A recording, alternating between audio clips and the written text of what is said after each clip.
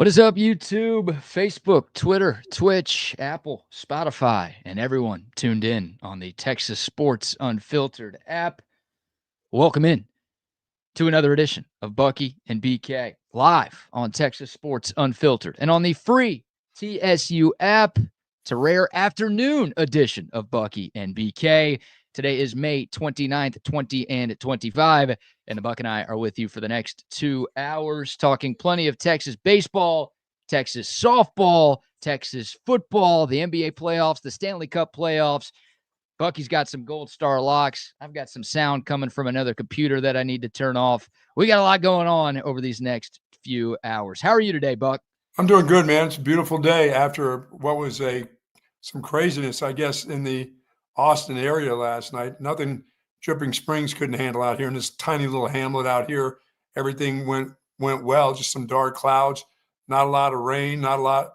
We had some thunder and lightning. That's about it. No hail. I mean, I was looking at the news last night, and it seemed like 15 minutes away, it was a wreck downtown. Just it was coming, but it sounded like it came and went pretty quickly last night. Hopefully everybody's all right. I know there are people without power still this morning that went through it yesterday. It must have been some strong winds because I hardly got anything out here. It was bizarre. Where I was about 15 minutes north of you, I just got wind. It was loud wind. It was howling wind. It lasted for about 15 minutes, and that was it. But yeah, downtown, by campus, and areas further north, I mean, you're talking hail, you're talking damage, you're talking tornado warnings. I mean, it was a mess. It was crazy. The whole thing lasted less than an hour, but it ravaged parts of Central Texas yesterday.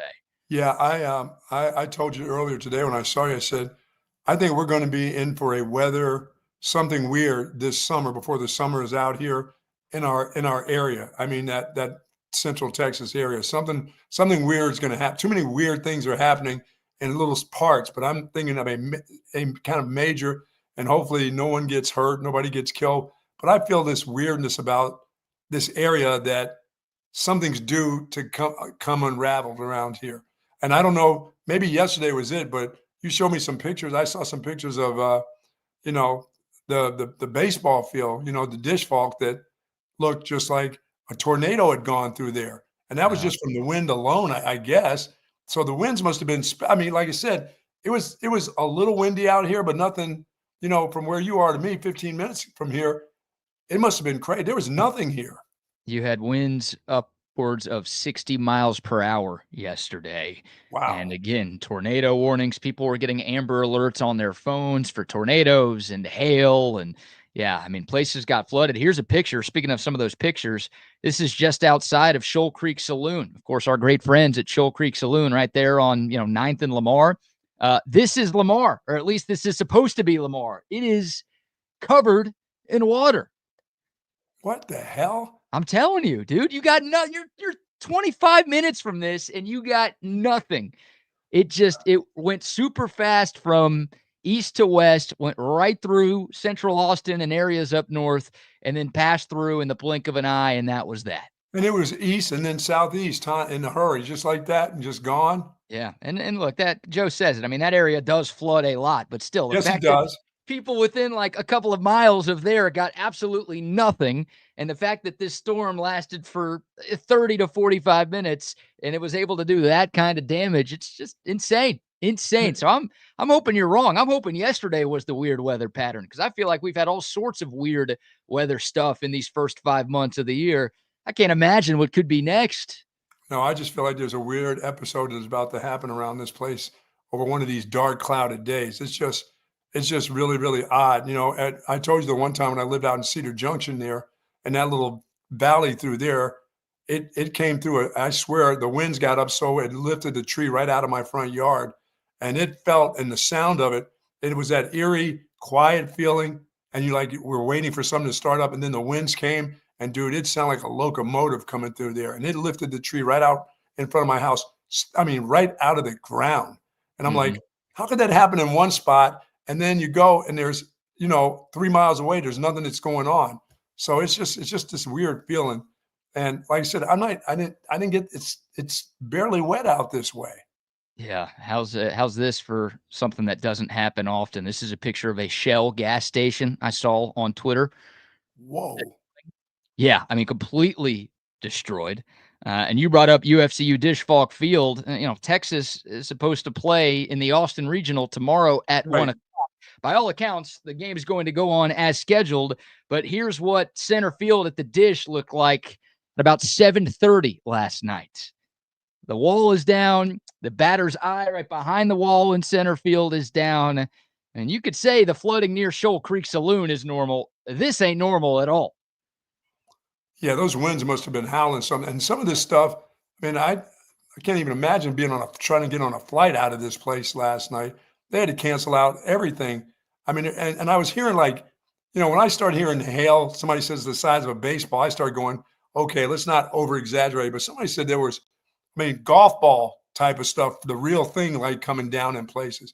Earlier in the evening, 42 acres out here at Covert and Bee Caves, I was going, oh my God, all those cars that are sitting out there in that parking lot because they were trying to get the clouds that got real dark over in that area. I'm thinking, boy, if there's hail in Leander and it's coming this way, but it went across the backside of town and then east and then southeast. Boy, you hit a place like that, it's got to be crazy. And I saw hail, but I didn't see any baseball size hail. Not to I think turn some this. people, when they get to going about hail, they don't know it an inch or 2 inches or baseball or golf ball. Now, maybe some big marbles, but I don't know. And Oh, I I saw a mean, bunch. this is another picture. Not to turn this whole show into a Jim Cantori Weather Channel special, Yeah, but that but must have been something. this is, I mean, this is looking golf ball. I don't see any baseball hail in this, but this is golf ball size hail that's in this dude's yard. Wow. Yeah, pummeling through roofs and windows at high speeds for 10 to 15 minutes. And again, the wind was crazy. Hair of the Dog says Leander was getting grapefruit-sized hail, Oh boy. which I think that's bigger than a baseball. So, Yeah, it is. I don't know what everybody got. Everybody got something a little different yesterday, I but told you it's a weird weather deal. We're in for a weird. Something's a brewing here. you said one of the Texas cheaters, I won't mention his name, but you said Yeah. his house got flooded out yesterday. It's like, Yeah, and he doesn't live on a hill. It just must came up from underneath. I'm like, yeah. wow.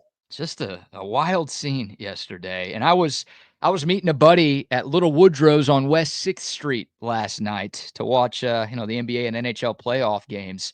And I turned off a 5th, so I went up Mopac, exited 5th Street, and turned left onto San Antonio, one of those little side streets. And 6th Street's a one-way, right? So I'm turning left onto 6th.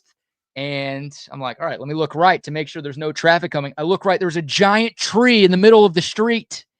And I'm like, well, I guess no cars are coming. I got this turn pretty easily. Wow. Giant tree in the middle of 6th Street in downtown Austin.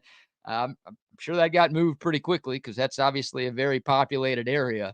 But just insanity. Yeah, there's some folks without electricity today still.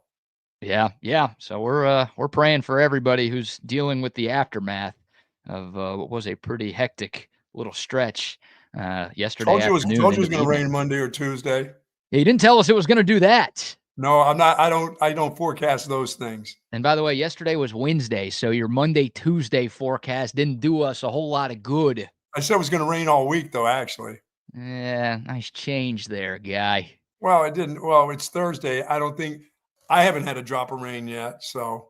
It's true. You're always thinking about yourself before others. That's nice. No, oh no. I protected you all, most of you yesterday by my call. I only do rain. I don't do hail. I don't know size golf ball, grapefruits. I only do raindrops. Hell, the size of your low tees. I know there's people that are wishing it was that size after I saw yesterday. Scary But stuff. boy, that is some scary stuff, man. That to knock down the fence at Dish Falk. I mean, they've had winds come through there because that place gets windy all the time, doesn't it? It does. Yeah, we'll show that picture again. We've got some sound from Jim Schlossnagel, who just met with a group of reporters within the last couple of hours.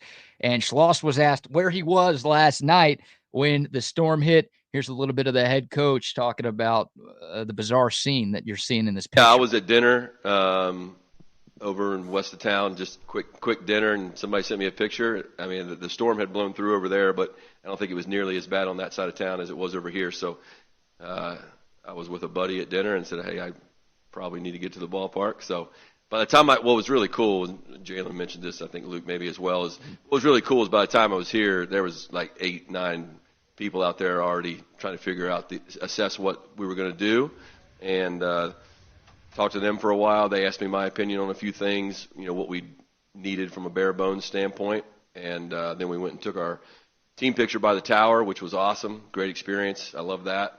And then by the time I came back, they had a lot of it torn down and sawing stuff, and they didn't need my 7 5/8 wrench, so it's good. Well, that's a shame, boy. There's one person did die in the Austin area, swept away by floodwaters. I saw people that were thinking about it. They were showing pictures, TV pictures, and people were having these thoughts about, do I just go on through this? There's no barriers up, because it happened so quick, it seemed like. But they had TV crews out, and there were other people were going, maybe I can get across this. I'm thinking, don't do it. Don't do it. Yeah, what do they say? Turn around, don't drown. Don't even think about going across there. Because there ain't anybody coming for you once you get into that deal. What do I say? Don't be a puss. Drive through. No, man. Go around that stuff. Oh, turn around, don't drown. Yeah, sorry. That's what we're supposed to say. Yeah, exactly. Especially down there damn near Shoal Creek. But that was up in the streets. That thing was already up to the streets, huh? Insane. Yeah, it was. So Texas baseball is scheduled to take on the Christians from Houston tomorrow at 1:00. And by all accounts, that game is going to go on as scheduled. CDC was tweeting about it yesterday, and he released a statement saying that we'll be good to go. You heard it from Schloss there. There were workers on site almost immediately after the storm already making their repairs. So I don't know if it's going to look like what it looked like before, at least in the short term, but they're going to have some sort of center field wall and batter's eye up there by 1:00 tomorrow. Yeah, probably not a lot of sponsors. A lot of banners are going to be ripped and gone. Probably a good time to get that Texas Sports Unfiltered banner right up there on that wall. Oh, okay. There's an idea. So here's what I'm going to do. Overnight tonight, while everyone's asleep, I'm going to put a few TSU stickers on that batter's eye. Why not? They don't care. They're going to lose a bunch. There's a bunch of things that are going to be missing. Instead of having an empty wall, slap our banner up on that bad boy. I like that. That's thinking right there. And no one will know it was us, right? Now they will, but that's okay. No. No one knew it was us. It's okay. We'll get away with it too. Get some of our high schoolers that need a little job. They're out of school. Make a couple bucks tonight. That's the thing. Speaking of high school, there was a thought that they'd maybe have to move these games to some high school stadium around Central Texas. First, the thought was, are we going to have to play at the Dell Diamond? And then everyone looked at the Express schedule. The Express are in town. They're playing home games this weekend, so you couldn't go there. Right. It's like you want to go to like a local high school ballpark and make it happen there. I don't think Texas wants to lose out on, those ticket sales and those concession sales. And obviously there's no high school park that's as big as the Dish is. So look, Texas has money. They could get the help they need. Sure. They've got enough time. I mean, this storm could have happened tonight. And my guess is they would have had things ready to go by tomorrow at 1. Yeah, they would have had it. Hey, they're going to put up, call Viking Fence for temporary fencing. You need to call Viking Fence for temporary advertising. That's right. How about a little temporary fence up there in center? There we go. Rex says play it at DKR. Yeah, make it nice. Like what the Raiders used to have out in Oakland at the Coliseum, where the A's and the Raiders would play on the same field. Do that at DKR for a couple of days, man. Huh? That would get be it done. Special. So they're not going to need to do that. They're, by all accounts, going to have things ready to go. And, of course, it's not just Texas and HCU playing. You've got 2 games at the Dish tomorrow because UTSA and Kansas State will play that 2-3 matchup tomorrow night. Obviously, you've got games on Saturday and games on Sunday and potentially a game on Monday as well. So you gotta come up with something that's going to get you through the weekend. And then, look, hopefully Texas is hosting games next weekend. So maybe could be on Monday in Texas State. They're not using the field. Oh, go play at Bobcat Ballpark. Yeah. What are they using it for? It's just sitting there. Just sitting there. Yeah. That's you don't want to force your own fan base to have to drive somewhere far away. I know that's not that far. Also, you're playing UTSA, so that's That's halfway to San Antonio. It's already close enough for them. No home games for them. I was going to say, it's already close enough for them having to only drive up an hour and change to Austin. You cut that trip in half by sending them to San Marcos. No, we don't know. Bring it right on up. Keep on going. Keep on going up I-35. Everybody's favorite highway road runners. We got you. We got you there. So 1 o'clock tomorrow, Texas and HCU. We'll preview that game a lot tomorrow. We'll be back at our normal time tomorrow morning from 7 to 9. And our guy Mark Pena from Occupy Left Field will join us at about 7:15 to preview the Austin Regional. He'll give you the latest on what's going on at the Dish, and we'll talk about the opening matchup against the Christians. And, of course, we'll talk about all three teams that Texas could see this weekend. Yes. Shout out to Texas softball, Buck. Oh, yeah, I just watched the game. Very nice. Yeah. Just wrapped up about an hour ago. The Longhorns winning their Women's College World Series opener against Florida. How about a 3-0 shutout over the Gators? Well, there's no win there. Oh, because that's always played. Where is that always played in Oklahoma somewhere? Oklahoma City, yeah. Home game for them. Home game for the Sooners. Yeah, who Texas. That game's going on right now. It's OU and Tennessee. Winner of that. Texas plays winner of that. Texas will play the winner of that game on Saturday. So because the Horns took care of business in game one, they will get tomorrow off, and they won't play again until Saturday. Tennessee with an early 2-1 lead over Oklahoma. There you go. When I say early, it's literally the first inning, and OU just hit a solo home run to start off their half of the first. So Tennessee went up 2-0 in the top of the first, and Oklahoma's already got one of them back. So we'll see. Odds are Oklahoma's going to win, and it will be the Red River Shootout again in Oklahoma City on Saturday. But here's a good stat. 90% of the national championship winners in college softball have won their first game. So obviously winning game one doesn't guarantee that you're going to win, but historically speaking, your chances of winning are significantly higher if you're able to take care of business on day one. And shout out to Tegan Kavan, man, the Texas pitcher. A complete game shutout, gave up just 2 hits, had just 2 walks. She only had 1 strikeout, but she got a ton of weak contact, a bunch of soft grounders, easy flyouts. They fielded the ball pretty well, too. Yeah, Mia Scott at third made like 3 or 4. Play. A couple nice plays. Incredible plays, a snow cone play, a couple of plays where she charged and just strong throws over to first. She was great. She's been great all season long. She's an All-American caliber player on the left side of that Texas infield. And then the offense didn't need to do a whole lot, just 3 solo home runs. Shout out to Jolie Mitchell, who hit the first 2 for Texas. 1 to left field in the top of the second, and then 1 to straightaway center in the 6th inning. She's the first Longhorn with multiple home runs in a Women's College World Series game ever. Whole school history for Jolie Mitchell there. And then that second home run was followed up by a Katie Stewart homer. So they went back-to-back in the 6th inning to knock the Florida starter out of the game. The first opposite field homer for Katie Stewart this year. She's hit 16 total. Most of them have been pulled. This one, she went oppo taco, a no-doubter. And that was more than enough. It was kind of, 3-0, still a close game. I was thinking probably not going to be many cheers going on in the dugout. I was wrong, of course. Tons of cheers. Tons of cheers. They were going, man. They had some, because I do listen for the cheers. I can't exactly hear what they're doing, but Texas had some cheers going on when they were winning. By the way, some of those girls throw like girls. Well, they are girls. But you know what I mean. They throw the girl kind of when they feel the ball throwing it over, but there's a fast movement on their girly throws. It's not like hey, it's not like this guy fielding the ball. You know what I'm saying? Him throwing from the side. Some of them have their girly throws, but they throw it hard still. Well, they have to. I know, but you know what I'm saying by the technique of the ball going over the top. It's not just slinging it. It's still that girly kind of throw, but there's a lot of heat on it. Yeah. They could, yes, I would get thrown out trying to get the first on them easily. Because that ball zips over there. They're strong women. They hit the weight room. Yeah. They work out. They're in shape. They're great players. Oh, yeah. I'm not, it's just, I throw left-handed because I can't throw right-handed. I throw girly type of ball, but I don't have any juice on my ball. They got all kinds of speed on their girly throws. You got juice on your balls?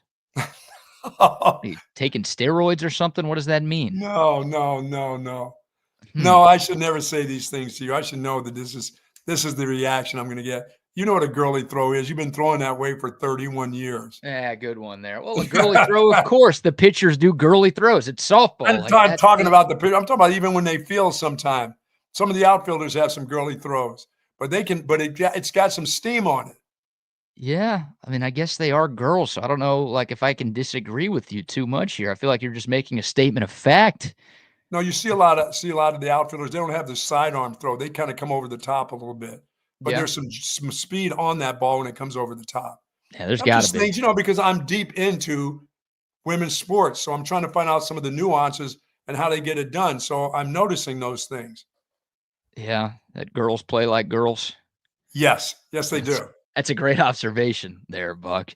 Yeah, they've got to throw it hard. I'm telling you, the fields are smaller, the base paths are shorter, so there's the base less path. time. You got to get. You talking about having every play is like you got to get that ball out of your glove to get it to first base. Yeah, that's a big difference between baseball and softball. Like in baseball, you can boot a ground ball and still get to it in time and fire it over to first to get somebody out. Obviously not every time, but you see that happen a lot.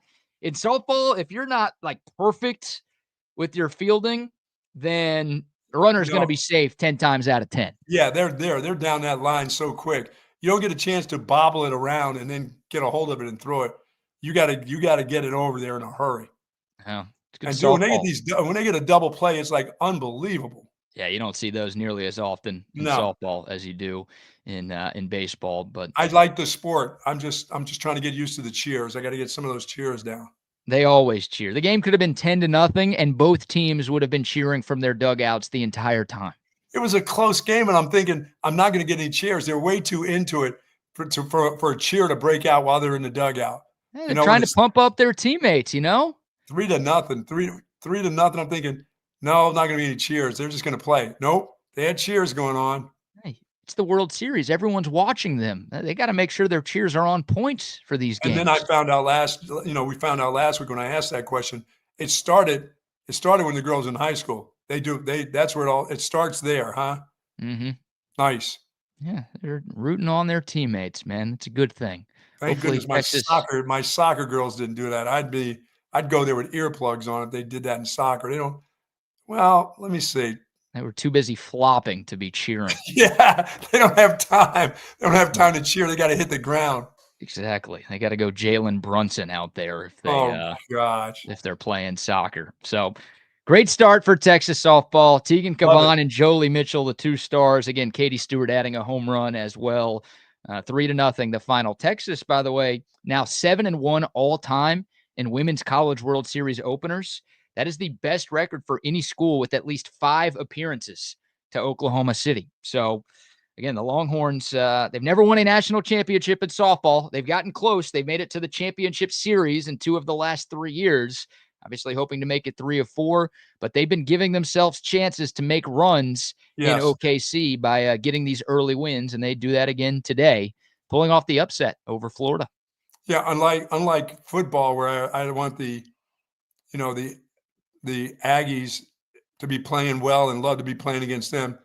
I don't want the Sooners in softball. I don't want those dudes. No, yeah. No, thank you. I'm rooting for the fake UT today. Yeah, me too. I'm not rooting for those other dudes. I know Tennessee's really good, and I think they won their series against Texas in the regular season.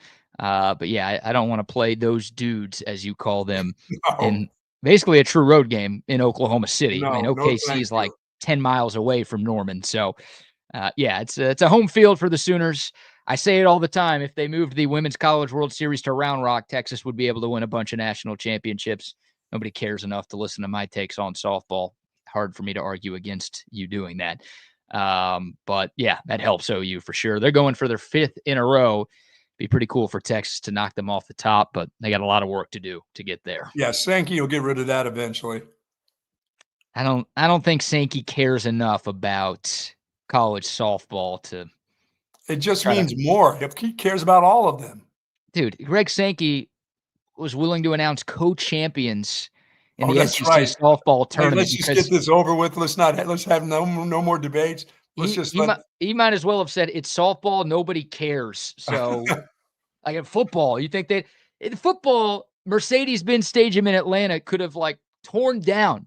It could have collapsed the day before Texas and Georgia were supposed to play. Guess what? They're moving the game somewhere else and playing a high school field in Georgia and right anywhere. They're moving it somewhere. They're playing the game because it's football. Sorry to the softball diehards out there. I disagreed with the Sankey decision for the record. But I think that goes to show you, the fact that he just said, both of y'all can win. We don't really care about crowning a champion was his thoughts on softball. So, well, congratulations. Good start. Good start for the Texas softball team. All right. We've got plenty of Texas football to get into on today's show. Yes, sir. 6 kickoff times have been announced for the Longhorns football season in 2025.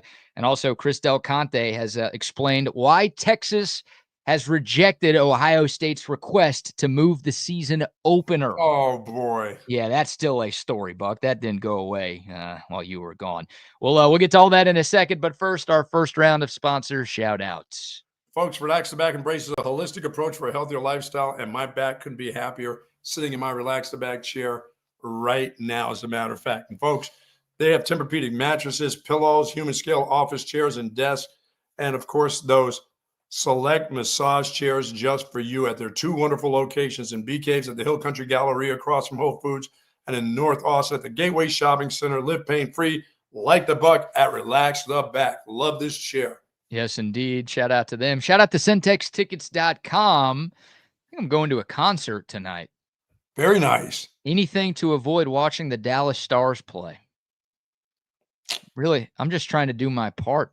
I'm superstitious. I've been watching all these games. They're down 3-1. Maybe if I don't watch, they can find a win tonight. I don't know.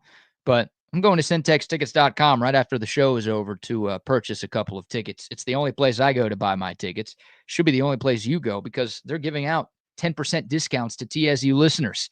All you have to do is use the promo code CENTEX10 at checkout. You're going to get 10% off just like that. So they've got you with any concert you want to see. Of course, Texas baseball tickets, if you're trying to get to the dish in that crazy center field tomorrow and through the weekend, they've got plenty of seats available online right now at centextickets.com. Still our friends over at Sue Patrick. Say hello to Jane and the gang over there since 1975. The incredible selection of Texas Longhorn apparel, and Dad's Day just around the corner. Father's Day not far off. Dad would love to have one of those new polos, especially for golf, and they've got them all the different styles of hats. You name it, they have it at Sue Patrick's. 5222 Burnett Road. Free curbside pickup, free online orders over 49 bones. That's all it takes. But folks, go by there because there's plenty of free parking too. That's for free. There's the hat. You're selling that hat, aren't you? That one and the white hat. I love it. And folks, Sue Patrick's has everything that you need. It's got that Tyler Perry laundry detergent. Is that what it is? Yeah, I think it's Steve Perry, actually. Yeah, Steve Perry. I love that detergent. I've been smelling that. My wife uses that at the house. That stuff's good. Yeah. It's got a good smell to it. I kind of need to leave it in the bathroom when I'm in the bathroom and maybe pour some down the toilet.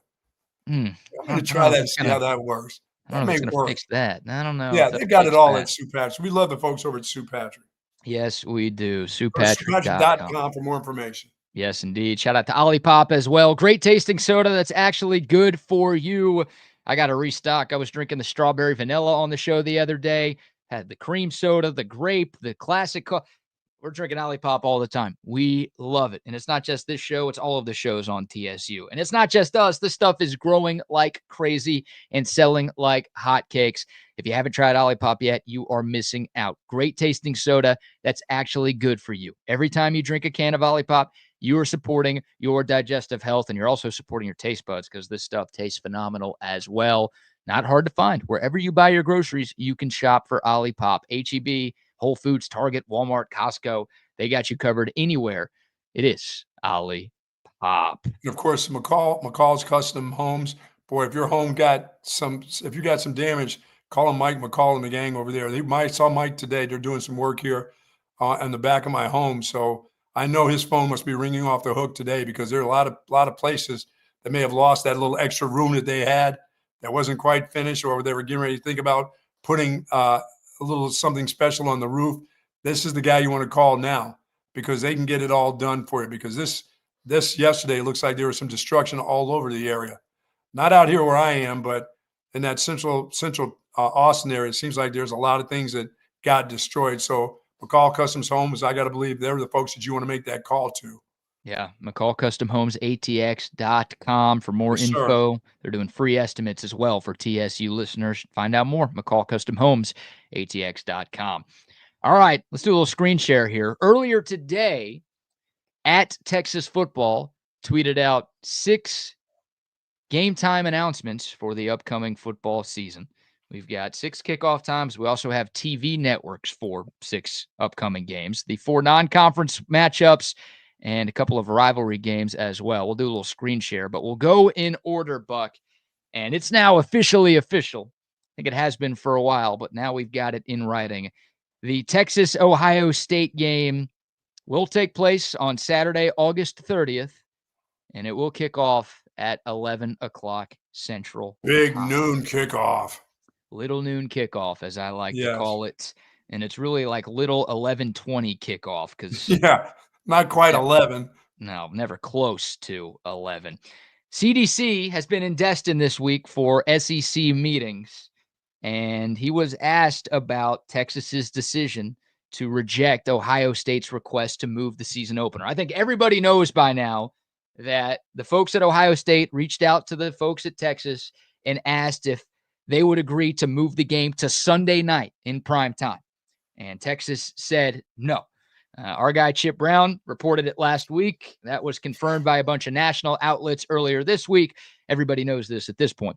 CDC gave a quote yesterday in Destin. He was asked about the Horns' decision, and he said, quote, "Why would I want to move the game to Sunday night and have a short week for our boys when we were just told we're kicking off at high noon? I go, we're not moving. We're contractually obligated to this day. That was it. But, the craziness is, oh, my God, they said no. I just said no to Sunday. I got to go to church. I mean, hot dang," end quote. Hot dang.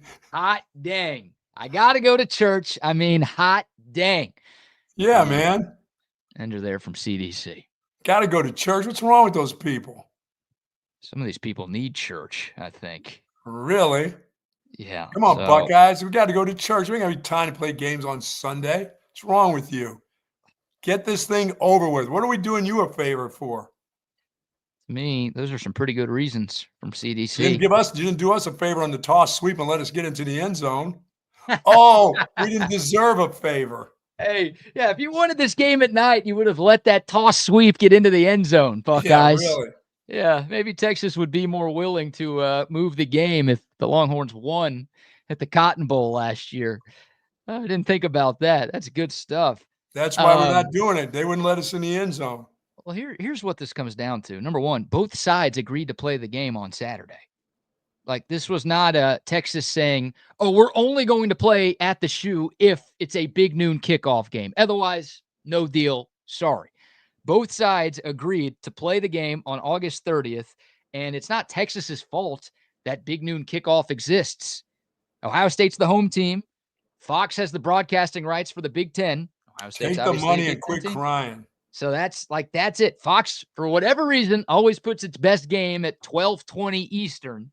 So we all knew this game was going to be at big noon kickoff, and yet for some reason there's this crazy outcry and backlash because Texas wants to play a college football game on a Saturday. Apparently that's a sin in 2025 to want to play a sport that always happens on a Saturday on a Saturday. Yeah, that's crazy. Hey, everybody will be just fine. Well, yeah, here's the thing here. Like, how short everybody's memory is. And look, people hate Texas, so maybe I shouldn't be surprised by this. I'm a little surprised people are defending Ohio State because I thought people hated them too. Really? Like, what happened to that? And they just won a national championship, so you would think everyone hates them more. Like, they just won a national title, and yet everyone's siding with them. How quick our memories go away. Everyone's saying Texas is scared to play on the road in a non-conference game at night. Did we all forget about that 2023 game in Tuscaloosa, Alabama? Oh, boy. Texas and Alabama played that home and home in 22 and 23. And, of course, the Longhorns were still in the Big 12 at the time. And Fox has the Big 12 games, too. Texas, Alabama in Austin was big noon kickoff. You know what By the way, Texas who the hell didn't do? who wants to be stuck in Columbus when the lights go down at night on a Sunday anyway? Are you kidding me? Well, people in Columbus who have literally nothing else to do besides, God. People from other states want to get out of that state as quick as they can. Yeah. And they don't want it after dark. Oh, yeah. Texas and Alabama played big noon here in Austin. I don't recall Texas asking Nick Saban if they wanted to move days or game times. They played it because that's what you do. And then the following year, Texas played at Alabama. Bama was in the SEC. Still are, of course. ABC had the game. It was at night. Did Texas ask Alabama, hey, can y'all move the game earlier in the day? Yeah, no? We seem to have good luck in the middle of and early in the day. Can we move that game to noon? Yeah, no, Texas didn't ask for that. And guess what? They won and handed Nick Saban his worst home loss in his Alabama tenure. So I don't think Texas was very scared in that game. Last time Texas played at Ohio State was under the lights back in 2005. The Longhorns won that. I don't think Texas was very scared in that game here. Like, I wonder, Buck, why is this all on Texas? Like, what about Ohio State? Is Ohio State not soft for needing an extra day to prepare? I don't know. I don't get that. You're the national champs. Let's go. Is Ohio State like, well, we saw Texas go to Michigan last year. They won the national championship the year before. We saw them in a big noon game kick their ass. We don't want that to happen to us. So we gotta move the game tonight. Are they not scared? Why is that not the conversation happening around the country right now? That's what it should be. Back in Ohio State, that's crazy. And a lot of the fan bases. National championship play anytime. Well, that's the thing. Like, it's 2 years in a row Texas has played on the road at the defending national champs. And you've got all of these fan bases whose teams are littered with FCS teams and the non-con are saying Texas is soft. It's like the Longhorns who schedule LSU and Bama and Michigan and Notre Dame and like all of these home and home games against blue blood programs. Texas is soft, yet everybody else is playing against Jabroni State and Slapdick U. Yeah, well, the following week we're not afraid to play an early game either. No, that's also going to happen.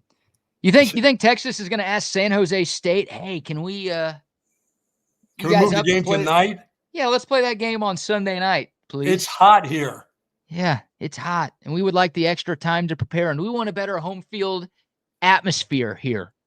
No, I don't think Texas is going to ask San Jose State for that because nobody else would. San Jose State may be asking Texas, hey, can we play that game at night, please? San Jose State's going to say, can we just not play that game at all, please? Can you just give us the money? Yeah. Yeah. You know what? Y'all take the free win. We'll take the payout, and let's go ahead and simulate to end here, please. So, yeah, I think it's ridiculous. Of course, I'm biased. I went to Texas. I'm wearing a Longhorn hat, but no other school in the country would have said yes to Ohio State's request. No. You're not going to do the team you're playing a favor no matter what anyway. There's no benefit for Texas. No. And you talked about it last week when I asked you, like, every coach says the biggest in-season development with their team happens between weeks 1 and 2. So obviously you play on Sunday. That takes a day away. Yes, it from does. The issues you need to clean up from game 1 to game 2. Who's going to say yes to that? Nobody. Oh, Texas nobody has, and nobody's going to. I know. Yeah, Texas is Charmin ultra soft because they keep playing the defending national champs on the road. Oh, everyone else should do that too then, calling Texas soft. Give me a break. All right. Week 2, San Jose State, 11 a.m. Yeah, start hydrating now for the homo Texas fans. Oh, my God. That's going to be hot on September 6th. It'll be on either ABC or ESPN. My guess is if Texas wins in week 1, they'll put it on ABC. It's a bigger network. Yes. Texas loses game 1, it'll be on ESPN, but the game time is set in stone. It'll be an early one and a hot one against the Spartans of San Jose. Then we go to week 3, the third non-conference game. UTEP comes to town. That'll be a 3:15 Central Time kick on the SEC network. Also pretty hot, Buck. Yeah, still 3:15. It's hot. Yeah, it'll be hot at kickoff, and maybe it'll cool down towards the fourth quarter, but a lot of sunshine in the forecast there, you would think. And then the last non-con game on the slate, Texas hosting Sam Houston on September 20th. There's your night game, your first night game of the season. That'll be at 7 o'clock. Yeah, that's just giving a state school a little bit of cash right there because that's an ass whooping right there. Should be. Yes. Sam Houston was dominating FCS for years. They made the move up to the FBS ranks, and they've been solid, but yeah, this is way above their pay scale right here. Yeah, it is. So that, you want it to be 4-0, but you feel like you're going to easily take care of your business in the non-Ohio State non-conference matchups that you've Sure. got. And of course, Texas will have a bye after that Sam Houston game before conference play begins. So I mentioned 6 kickoff times. There's your 4 in the non-con. We've got 2 SEC game time announcements, and it's the 2 biggest rivalry games of the year. Buck, 2 years in the SEC. 2 years of 2:30 kickoffs for the Red River Shootout. Like that. Nobody's complaining about that one. Well, we need to have that back at 11 where we're used to. Nah, I'm good. You're good about that one, huh? Well, you know my stance on Red River. I want that to be a night game every year. It'll never happen. No. But come on. Could you imagine Texas and OU fans? As long as there's a fair, it won't be. Well, why not? Too much drinking?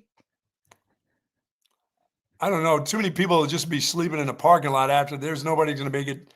Nobody's making it home. They'll be sleeping in the back of their cars. What are you saying? Fair Park is not a good area?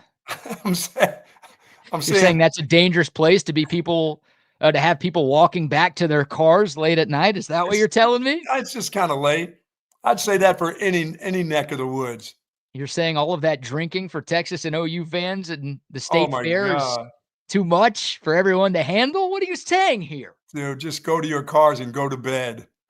I'm telling you, man, you want to prove that you're the best rivalry in sports.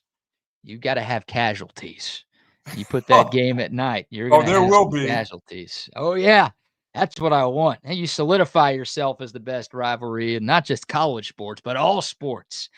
If you do that. No, 2:30 is fine. I'm liking that. Yeah. I didn't mind the 11, except for we'd just be up and it'd be dark as hell outside. I prefer the 2:30. I think I will speak on behalf of the drinking contingent. Yes. And say we prefer 2:30 because, dude, it was tough in college, even after college, because you get to Dallas on Friday.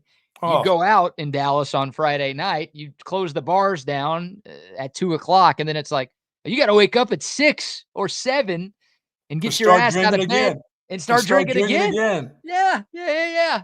In college, it was like, dude, I'm just not going to bed. Like, we're just going to ride this thing out and just take the bus to the fair in the morning and keep the drinking going. Yeah, that's true. You never got any sleep there. No, getting a few hours of shut-eye on that Friday night is okay. And then now, we do pre-games. I'd rather not have to get to the fairgrounds at like 6 or 7 in the morning. Pitch-ass dark walking around. Pitch-ass dark. Nobody there, just walking around. Like it just last year was pretty enjoyable, I think. Yes, it was. Obviously, inside those walls at the Cotton Bowl was a ton of fun too. But yeah, I prefer the 2:30 over the 11 o'clock. And maybe that was part of the move to the SEC is like the conference is like, hey, we'll give you that game in the afternoon. And it's only the 3rd time in the last 17 years that Texas OU will not be at 11 a.m. Plus, you're not really playing anybody. They're your rival, but they're not really a rival. They're just another game. Oh, come on. Really? Come on, really? That's not one you got to worry about. It's one I always worry about. Come on, man. It's the same reason why I felt like Texas had a chance against OU, even when Texas was bad and OU was good. It's just that game. So even though maybe it's the next one that I'm thinking about, it's not really anything you have to worry about. I'll say this too. Sorry to bring this up. Like Texas beat OU 49-0 in 2022. And a lot of Texas fans were like, 2023 will be a breeze. And the Horns lost. OU had a transfer quarterback, and they beat Texas in a year they weren't as good as Texas. So they have a transfer quarterback this year. They're not as good as Texas this year.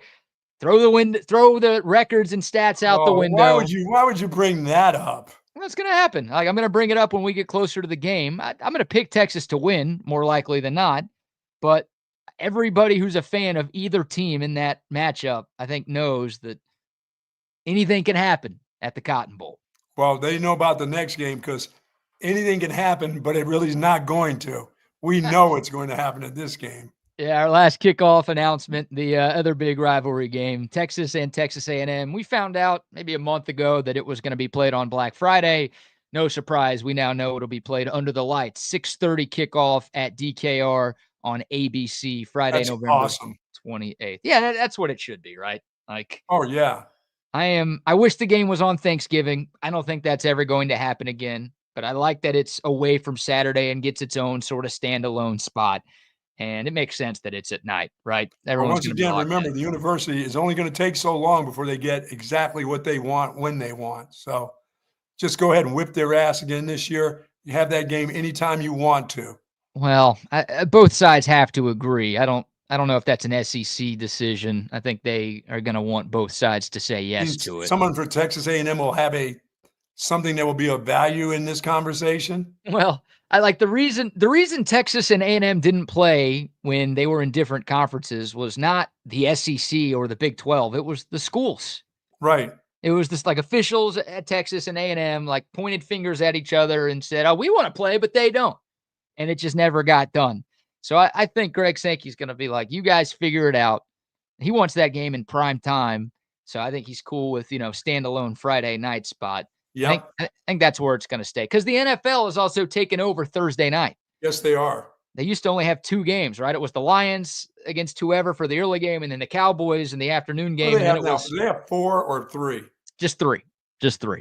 So they're back to back to back. Lions early, Cowboys afternoon, and then because they can't play at midnight. That's why.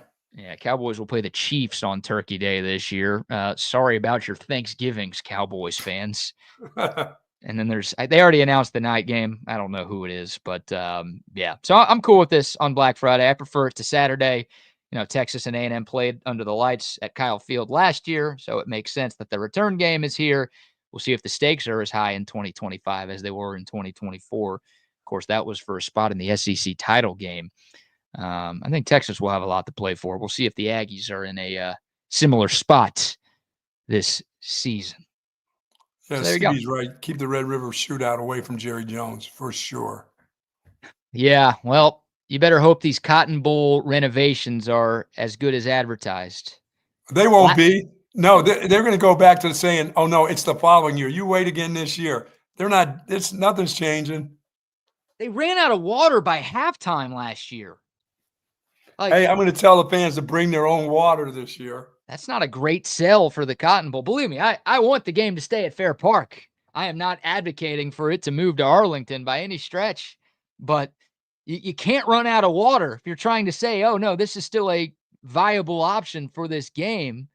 You got to make sure you've got water bottles for the fans. No, are we still? Is Jerry World not a nice place? It's kind of a nice place. We've been in championship games there. Seems to be a nice spot. Jerry World's awesome. Yeah, it's just it's not tradition, and it's in Arlington, not in Dallas. So yeah, well, like you said, they better fix that, or it'll be up there very soon. Yeah, let's see. They were during every TV timeout inside the stadium. They were like bragging about all of these great upgrades coming. Just wait, next year we're gonna have more bathrooms and expanded concourses and more concessions. But what we really meant is by 2027. That's what we truly meant. What we really meant is, we're going to also run out of beer by halftime next year. Oh, now they can't do that. They can't run out of water or beer. They do that. There might be an act of terror at this stadium that day. I'm not advocating for it. I'm just saying it might happen, Buck. Yeah, peeing in the hallways is not a big deal. We'll just act like we're from Louisiana. That's fine if the bathrooms are jacked up. Wouldn't mind. Bring your hard hats and pee in them or crap in them or whatever you have to do.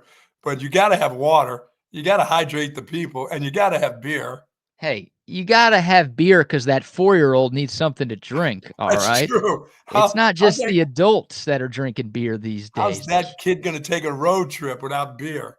Let me see if I can find her. Yes, there she is. Look Look at that. Little girl in the stands at DKR, just Look at that. housing an ultra. She's at the 20. She's at that section C there, too. She's got the koozie there. Mom's probably looking for a joint in her purse. So That's the kid over there can where my smoke. section is. That's section C, like at the 20, I believe. You think after Way she up there. chugged, she looked over to Mom and said, "Hey, pass me a lung dart, you bitch." Think she said that to her? Dude, that's not beer. That's a Pepsi. What do you mean that's a Pepsi? I know you don't drink anymore, but that is a Michelob Ultra can. It might as well be a can of urine because it's not Altstadt. Don't let your kids drink urine. No, let your kids drink Altstadt, all right? Not that stuff. Look at that. No, wait till they're 21 and then let them She drink Altstadt. double-handed that bad boy. Look at She's that. got the koozie on. She's done it before. She's a seasoned vet. And you can't, you think about how mad will she be up there at the Cotton Bowl if you ran out of beer? She's going to be fighting somebody. Can you imagine Tell her you that. going to the stands, to the beer stands, somebody looking over the edge, looking at her? She's looking up at him. Where's my effing beer at? Where's my effing beer, you bum? I'd like 2 Ultras, please. Aren't you too young? Hey, shut up. I'm not too young. What are you Just talking give me my about? Ultras. Going to pull out a piece like that Jack in the Box employee. Give me my Ultras. Oh, my God. So, okay, well, let me ask you this, Buck, while we're on the subject of Texas OU here. I've told you this before. I think most people who have ever listened to me know this. One of my sports bucket list items is to watch a Texas OU football game on the OU side of the 50. Oh. So I've been to that game double-digit times in my life. I'm very fortunate. I'm very grateful. I'm very lucky. Plan on going again this year, and it's awesome. I love it. Everybody should go. If you haven't been, you got to go. But, most people, you want to sit with your fans. You want to sit with your friends. Yes, you want to be with your people. One of these years, last year would have been perfect for it. 3 years ago would have been perfect. A year where I know Texas is going to win. I want to sit on the OU side and just talk copious amounts of trash. With your gear, you got to be wearing your gear, right? I'll be wearing my Texas gear. Yep. Sure as hell I'm not wearing crimson and letting anyone cream on me over there. So it'll be Texas gear. I won't be face paint. I'll just be wearing a burnt orange shirt like I would wear if I was on the other side. Like, one of these years I want to do it. Is this the year that you think I should? Oh, no doubt. No doubt. Dude, they're going to be lousy again with their 6 wins. They were 6-7 last year. They also lost to the Naval Academy. Oh. God bless they can beat Navy this year. Those quarterbacks are gone from Army and Navy. Teams that are playing those dudes are gone now, so people have a chance against Army and Navy this year. I'm gonna be betting against. Sorry about that, military, but I will not be riding that train this year. You do hate the troops, both military and Girl Scouts. That is well documented for sure. Yeah, I don't know. I don't know if this is the year, man. I missed out last season, and I really missed out 49-0. One of these years, I'm going to make it happen. This is the one. You're that confident, huh? Come on. That guy's sucking water out of a hose and sticking it up his nose. That deal, they're not going anywhere this year. I said for the first 2 years in this conference, they were going to be garbage. They are. They were last season. They're going to be garbage again this year. That guy's going to be struggling to find his way. He's going to find out that all of the great stats that he came here with, he's now being coached by that guy. Well, it's a huge game for Brent Venables in a huge year, right? Like we've seen this. We saw it at A&M. We saw it at Texas Tech. Like, if you're able to get a win over Texas, that can save your job. Yes. You could be. I remember. Look, Cliff Kingsbury was about to get fired by Texas Tech. He was 5-6. I think it was 2015 or 2016 or 2017. One of those years. Texas Tech was playing in Austin. Right. And the Longhorns were like touchdown favorites. Texas Tech was not good. They were playing with a backup quarterback in that game. And it was like, if Tech loses, Kingsbury's going to get fired. And yes. Tech rolled into town and won that game, and Kingsbury saved his job for another year. And he obviously got fired after that and somehow fell up to the NFL. Like, Brent Venables, do you think if Venables goes, I don't think 6-7 is going to keep him around, but let's say they're 7-5 in the regular season. One of those wins is against Texas. Is He may that the keep his win? job. It has to be against Texas, yes. That's what I'm wondering. He gets beat up by Texas and only wins 7 games, he's still done. Because They're not looking for the following year. They're looking for this year. Yep, I agree 100%. I think if it's 7-5 and they get embarrassed by Texas again, then he's gone. But there are different levels of 7-5. Like if they go 7-5 and they beat OU, and Brent Venables can say, "No, I'm 2-2 against Steve Sarkisian. You got to give me a little bit more time." Then maybe he does get a little bit more time. Obviously, don't want to lose that game, but I do want Brent Venables to get a little more time, a lot more time, for being perfectly honest with you. Yeah, this is the year you go do it, BK. Go ahead and do it. Okay. This is the one. It's We'll not. see. And that final game, who cares? You can go stand on their sideline. It doesn't matter. They're no good. Yeah, I mean, there will be plenty of A&M fans at DKR, but it's not, they'll have a section and then they'll be littered throughout the stands. But obviously, OU is a little different because it's, 50% them, 50% normal people. Yeah, normal. Yeah. 50% us, 50% those people. Those people, those carnies who are going to be sleeping with their sisters after the game. The bearded ladies, Buck. Your favorite, right? Oh, my God. I love the bearded lady. It's your favorite state fair carny bid, is it not? I love it, man. I love it. All right. So there you go. There's your kickoff times for 6 of the Longhorn football games. And yeah, it's officially official. Ohio State will be a big noon game. Texas OU at 2:30. Texas A&M under the lights at 6:30 to close out the regular season. Remember, I've seen the bearded lady before, but did I never go in and see like Monkey Boy or something like that? The man that looks like a chimp or something. I've never gone into, because once again, I don't like to be scared, so I don't want to see scary sights of Oklahoma students that are half man, half monkey. I can't do it. I just can't do it. No matter how funny it would be, I can't do it because I think it would be too scary. It would be in my night. I wouldn't be able to sleep at night. Sounds like a bad superhero. Monkey Boy? Monkey Boy. Here comes Monkey Boy from OU. Oh, no. What does that mean? Is that a thing? Is there a half man, half monkey that works at the fair? I got to believe there's at least 3 or 4 of those from OU, from Norman. I went to school there. Half monkey, half man, half monkey, half woman, What does that mean? They're like super hairy. They're scratching themselves. Like with a tail. Like the tail is short. The tail is coming out of their pants. I mean, the back of their pants or their dresses. There's a big lump there where the tail is. I mean, really. It's amazing. And they're making monkey sounds too. Oh yeah. They can't talk. They just, they just make sound. Now that is something I would like to see. No, see, I can't do that. That's too horrifying for me. I don't think I've ever seen the bearded lady in person. I hear you talk about it all the time. I've seen beard. Oh no, I've been to carnies and fairs where you go into one of those deals. It's like going into that. I won't go into the place where you go in where the mirror is there and you got to try to find your way out. I won't go in there because I think someone's going to kill me in there. That's crazy. Like it's set up for a murder, I feel like I'm going to get motion sickness in that thing too. Oh no. If I want to do that, I'll just go to IKEA. If you want to get lost somewhere. Oh yeah. If I want to get maybe sick. murder. Yeah. How scary would that be though? Like if there was a killer in that room, that's the thing you see, you don't know where the killer is. He's got a knife coming at you and you can't find him. No thanks. And, after the first year of being up there, when I first came to Texas, when I first got on radio, and OU Marks and his mom and dad were guessing weights at the fair. That was it for me. I said, I'm not coming back. I'm not going into any strange deal.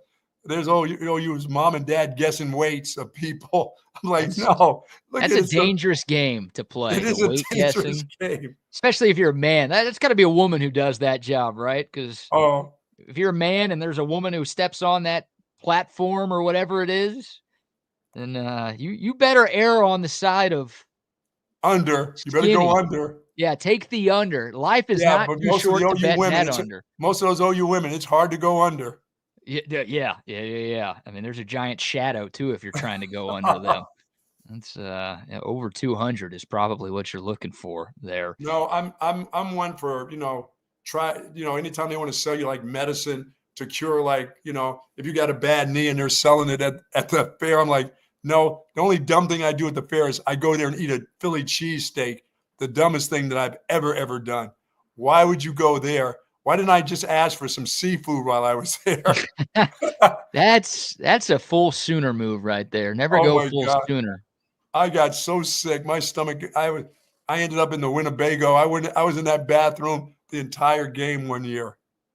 You ate a Philly cheesesteak at the State Fair of Texas. Come on. Yeah, and because the cheese wasn't like yellow, it was like this funny shade of brown.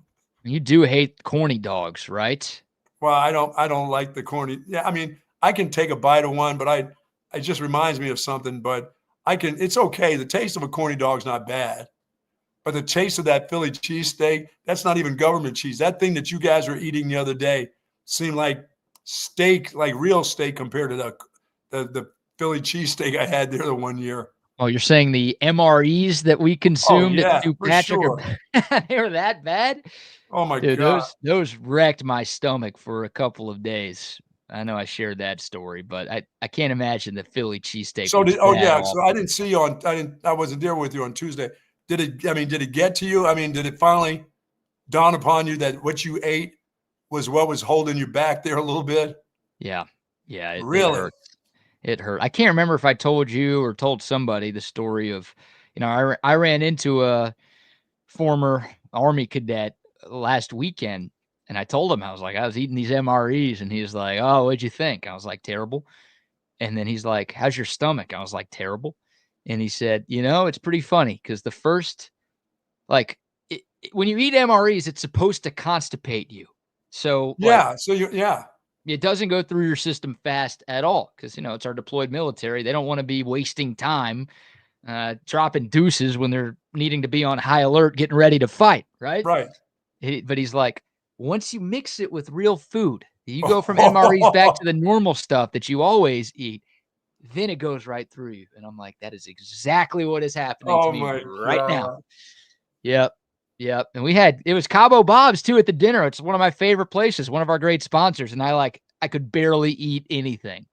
That was like 2 days later too. I was still hurting. So, Oh my God. it was a mess. And only Ronnie and Wags, I didn't even bother them. They were looking for more. I need to, Ronnie's still eating it, I think. Every meal Double R has had since last week has been an MRE, just for fun, not because he's had to.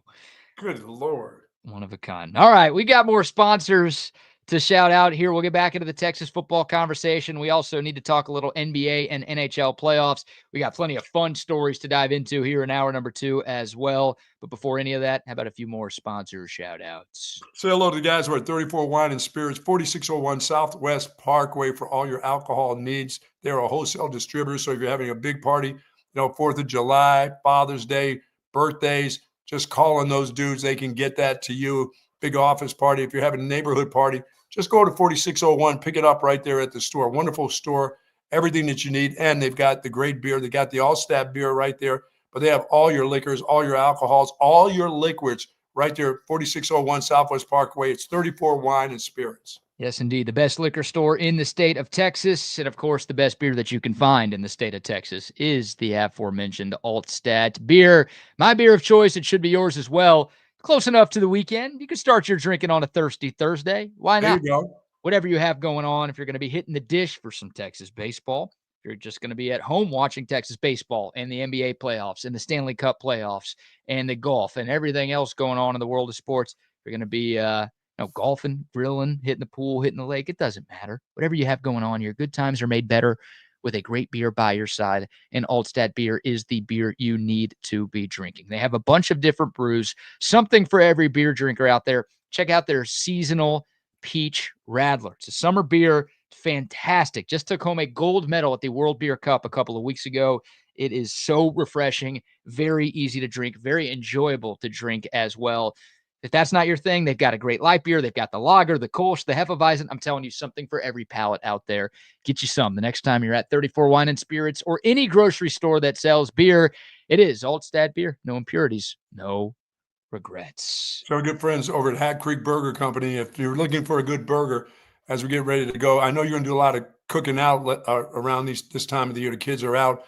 But if you want to take the kids for a little night out, take them over to Hat Creek Burger. Take them to that playscape there, especially the little ones. They'd love that playscape. Those things are monstrous, BK. I almost wanted to go. I went over to Hat Creek the other day. I got close to going over and sitting. Well, I'm not allowed near the kids. I have to be a certain amount of distance away from the kids. But I almost walked over there and said, hey, can I sit on the swing? Kids are looking at me like, no, dude, get the hell out of here. I love Hat Creek Burger. I had the big hat the other day, and I did have my strawberry shake, a large strawberry shake, and it was delicious. Love Hat Creek Burger. 25 locations around the state of Texas, born and bred right here in the Austin area. And there are some locations that are serving breakfast at 7 a.m. Pancakes, waffles, sausage, tacos. They've got it at Hat Creek Burger. What did you do, P. Diddy? Why can't you go near a playscape? Well, there's certain age levels that I have to make a phone call about where I am. That's not good. That's not a good thing? What? You shouldn't have to do that. Oh, I shouldn't have to check in? Are you on some registry somewhere? I'm registered. Are we breaking some news here for the people? Oh, no, I just felt, I went over and the kid, I wanted to sit there. I was like, but I would come by myself and I was going to, can I eat this double, the double meat, double cheese deal there? I'm like, I feel really funny sit over here at the playscape where all the little kids are eating a burger. I didn't want to sit there at the bench, but I wanted to go over, just kind of swingy, a little swingy up and back and forth and then eat my burger. Remind me of the old days. And then I said, I don't think you can do that. I don't think I'm allowed to do this. Get out of here. Stop making those gestures when you're talking about little kids, please.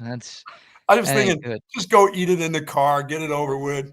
Yeah. Don't sit on there. That kid wants to be on the swing. They don't want to be sitting after you and spilling your burger all over it. Last thing on Hat Creek Burger. This is a very rare thing. I'm going to talk bad about a sponsor here. Uh-oh. Hat Creek let me down last night. I told you I was downtown meeting a buddy for a couple beers to watch some playoff basketball and playoff hockey. Oh, they closed up shop because the roof was about to come off that thing? No, they closed up shop because they closed at 9. I was like, it was 9:15, and I was like, oh, my God, I want Hat Creek so bad. I checked my phone. I'm like, is it open? Please tell me it's open. Closes at 9. Yeah, User error. That's as good as the Mighty Fine Burger deal I gave you. When you thought I gave you that card that was worth, what was it, $50? It was worth what? And you asked all your boys to come over and have it. You gave me a restaurant gift card that had like $4 left. BK invites all of his buddies. Hey, you guys come over. Here's a Mighty Fine Burger. Everybody have a burger. And then the bill came out and they gave him the card that had like $4 on it. Like $4.53 left. You told me it was a 50-piece. Enjoy it. Yeah, I had 3 buddies with me, and I'm like, hey, lunch is on me. Let's go use this thing. Get burgers, get shakes, get everything you want. It's all me today. And then I pull out I'll get rid of this card. You got rid of that card in a hurry. Oh, of course, it's counter service, too. So all my buddies go first, and they're already away from the counter, so they can't pull out their cards to pay. I'm the last guy there. I'm like, shoot, I guess I'm really buying today. Brutal. It was expensive for 3 guys. Yeah, it's expensive. It's, burgers, fries, and shakes. That's how it goes. Baby. Inflation and tariffs and all those big words that people use to make them sound smarter than I am. Buck, I got to give you some love. Look, you were off yesterday, so you did not have a chance to give out any Gold Star locks. Which I would have won. Well, easy to say now. Sure. But you did have a great day 2 nights ago, so I've got to give you your flowers for that. You had the Indiana Pacers in Game 4 over the New York Knicks, covering the 2.5. They won and covered. You also had the Edmonton Oilers against the Dallas Stars. Didn't I have one of these 20,000-unit plays? Indiana was for 20K. Edmonton was for 10K. Wow. So you went up 30,000 units 2 nights ago, which means for the entirety of the postseason, you are up 38,000 units. And you know who's happy about that? Who did get in touch with me by Pony Express? That would be Bob. Your fake friend Bob, yes. Bob's he's not very happy with the rest of you people who are not believers in what I'm about. Well, Bob, I'd like to see Bob one day because I don't think he exists. But anyways, we'll get your picks for tonight in a second. But first, Oklahoma City, they're off to the NBA Finals for the first time since 2012. A blowout victory over Minnesota in Game 5 last night, 124-94 the final. The game was never close. Oklahoma City started out on an 11-3 run. They led by 17 after the first quarter. They were up by 33 at halftime. You really could have simulated to the end. No drama at all last night. SGA was fantastic, 34 points. I mean, everybody on Oklahoma City was fantastic. Nobody on Minnesota showed up. And the best team in the regular season, Buck, they are now 4 wins away from an NBA title. Yeah, I like their chances too. I do too, against whoever they get out of the East. Yeah, either one. You know, I mean, both of those teams are good. Indiana, they've pulled off a lot of upsets so far, so you never want to count them out. And if the Knicks make it to the finals, well, that would have meant they came back from down 3-1 to beat a very good Indiana team 3 times in a row. So they'll have some momentum. But yeah, you see why OKC was the favorite going in, and they're going to be a pretty heavy favorite, I think, regardless of who they match up with. SGA, this is kind of a weird stat, trying to become the first player since Steph Curry in 2015 to win regular season MVP and the finals in the same year. Wow. It's almost been a curse. Like, you win the MVP, you don't win the championship. SGA 4 wins away from doing that. And it's another example of NBA teams just kind of giving up, Buck. And I don't get it. And it makes me so mad as a basketball fan. We have seen 3 or 4 closeout games. Like, blowouts happen in sports. I get it. If a game 1 or game 2, whatever, is a blowout, then sometimes it's just not your night and the other team is doing everything right. But I cannot for the life of me understand how a team could just go down and give up in elimination. Yeah, I mean, I hear Edward, I hear him say that nobody's going to work harder. I'm like, dude, it's not about you working harder. Do you make the guys around you any better? That's what I don't see from him. He can work as hard as he wants. He's a great player, but I don't know who he makes around him any good. You know? I'm mad at me. I marked this to cut up and I didn't cut up, but Ant Edwards in his post-game press conference was asked like if he's disappointed, and he said, "It's exciting. I'm only 23." And then he realized, like, oh, maybe that was stupid to say. Then he said, it hurts me for guys like Mike Conley. You know, yeah, Mike Conley's been around. At the end of his career. Like, that sort of salvaged the answer. But I remember back in my day, Dan Marino got to the Super Bowl in year 2 in Miami. And I remember after they lost, he was like, "Oh, it's all good. It's year 2. I'll get back there." He never got back there again. That's right. You know, and hadn't even been to the finals. He's been to the West Finals 2 years in a row, and he's only 23. Obviously, he has time, but just to act like, "Oh, I'm not even upset. I'm just excited that we lost because I've already done all of this in my career, and I'm going to be back here 15 more times, and eventually I'll break through." It's like, dude, that's not the mindset I want my star player to have at all. He said excited. He said he was excited to lose. No, I mean, and you know, he just had talked about how hard he's going to be working. I said, dude, you need to make the rest of them around you better and make them work hard too. It's, you know, we know that you're going to score this because you're in a regular season, you're phenomenal, but you got to bring these other guys up with you. They don't think about how they need to build the others up. It's about them, you know? Yeah, no, he wasn't good enough in this series. I mean, everybody knew it was like, okay, whoever's better between SGA and Ant-Man is like, that team is probably going to win. And SGA showed you, you know, in 4 of the 5 games, the games that the Thunder won, why he's maybe the best player in the world right now in the league MVP. And Anthony Edwards just was, you know, he wasn't aggressive enough. It was just kind of a no-show in a couple of these games. And, you know, they call him Ant-Man, Buck. Well, now they're calling him Can't Man. Oh, I love that. How's that for a superhero suit? Anthony Edwards. Great. Yeah, so he's got to get better. And like you said, he said he's going to work harder than anybody else this offseason. And look, I'm a fan of confidence. Yeah, I'm a fan of confidence. Like, he should be confident. He's a great player, and his future is very bright. But just to say it's exciting to lose in a conference final, and then to, you know what, I'm changing my opinion mid-show here. I usually try not to do this. I feel like a politician. I said he kind of salvaged the answer by saying I hurt for Mike Conley. Now I'm thinking, sucks to be you, Mike. I'm going to be here for a lot more. Your ass is old as shit. You're done. Yeah, I'm the young guy. Hey, maybe I'll come visit you in the retirement home you're in next year, but I got a bunch more of these. You don't. Sorry, guy. No, that's kind of the way that I've read a lot of his stuff. It was more about him, and I mean, A lot of guys are selfish guys, but they tend to make the people around them better. That guy's kind of a selfish dude that nobody gets better around him. That's what sucks. I don't, I like regular season. I didn't feel that way, but in this series, he did not elevate his teammates. And no, he did not. You're playing great teams. I mean, OKC won 68 games this year. Like, they are a great team, the number 1 seed in the West. You've got to not only show up yourself every night, but you got to find a way to make the guys around you better. And Cantman couldn't do that. No. So, I mean, and I've heard with the Knicks, they're talking about Jalen Brunson, and people are saying he sucks and he's not this. I said, that dude, you don't change anything about that guy's game. That guy is a great player. Well, and if you think there's nothing about him that holds the Knicks back. Yeah, it's maybe the rest of those dudes, but it ain't that guy. No, here's where I'll push back on you here, Buck. You know what's happening to Jalen Brunson this year is what happened to Luka Doncic last year with the Mavs, where it's no, he's too fat. He's clearly, maybe that's part of it, right? He's clearly the best player on the team. And his offense is clearly the biggest reason why his team has advanced as far as they've advanced.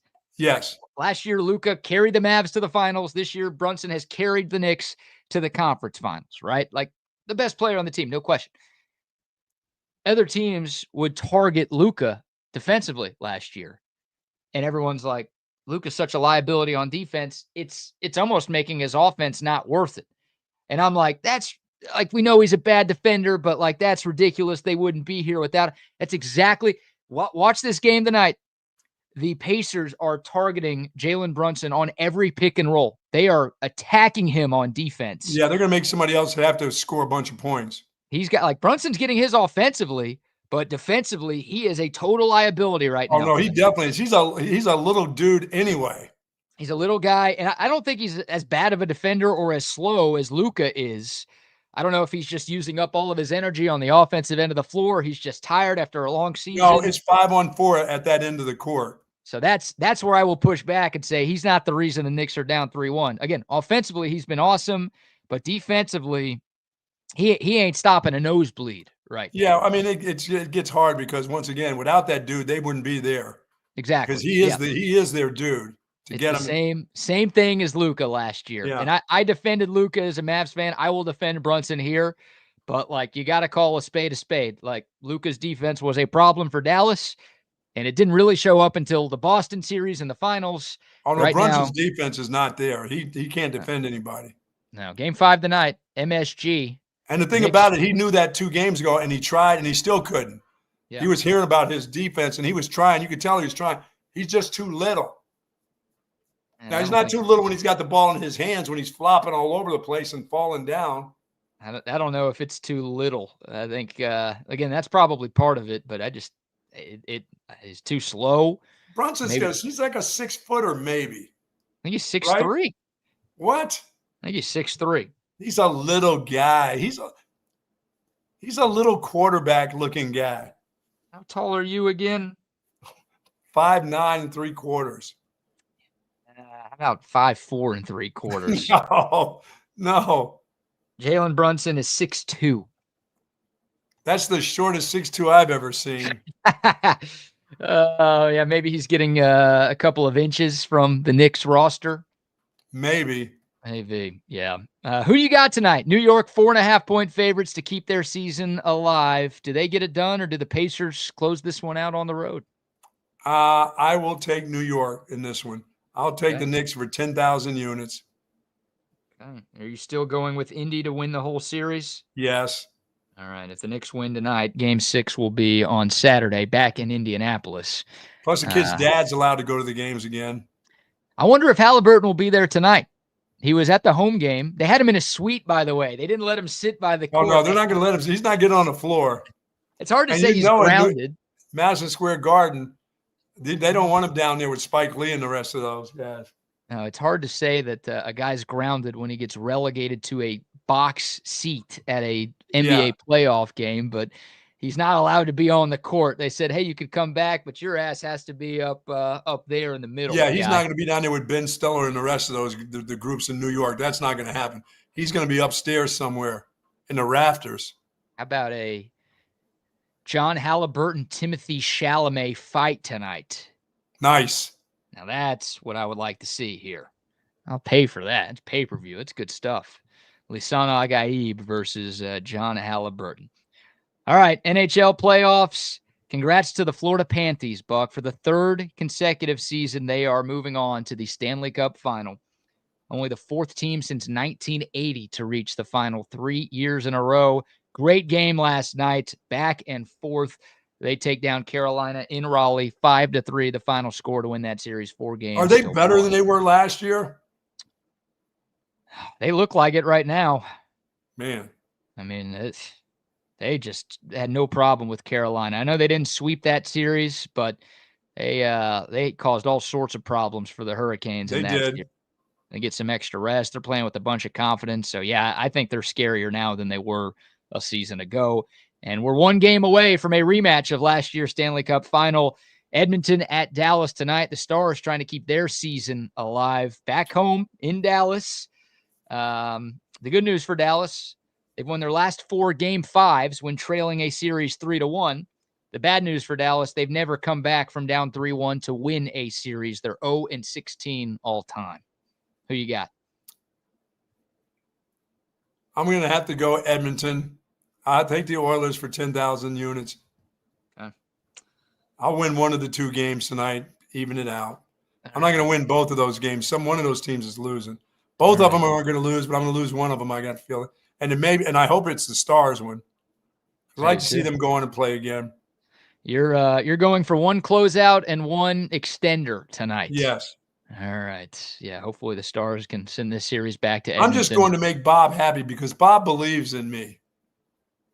Your imaginary friend. Where do you keep Bob during these shows? Well, Bob doesn't get to be out like this guy. This guy gets to stay out. He doesn't stay in the drawer anymore. I'm keeping him out. Derek Jeter is a real person. The figurine on your desk is not, but like that. Okay. That at least is a model of somebody who exists. Bob, I'm very curious about what that guy. Oh, let me show you who Bob is. Hold on for a second. I'll show you. I'll show you what kind of believer Bob is. You have another fake friend? Oh, this is what Bob believes in, y'all. Nice. Fake money for your fake friend. Yeah, that looks like $100 bills, y'all. Damn. What's that from? That's me and Bob. That's our share. Yeah, there you go. Damn. All right. Well done.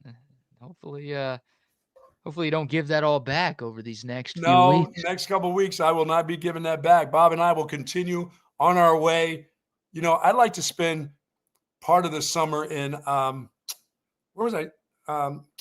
Where's the place that has casinos in the lake? The big lake near Vegas. I don't know. Reno. Come on, CB. Reno, Nevada. Yeah, I like to go to Reno. Okay.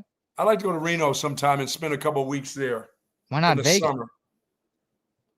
Lake Tahoe. Maybe it's Lake Tahoe I'm thinking of. Oh, okay. Yeah, Utah, Nevada. Yeah, doesn't that sound like a nice spot for a couple of weeks?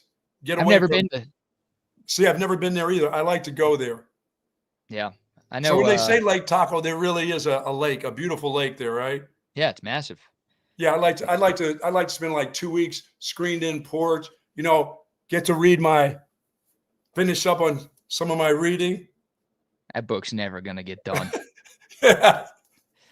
No chance. That's a small book with small pages and big font, and you've been reading it for 6 months now. It's been a while. It's really taken me a while. I don't know what's up with that.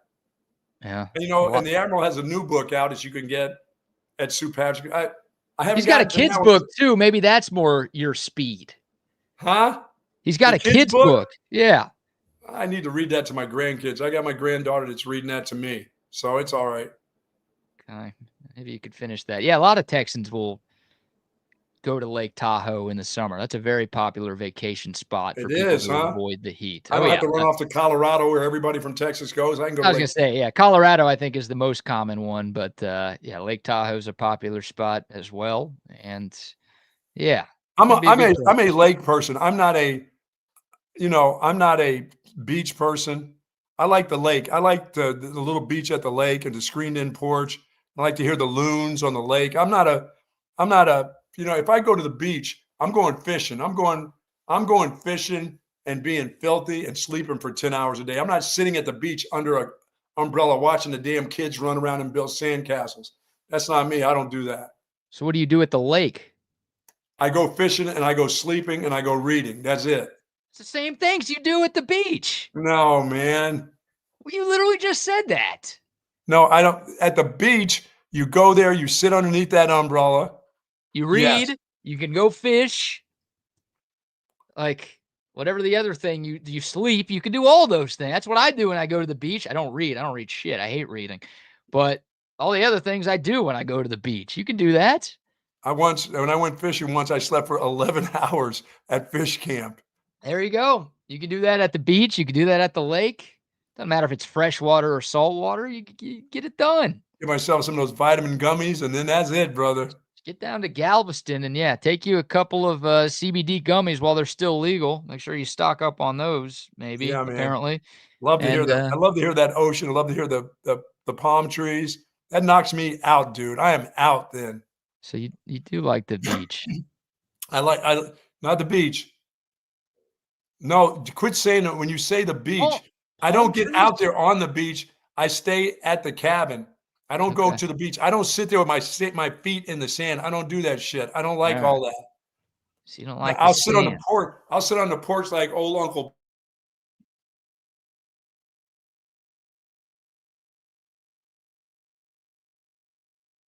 Uh-oh. Did the buck just freeze? Did I just freeze? We're back. There we go. Maybe it was me. Maybe it was you. I don't know. Yeah, I learned how to be a lake person more so than a beach person. Except for when I did get an opportunity to go to the poop deck, South Padre. Oh, I did enjoy the beach at South. The water was actually blue. It wasn't like brown and put a bunch of shit in it. All right, Charles Barkley. No need to take shots at Galveston. All right. Galveston Beach. That's you know what beaches like that? New Jersey, like Wildwood, New Jersey, where the boardwalk is and the bodies are floating. That's what Galveston looks like. Has it gotten better? You get like 5 good water days a year down in Galveston, but every other day is it's pretty rough and ugly looking. But I have spent time at the place Rockport. Yeah, there you go.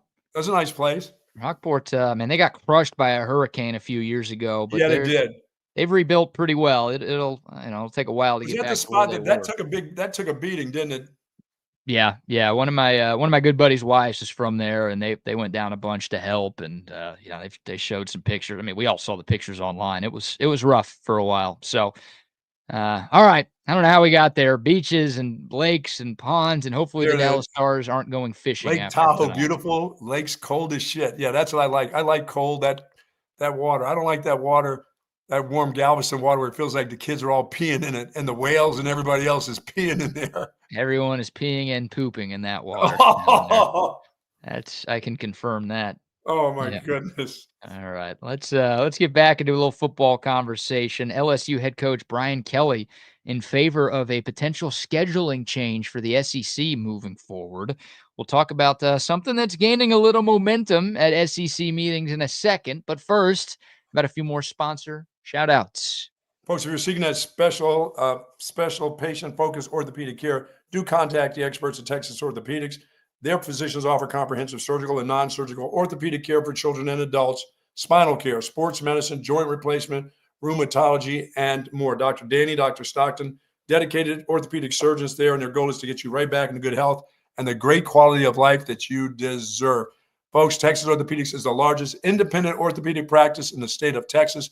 For more information, go to txortho.com. Yes, indeed. Shout out to them. Shout out to AV Consultations as well. And I talked to our guy, Tom McKay, yesterday. He wants me to tell the people that the Texas Stars will be playing 3 home playoff games next week. And he wants fans in the stands at the HEB Center at Cedar Park. It's the conference finals for the Texas Stars taking on Abbotsford. And series starting on the road, but the Stars will be home 3 times next week, games 3 through 5. hopefully we'll have a great home ice advantage for those games. The boys deserve it. They've had a fantastic season. They're just a few wins away from a Calder Cup. So go to centextickets.com or head over to texasstars.com and get some tickets there. And, of course, hit up AV Consultations when you're ready to upgrade your home TV setup. 512-255-8678. The home theater room, the gentleman's lounge set up like I have, the big screen with the surround sound, whatever you're thinking, AV Consultations can turn your dreams into reality. 512-255-8678 or find them online at avconsultations.com. Sweet. Yes, and Woods Comfort Systems as Absolutely. well. It's hot out there. Yes, it is. By the way, don't let that, oh, it's really nice in the morning fool you, because by this time in the afternoon, it's hot as shit outside. I'm telling you.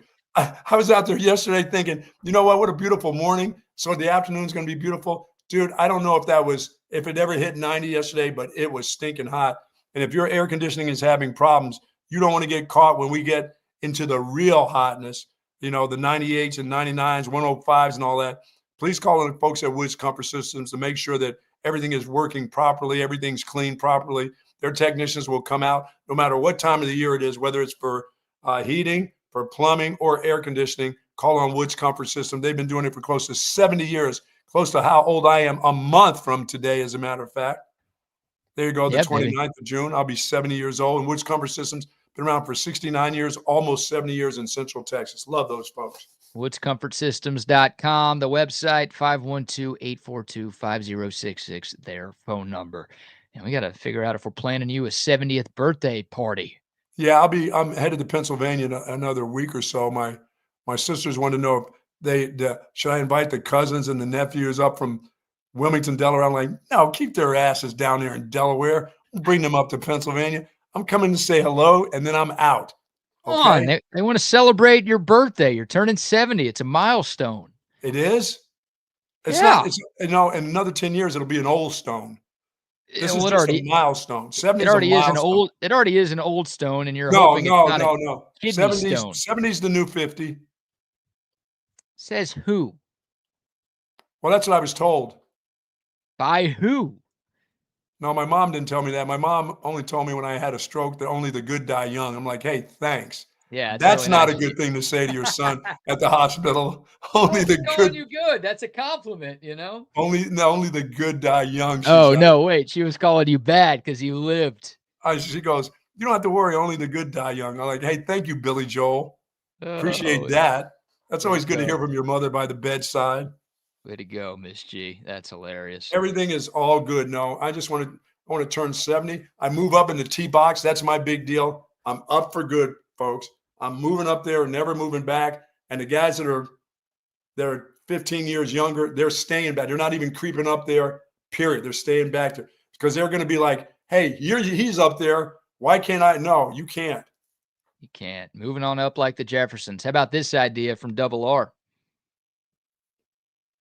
What do you think? A Yellow Rose live broadcast for your birthday?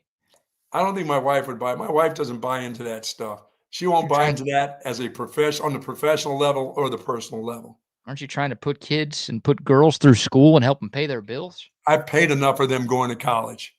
No, now John. I maybe paid for some of their sisters and probably their kids to go through college. Everybody. I can't go. Can't be seen in those places. All right. Well, that's an opinion. That's not a fact. We can get you in there if you want. We'll make it happen. You can't sneak me in there without somebody knowing. It's not possible. Not in that one in particular. Not in that one in particular. Oh, all the girls still know your name, huh? They're still there. They're still there from 30 years ago. How many 80s references can we make here? They're in there from 30 years ago. Oh my God. All right, back to the sports here. This is there's some discussion here apparently going on between the SEC and the Big Ten about a non-conference scheduling alliance between the two biggest conferences in sports. We get this in basketball. We see stuff like this amongst conferences and other sports, right? ACC, yep. Big 12 Challenge, the Big 10 SEC Challenge, Big 12 SEC Challenge. I mean, these are things, especially in college basketball. I don't know if anything like this has ever really been done in college football, but there could schedule a non-conference game against one another every single year. Your thoughts? I'm fine with that. Okay. As long as it's Purdue. As long as it's Purdue. So we played Michigan and Ohio State. You're tired of them. You want the Boilermakers? Absolutely. Yeah, it won't be that. Mississippi State will probably get Purdue. And that there's some talks about, okay, how do you do this scheduling fairly, right? Because you're going to want to put Texas and Ohio State and Texas and Penn State and Texas and Michigan, right? Like blue blood versus blue blood, big name versus big name. Those are the games that you're going to want to have every single season, right? There's talks about the games would be matched up based on where they finished in their respective leagues the previous season. Oh. So like Texas finished second in the SEC this past year. Penn State finished second in the Big Ten this past year. Like, boom, those two schools would play each other this year. Oregon and Georgia won the conferences. Boom, they would play each other, and so on and so forth. Eighth place would play eighth place. You get no, let's first place play their ninth place. Let's play teams like Illinois and stuff. I don't want to be playing it. What if you do it like the NCAA tournament, 1 versus 16? Now you're talking. You win the league, your reward is you get to play a cupcake team from that other league. Yeah, I think that's cool. I don't know if they're going to want that. No, they want the best versus the best. That's what they want. That's all about the money, right? Yeah, well, I mean, if it was going to really be true, yeah, that's the way I'd play it. I'd want to be playing the Ohio States, the Michigans. If you could throw me an Illinois in there every other, I haven't been to Champaign in a while. I'd like to make that trip. Yeah, I think you switch it off, but yeah, would Texas ever play Rutgers? Like, would Texas have to go to Piscataway to play a game? Like, I don't know. I don't know if they want that. I don't know if Texas at Happy Valley at Penn State would be awesome. Oh my God, or Penn State at DKR would be awesome. Oh yeah. Oh my God, yes. Be a huge game. So this is a lot of fun for you college football fans out there who love those marquee matchups. This would give you some marquee matchups for sure. I do wonder, because obviously the SEC is in the middle of this debate of 8 or 9 conference games. Right now they have 8. They're talking about going to 9. The Big Ten has 9. The Big 12 has 9. People want the SEC to follow suit there. I think about Georgia and I think about South Carolina. So if you go to 9 conference games, like Georgia would play 9 conference games, they would play a Big Ten team, probably a good Big Ten team. Yes. And they have Georgia Tech because that's a non-con rival. Yes. So that's only one slot for that cupcake FCS team. Georgia, as a traditional SEC power, they like to schedule those cupcake games. They like that in week 11 for sure. For sure. Like South Carolina, 9 SEC games, Big Ten opponent, Clemson, their non-con rival. Like, are they going to be on board with 11 Power 4, opponents every single year? Well, I'm not coaching anymore, so I want the best of the best if we can get them.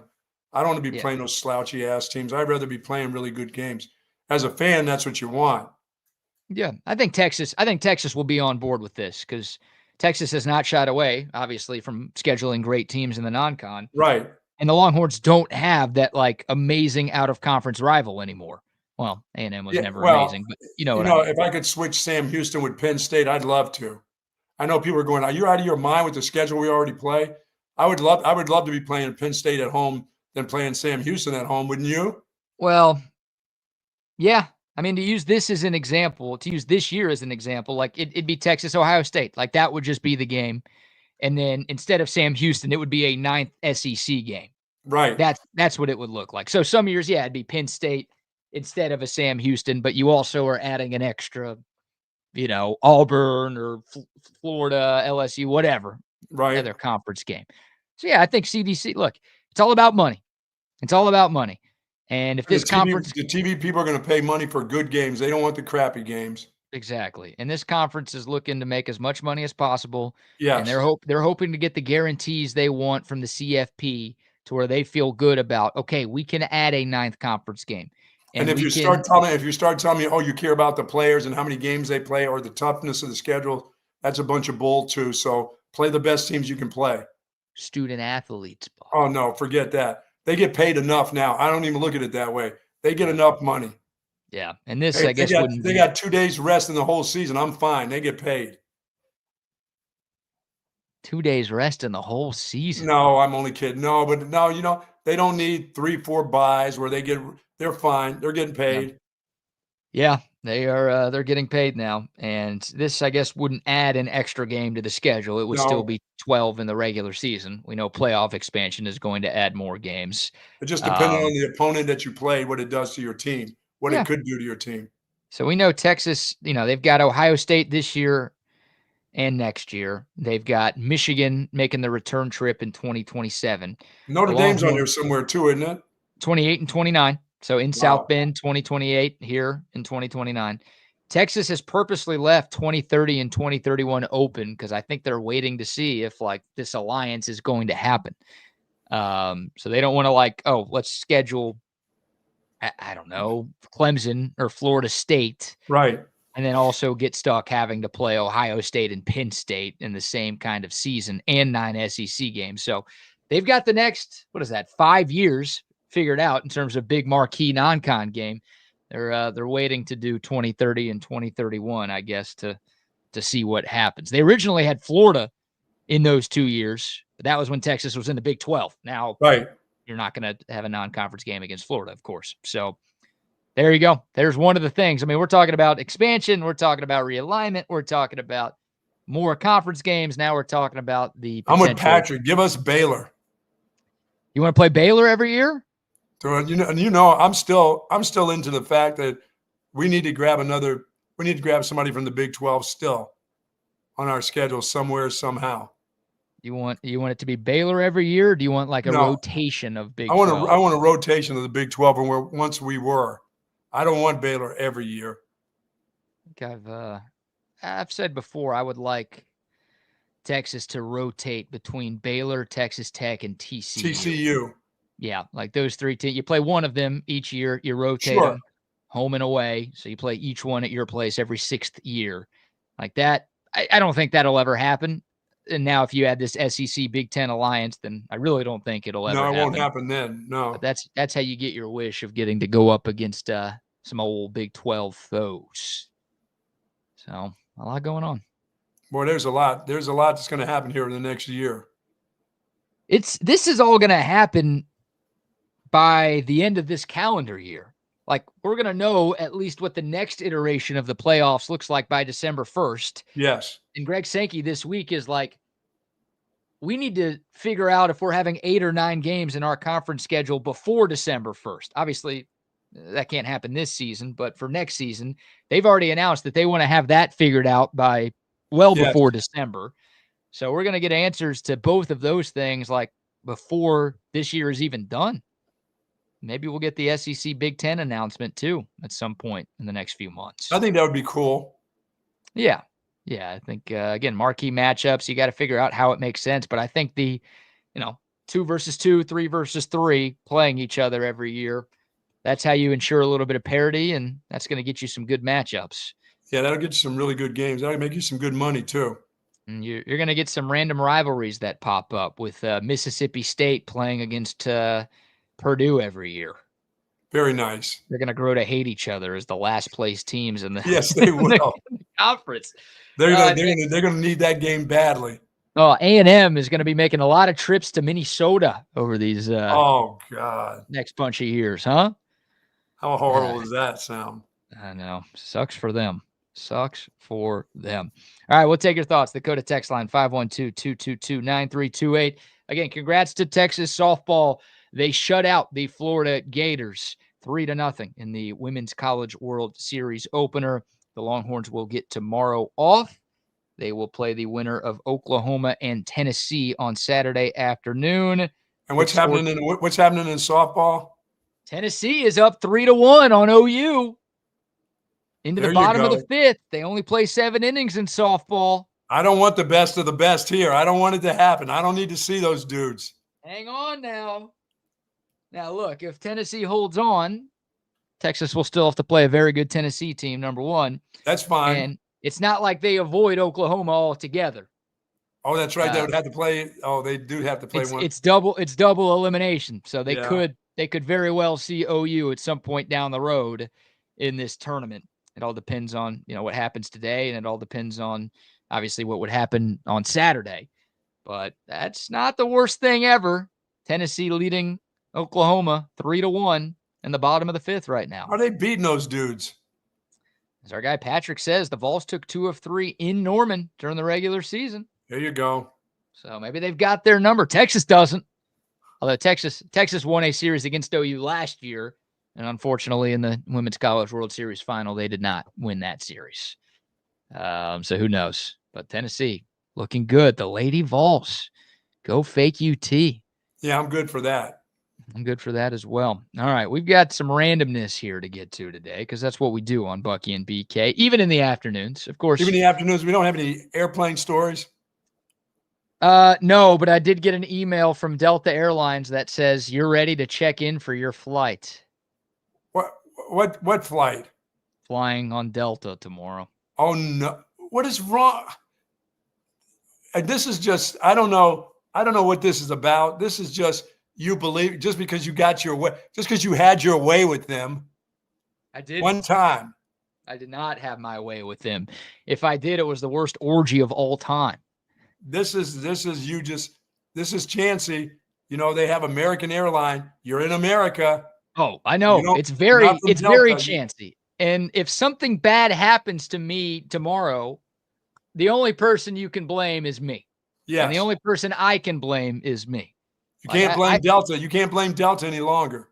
Fool me once, shame on you. Fool me twice. Whatever George Bush said that one time. Shame on all of us. Yeah, it'll be shame on me.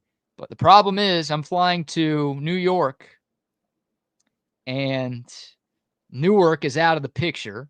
Oh, you don't want to go through there. They don't know if they don't know if they're coming or going at that place right now. A couple of airlines only fly to Newark, and you don't want to be doing that right now. No. And Delta was $300 cheaper than United and American, probably because they've lost so much business due to us crapping on them all the time. We've crushed them. We've you know what? Them. They got the OU monkey boy flying, maybe. Don't say that. Please don't say that. I got Monkey Man flying the plane. Monkey Man is flying the plane. You look at the cockpit, and there's Monkey Man with the captain's hat on, and he's flying the plane. Where's the my God, with an OU ball cap on. I'm going to go to the bathroom and hit the eject button. I don't know if that's a real thing or if it's just in the Mission Impossible movies, but they're like snakes on planes. That'd be great. There's Monkey Man from Oklahoma flying. Oh my God. So yeah, no, tomorrow I leave at 11. So right after the show, I'll be making my way to the airport, and I'll also be taking the Amtrak. So I'll be out. I'll be doing shows. You and I will be back at our normal time tomorrow, but all next week as well.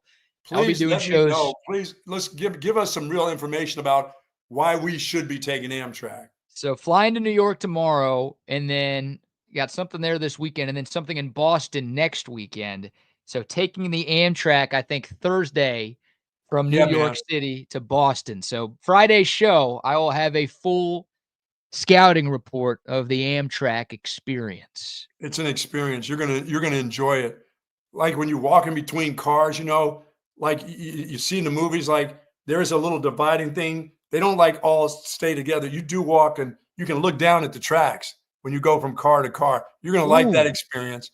You're gonna feel like you're in a spy movie. Like somebody's gonna be trying to attack you, and you're wrestling between the. Oh hell yeah! No, you can't get up top. I'm gonna look up, and Matt Damon or Tom Cruise are gonna be running across the top of the train. No, you can't get in the top part. I don't believe.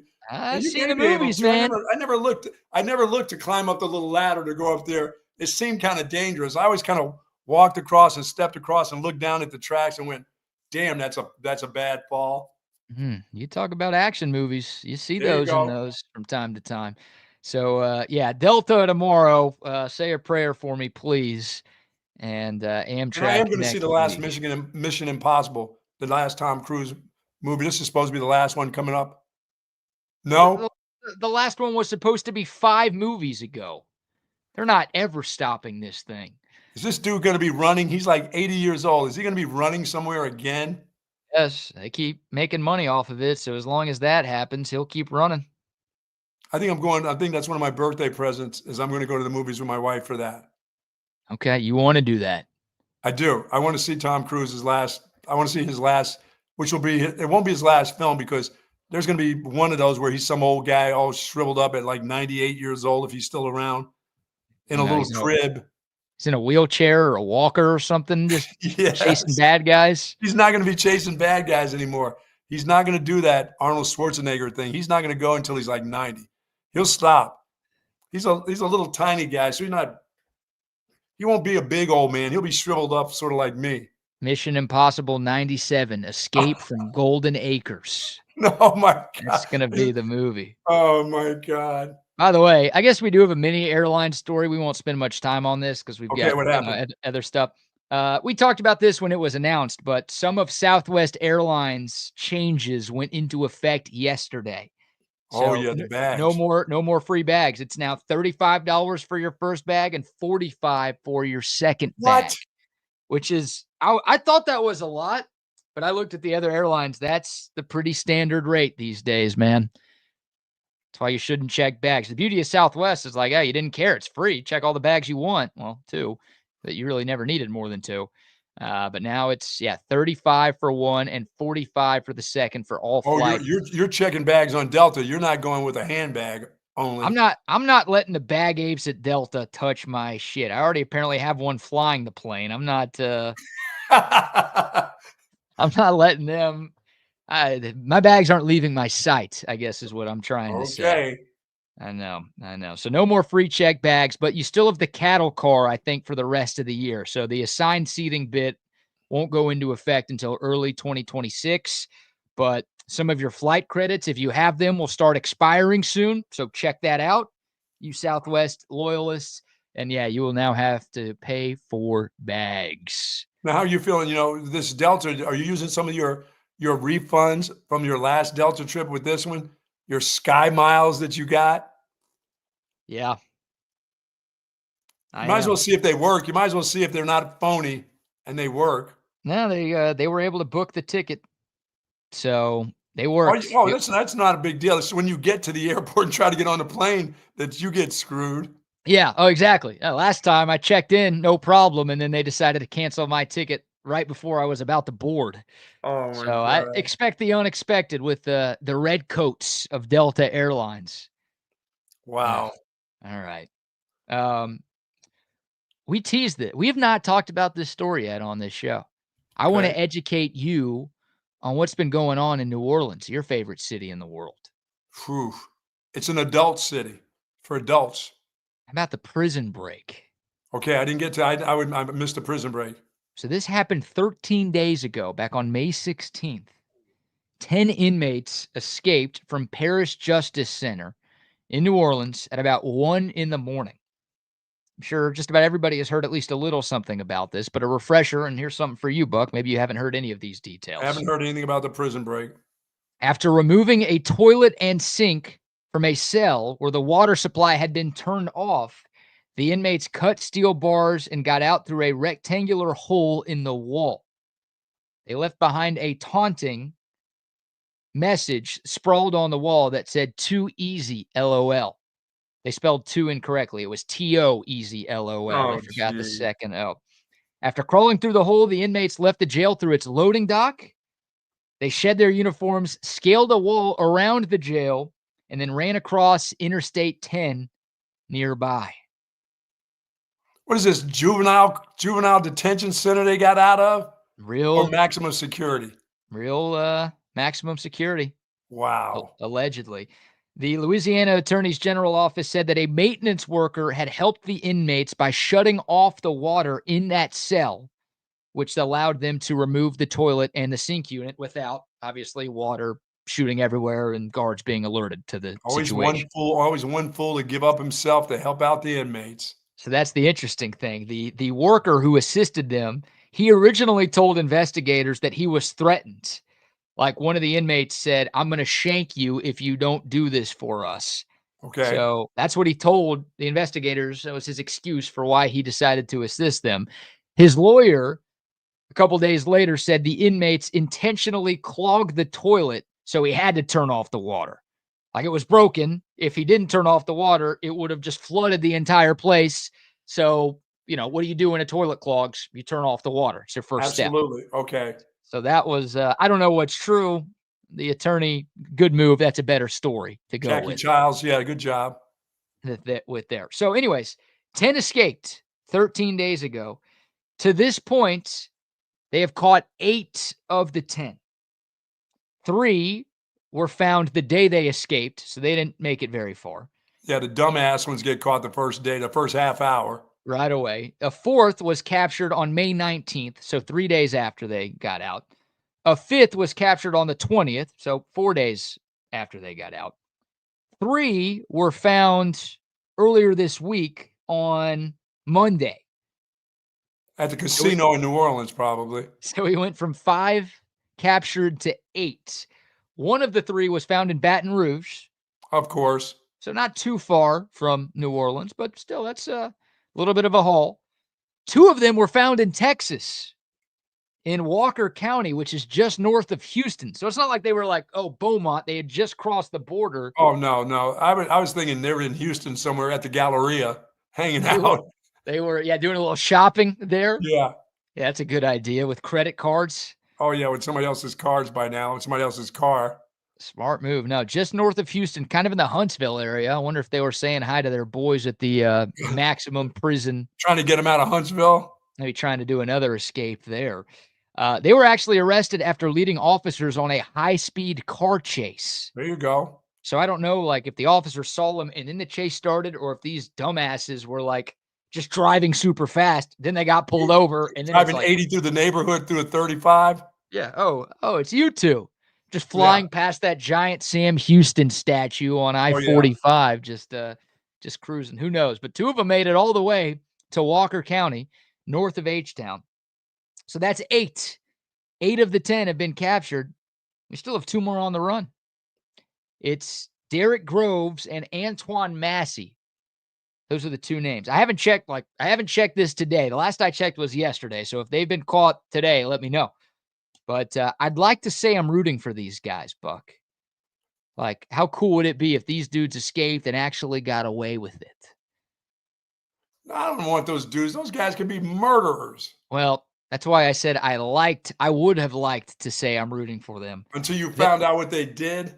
Derek Groves, originally arrested on 2 counts of second-degree murder and also 2 counts of attempted murder. No, that dude ain't going back.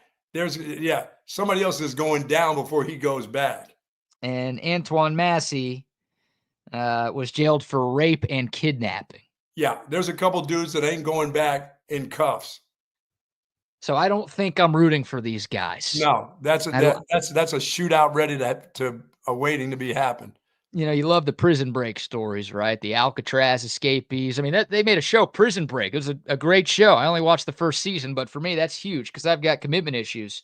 Like, you're rooting for the prisoners to get out and escape. But then you look at what they did to get in there, and it's like, you probably shouldn't be living amongst us. We don't need that. No. So Antoine Massey, the kidnapper-raper guy, it's a good nickname. He's escaped 2 other detention centers or jails in his life. He escaped a juvie detention center as a kid, and then he escaped like some other smaller jail as an adult. So he's got a history of this. Well, if you knew you were in jail for the rest of your life, wouldn't every day you be trying to find ways to get out of jail? Yeah, but you got to be smart, right? You can't try every day because every time you try, your sentence gets a lot longer and the more attention you draw. Wait a minute. Isn't life life? Yeah, I guess. I don't know if they will do the death penalty in certain states, which maybe you don't want that. Maybe you do. I don't know. Or maybe they throw you to the gulag, or, in Shawshank, they put you in the basement and start beating your ass more. I don't know how it works. I don't plan on going anytime soon. But you've got a Shawshank. They give you to the GIMP? Yeah, you don't want that either. Oh. You've got to Shawshank it to where it's got to be strategic, right? Like everything has to be lined up the way you want it. Right. It's got to be a certain night, and you got to have a certain guy on guard, and it has to be a perfect setup for this to even have a chance at working. And these guys were able to find this fool to turn off the water. And they were able to get enough people together to rip out that toilet and rip out that sink. And they did what they needed to do. Like, this was a targeted, planned strategy, probably by that Antoine Massey guy, who, again, has escaped 2 other jails in his life. I bet this was a his couple bit. scientists, the other 2 scientists that they have they're working with them. Yeah, maybe. Why don't these dudes go north? Why do they always why do they have to come down southwest? Why don't, when you escape in Louisiana, take your ass to Jersey, Pennsylvania, Delaware? Why do they have to come back to like Houston, Round Rock? Why do they have to come this way? Because it's warm or something? Well, how do you get there, Buck? You can't jump on a plane. Amtrak, fool. I told you Amtrak's good. I don't know if you're going to make it. Like, you're going to get away with that, buying an Amtrak ticket and spending a bunch of time on a crowded bus with a bunch of people who have been told they're going to make $20,000 if they turn you in? Yeah, that's right. You got some. Yeah, that's true. All you got to do is show me a bounty. I'll go find their asses. That's the bounty right now. Authorities are offering $20,000 for any information that can lead to the capturing of. That's not worth them shooting at me. 20,000, not enough. Yeah, you need more. It's been almost a couple of weeks since these guys got out. Shouldn't we raise the stakes a little bit? We get to 100. You and I are about to go get some hound dogs and go work. It'll be a manhunt. Yeah, hell yeah, we'll be. The first ever TSU manhunt. All they have to do is tell us, hey, just tell us, let us know that they've got to 150,000 and all the food that you can eat, all the Taco Bell you can eat. We'll get a couple dogs. I'll get my other Great Pyrenees and we can go. I think that people will understand if we take a couple of shows off for that, right? We could do live shows as we're in the manhunt for these dudes. Now we're talking. All right. I don't know if the 2 of us are enough. We got to see if Patrick and Matt are in on this. Guys, if we go on a manhunt to try to track down the final 2 New Orleans prison escapees, are y'all in? I am in for $20K. Like, I don't even have to get $100K. I'll do it right now if I can figure out a way to find them. And Matt's in the Houston area, so like there might be 1 or 2 close to you right now. There could be. And look, if if we vlog it, then it could be a hit. I'm just saying. This vlog posting on YouTube. Patrick and I tackled a guy like Dog the Bounty Hunter. Hey, they give you the weapons and the ammo too, and the money. Okay. I've got all that except the money. There you go. ED, you joining us? I'm in. I just want to make sure that I'm not doing all the heavy work and trudging through the swamps and y'all are just checking out the nice places. You're like, hey, we got to go check out the titty bars. Those are the places they're probably at. I'm checking out the motels, like, Motel 6 and all of that. I'll be in charge of going there and looking through the rooms. Sitting in the parking lot for like 5 hours. Bucky just hanging out with housekeeping. Hell yeah. You got that right. Oh yeah. Hanging out is what he'll be doing with the housekeepers there. Yeah. I heard Taco Bell and I'm like, yeah, you guys can go hunt without me. I'll just eat the free food that they're going to be, they're going to be sending us. That's all I need. These guys have been escaping jail all their lives. I mean, that's like, if I knew I was in jail for life, every other day I'd be planning my next try to get away, because I'm not staying in there forever. Eventually, I'm going to bust out and somebody's going to shoot me in the head and it's going to be over with.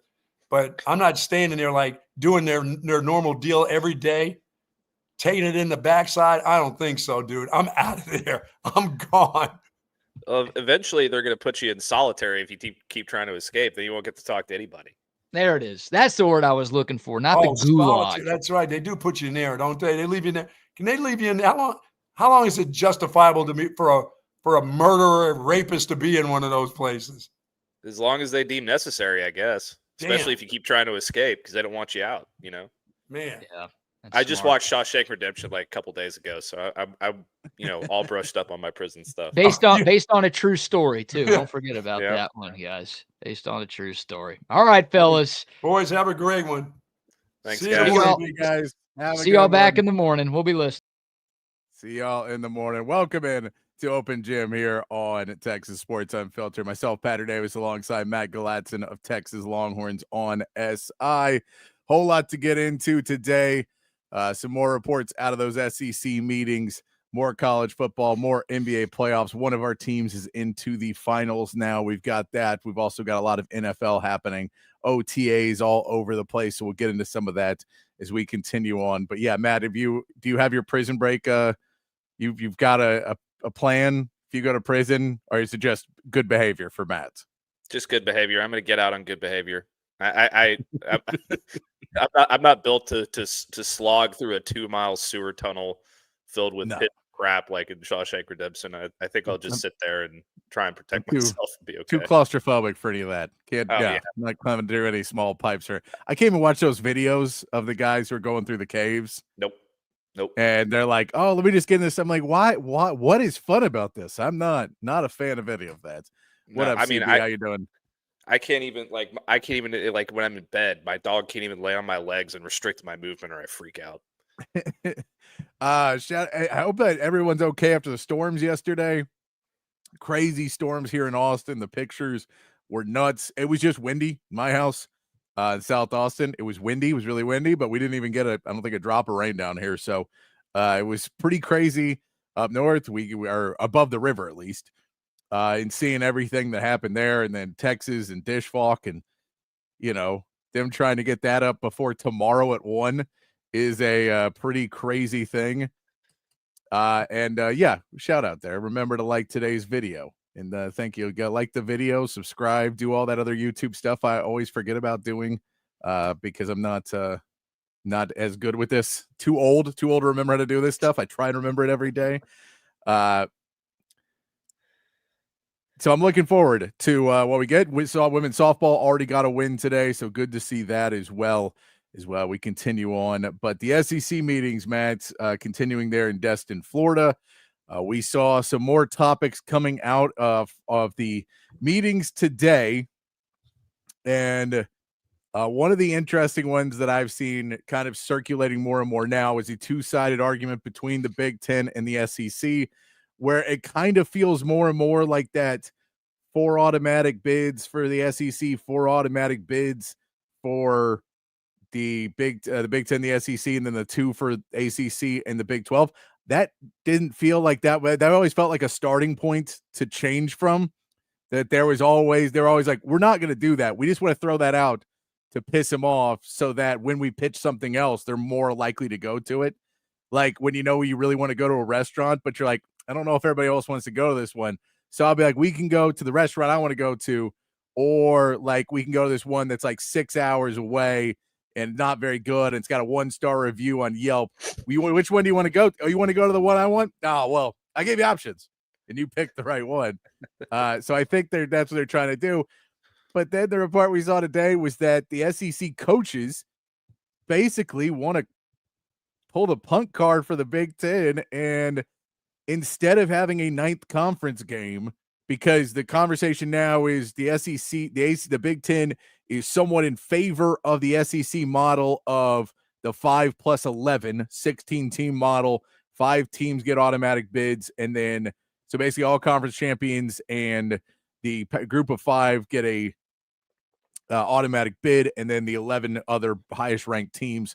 That's the one they're most on board with, but they want the SEC to play a 9th conference game to get that done because they feel the conference games are harder, and so they want the SEC to be on a level playing field with everybody else, even though the SEC feels 8 games for us is harder than your 9 because you guys have terrible teams in your conferences, and the worst teams in our conference we're not playing every year, so it's not like an automatic game for any of our games. That's the SEC message that they're sending out. Well, the coaches apparently, like, instead of that 9th game, why don't we just have a SEC Big Ten game every year? And every year we'll all play a Big Ten team. And so all your Big Ten teams will have to play us, and all of our SEC teams will play y'all. And then we'll just match up. And so then it's fair because, we don't have an 8th conference game, but we think we're better than you. So we'll play y'all and do a challenge every year. I kind of like it. I kind of like the idea. It seems completely unreasonable and it will never happen. And, I can't imagine the infighting that would happen in the scheduling of that every year between the 2 conferences on who gets the home games and, that they want the Big Ten will want Ohio State and Penn State to play like Vanderbilt, and the SEC will want to play. So it'll be like one of those things where like, well, no, we don't want to actually play Texas versus Ohio State and Tennessee versus Michigan and Georgia versus Penn State. We don't want those matchups. What we want is Texas versus Rutgers, and then you get Ohio State versus Kentucky. Are we good? We good? We're doing it, but we're scheduling it the easiest possible way so that everybody's happy. I don't know if they would do it the right way and do it like seeding and go, all right, next year your 1 plays are 1 and your 2 plays are 2 and your 3 plays are 3, which seems like the most logical way to do it. Just to say whoever, your top ranked conference at the end of the season, that's the way we're going to go for next season scheduling. Now, then you have to do home and aways. You have to figure out how that works as well. But it's an interesting concept, at least, even if I don't think it'll ever happen. It's an interesting concept. Yeah, I mean, it kind of reminds me of the Big 12 SEC Challenge in basketball a little bit. Like maybe you could figure out a way to just rotate opponents if they don't want to do the 1 versus 1, 2 versus 2, 3 versus 3 type thing. I'm totally in favor of it. I think it would be awesome, although it would probably just end up being Texas versus Ohio State every year, and then Georgia versus Penn State every year, and then Rutgers versus Vanderbilt every year, unless, teams make surges, because typically in the Big Ten, at least, it's always kind of the same 3 or 4 teams. It's going to be, Ohio State, Oregon, Penn State, and Michigan, and maybe USC gets a little bit better, but then, the SEC, it seems like for the next couple of years is going to be Texas and Georgia.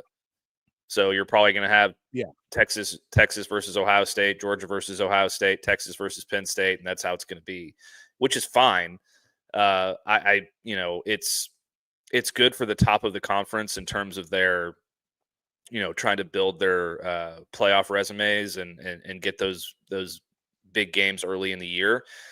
And, for some of the lower teams, it's just like another non-con game that it doesn't really matter. Like, I feel like let's take the worst team in the Big Ten, which is what, Northwestern, maybe Rutgers, something like that. One of those teams, yeah. And then they play Mississippi State. I feel like Mississippi State beats the brakes off both of those teams. Mississippi State's not a very good football team in SEC terms.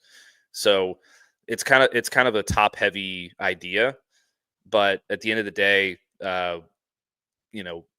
it makes for exciting football for at least, 5 or 6 teams every year. So I'm all for it.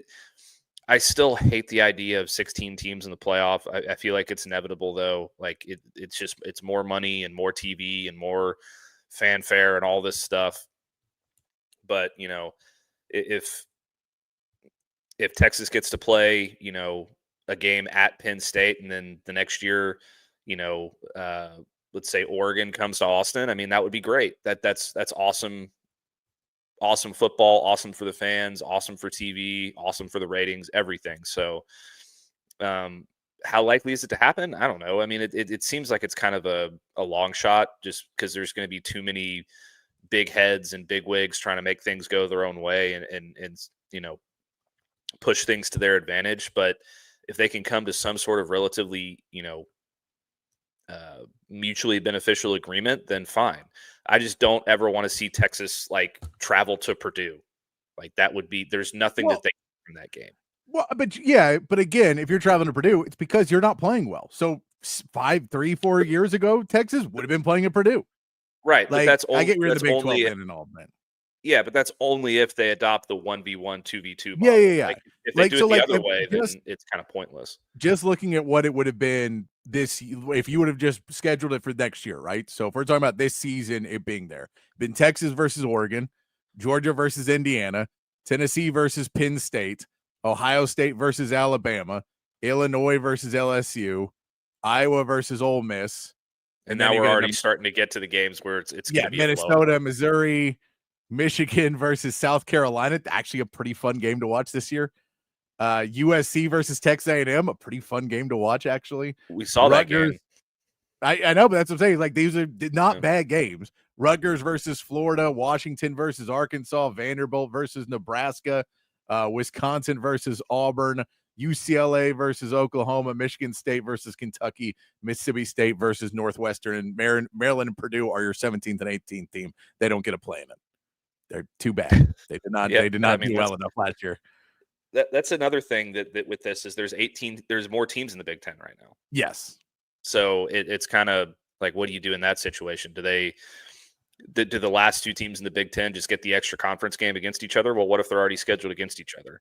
I mean, they would have to go play they'd have to schedule another non-conference against somebody else. But again, nobody cares about those teams. No one cares about Maryland and Purdue. So go do that. You sucked bad enough last year. You get a cupcake game, and maybe it'll make you better. Maybe you can, your sucking has given you the ability to be just, we don't care anymore. Your TV deals are not. I mean, or hear me out. We get a little bit more conference realignment, and we get like North Carolina and Virginia in the SEC. No, I think you go Clemson and yeah, I mean that's been discussed. I think that the idea Florida State and Miami, add some more Florida teams in there. I think that the idea and why they are against like Clemson and Florida State joining the SEC more so than North Carolina and Virginia is because they don't already have in those markets. So they're trying to get the TV dollars there. So, I mean, from a football perspective and from an athletics perspective, absolutely it should be like Clemson and Florida State, right? But they're all about the TV revenue and the markets and all that crap. So it's going to be, if they did it, it would probably be like a North Carolina and Virginia or something like that. Yeah, I don't see that happening either though, right now, because there's not really the teams also that you want to share revenue with coming out of anywhere else necessarily right now that you'd be like, oh, we'd love to give you a piece of our pie. The pie's already made. We know what our TV deal is, so we're gonna have to take less to bring you in. I don't think they want to do that. I think you'd just be like, screw those last two teams, Big Ten. Again, this probably will never happen. It would be really interesting to see. It would be fun to do that like week 2 or week 3, or even if you scheduled out the first 3 weeks of the season and have your tally of, what's the record between the Big Ten and the SEC, and give yourself bragging rights throughout the season to be able to have those. I think it'll be an interesting world to do it in. I do think it's a little bit more after we've seen these coaches talk today. We'll see them talk again at media days. It seems like a lot more bravado that they're like, yeah, go give me that matchup. I'll take on Northwestern. And then you're like, oh, you actually got to play. You're actually going to be playing this year a little bit better team. You're going to be playing against Michigan. They're like, well, Michigan was down last year, but they're up again. Like they have a quarterback down. No, I don't care. That's who you're playing against. Oh, never mind. Yeah. I don't want to do that anymore. So, but it's kind of like the NFL in a way where, you match up against if you're the NFC East winner, you match up against the NFC South, NFC North, NFC West, or whatever division champ. So, I mean, that's fine because let's say this past year, San Francisco was awesome and they won the NFC West, and this year they were kind of trash because they had so many injuries, and then they had to face all these division champs, and it was kind of unfair, but that's just the way it is because you got to bounce. Yeah, no, I'm with you. And so it'll be, so that's an interesting piece because that's one of the pieces right now is the Big Ten's. Okay, it really, really feels like you're going to be at 16 teams in the college football playoff here by 2027. It really feels like that's the route it's going. Like the Lane Kiffins came out and said that his plan is just the 16 highest ranked teams. And I mean, it does make sense in the way he said it, which is true, which is you won't have a national champion ranked 17 or lower. So just put those teams in. And if you're not in the top 16, you weren't going to win a championship anyway. I think you could probably say that for top 10. I think you could probably say it for top 8. And it would still be true 99% of the time that you're not going to have a team outside of that top 8 that's a national championship team. Maybe you would, but I think 16, you're already kind of pushing that statement a little bit further than it needs to be. That let's just go with the top 16. You won't have enough because then you just go, let's take the top 65. The champion's not coming at 66. Like, well, that's true, but we can cut that number way, way down. So the 16, I get. It feels like that's a number they feel they can get to without completely ruining everything. I think seeing 12 and the excitement still at the end of the season last year made them feel they can push it a little bit further because they knew what we talked about. The most important thing to try and preserve in college football is that every game matters. As much as coaches don't want every game to matter. Coaches want mulligans. More like most coaches in college football really, really want mulligans. They want to be able to say, our schedule's too tough. We played 5 hard teams. You played 4, so our 5th one doesn't count. Unless we win all 5, and then they all count. But if we lose one doesn't count. And so that's what they're all trying to fight for. I think ADs make sense. And the 16 is where, if we say last year, there was still excitement. We were all still, watching it. Now Texas was in it, and we knew they were in it, but you were still watching those games to see who you'd be playing. I think there's enough excitement because now there was 12 teams that you were watching to see which 12 would get in. I just think the further you push that out, that when we're looking at a team that's 20th in the nation and a week away from conference championships, so final week of the season, the team who's 20th in the nation has a shot at the national championship feels wrong in college football, right? Am I off base on that one? That if you're 20th in the country, you can move up realistically to spot 16 in 1 week, because some of those teams could lose. They could play rivalry games, and some people could get knocked out. You could jump up to number 16 and play, and now you're in the hunt for a national championship. You shouldn't be, because your season didn't go well enough to get you up to 16 before then. So I really still think 12 is plenty, and I'm fine 1 through 12. I'm fine with that. I think that if you just want a straight seed at 1 through 12, I have no problem with that. I get why other conferences want to have their guys in. So I'm fine with the 5 plus 7, I think is, or 5 plus 7. Don't do math live on air. 5 plus 7 is what I would go with. If I was the commissioner of college football, I go 5 plus 7. Everybody gets their automatic bid. 7 best other teams get in, and we're done. Well, I think that conference championships still need to matter is my one thing. Yeah. So even if you're ranked 20th, but you win the Big 12, there has to be some sort of reason for you to want to win the Big 12 at that rank, right? So that's the one thing. I feel like when they make the final rankings, if Kansas State is ranked number 19, and then they beat a number 25 ranked team to win the Big 12, the committee would just shuffle it around and make sure that Kansas State was ranked number 16 anyway, because they're a Power 4 champion.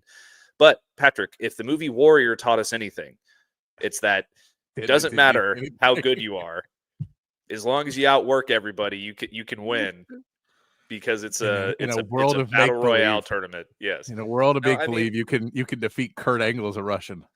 Yeah, but look, 16 teams is just far too much. There's no reason to believe that who was ranked 16th last year? I think I looked this up yesterday.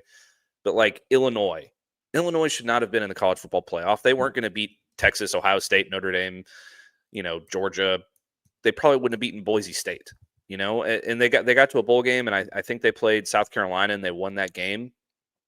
But I'm not sure South Carolina, I'm feeling like South Carolina didn't play their best game, because they thought they were going to have a chance to make the playoff, and then they didn't end up making it. So they just kind of mailed it in, which is the problem with bowl games in general. It is also a big problem with the college football playoff, in my opinion, which, don't get me wrong, we should not go back to any other system but a playoff. It's the way that it should be, at least having that, as the postseason model to a degree. Yeah.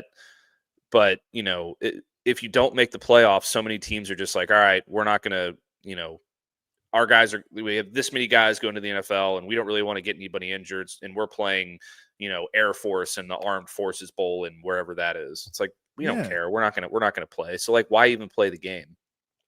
I get why you have the other bowl games, but they seem kind of redundant at this point, especially if you move to 16 teams in the playoff, because then who are you watching in these bowl games, unless you're a diehard Mississippi State fan and they go 6-6 and you want to go watch them play But that's Arizona. The thing, is bowl games in reality are a different thing now than they were in the past. Bowl games now are a last chance to see your team.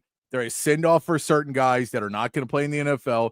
They're a chance for you to see a lot of new players, basically get an extra practice in before the guys all go away. There's other reasons to have bowl games still. They're not for viewing pleasure, that's for sure. It's football on TV, so I'll put them on. But no, there's no competitive reason to have them. There is other reasons to have bowl games. And I think most coaches would say, give me that time to get my guys some playing time. Guys that, like, if you talk about like a Texas team now, how important it would have been to make sure Ryan Wingo and DeAndre Moore get reps at 1 and 2 late in the season. I know you're in the playoff now, so I get it. But in that situation, Golden and Bond and everybody would have been gone. So you would have said, let's see who gets out. We would have seen our new tight ends because Gunnar Helm would have not gone. Like, you know what I mean? Like, so you would have seen some other things in there, and the team could have got a little look before. And I mean, you get a look before the transfer portal. I get it gives other people a view, so maybe they don't want to show anything. But I think it's like, I get those. I'm with you. I'm not watching them.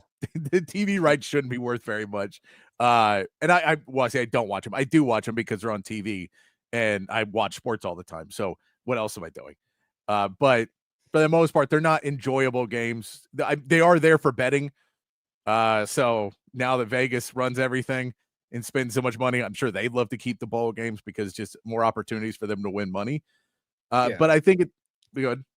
Well, I was just I'm not saying get rid of the bowl games. I'm just like, if you keep expanding the playoff, then those games just get worse and worse and worse and worse.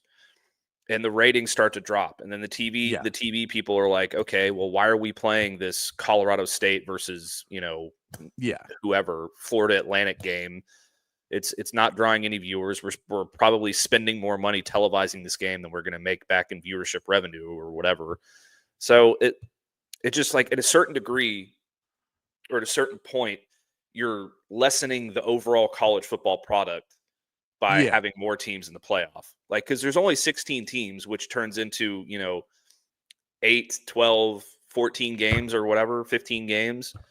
And it's like, okay, now the rest of these don't matter. So why is anybody watching? It just, like, that's why I would rather have it at 8 than 12. I know that's never going to happen, but I'd rather. I'm with you. I'd probably rather 8 too.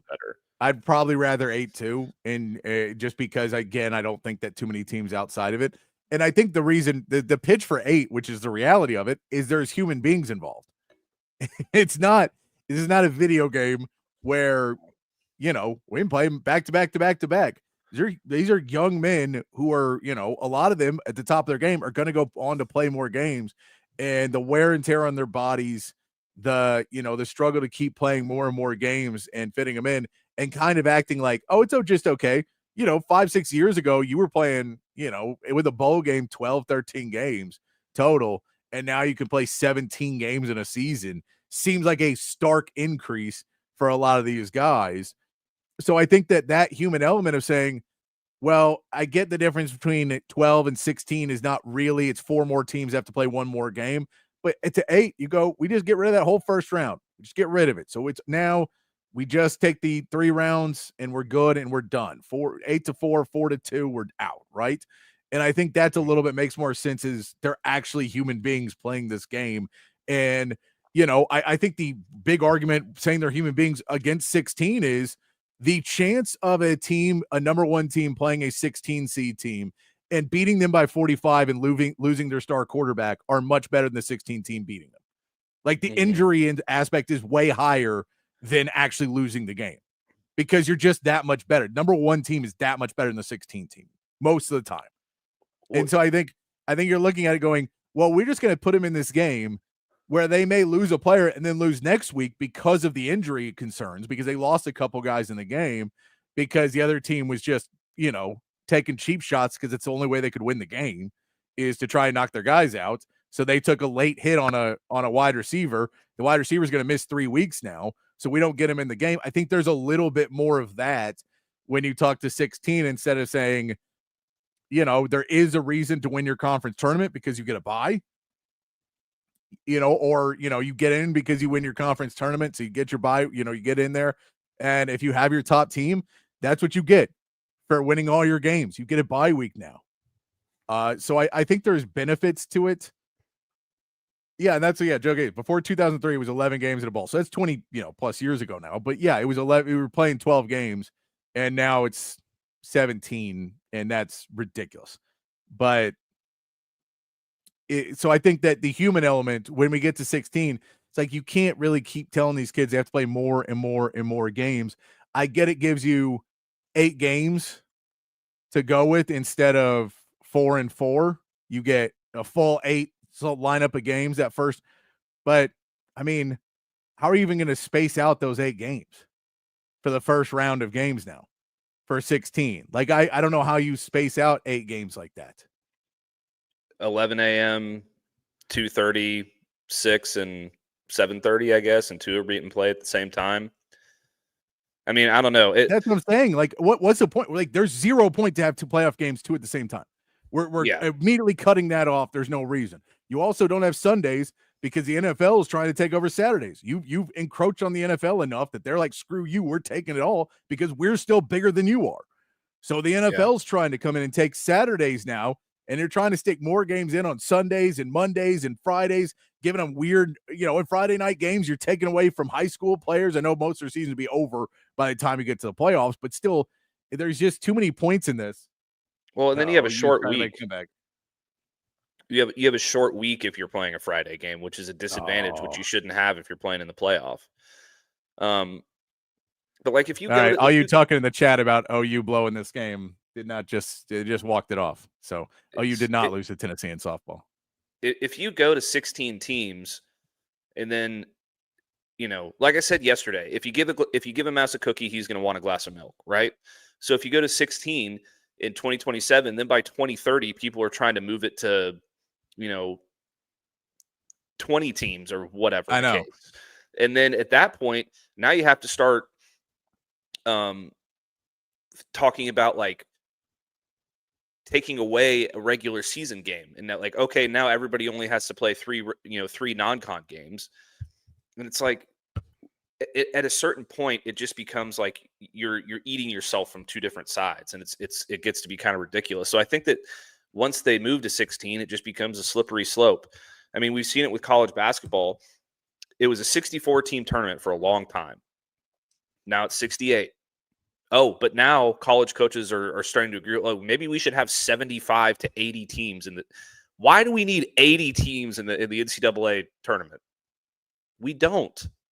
Like, no. Why do we need 22 teams making the NBA playoff, like potentially making the NBA playoffs? We don't. That's why the playoff game or the play-in game should go away.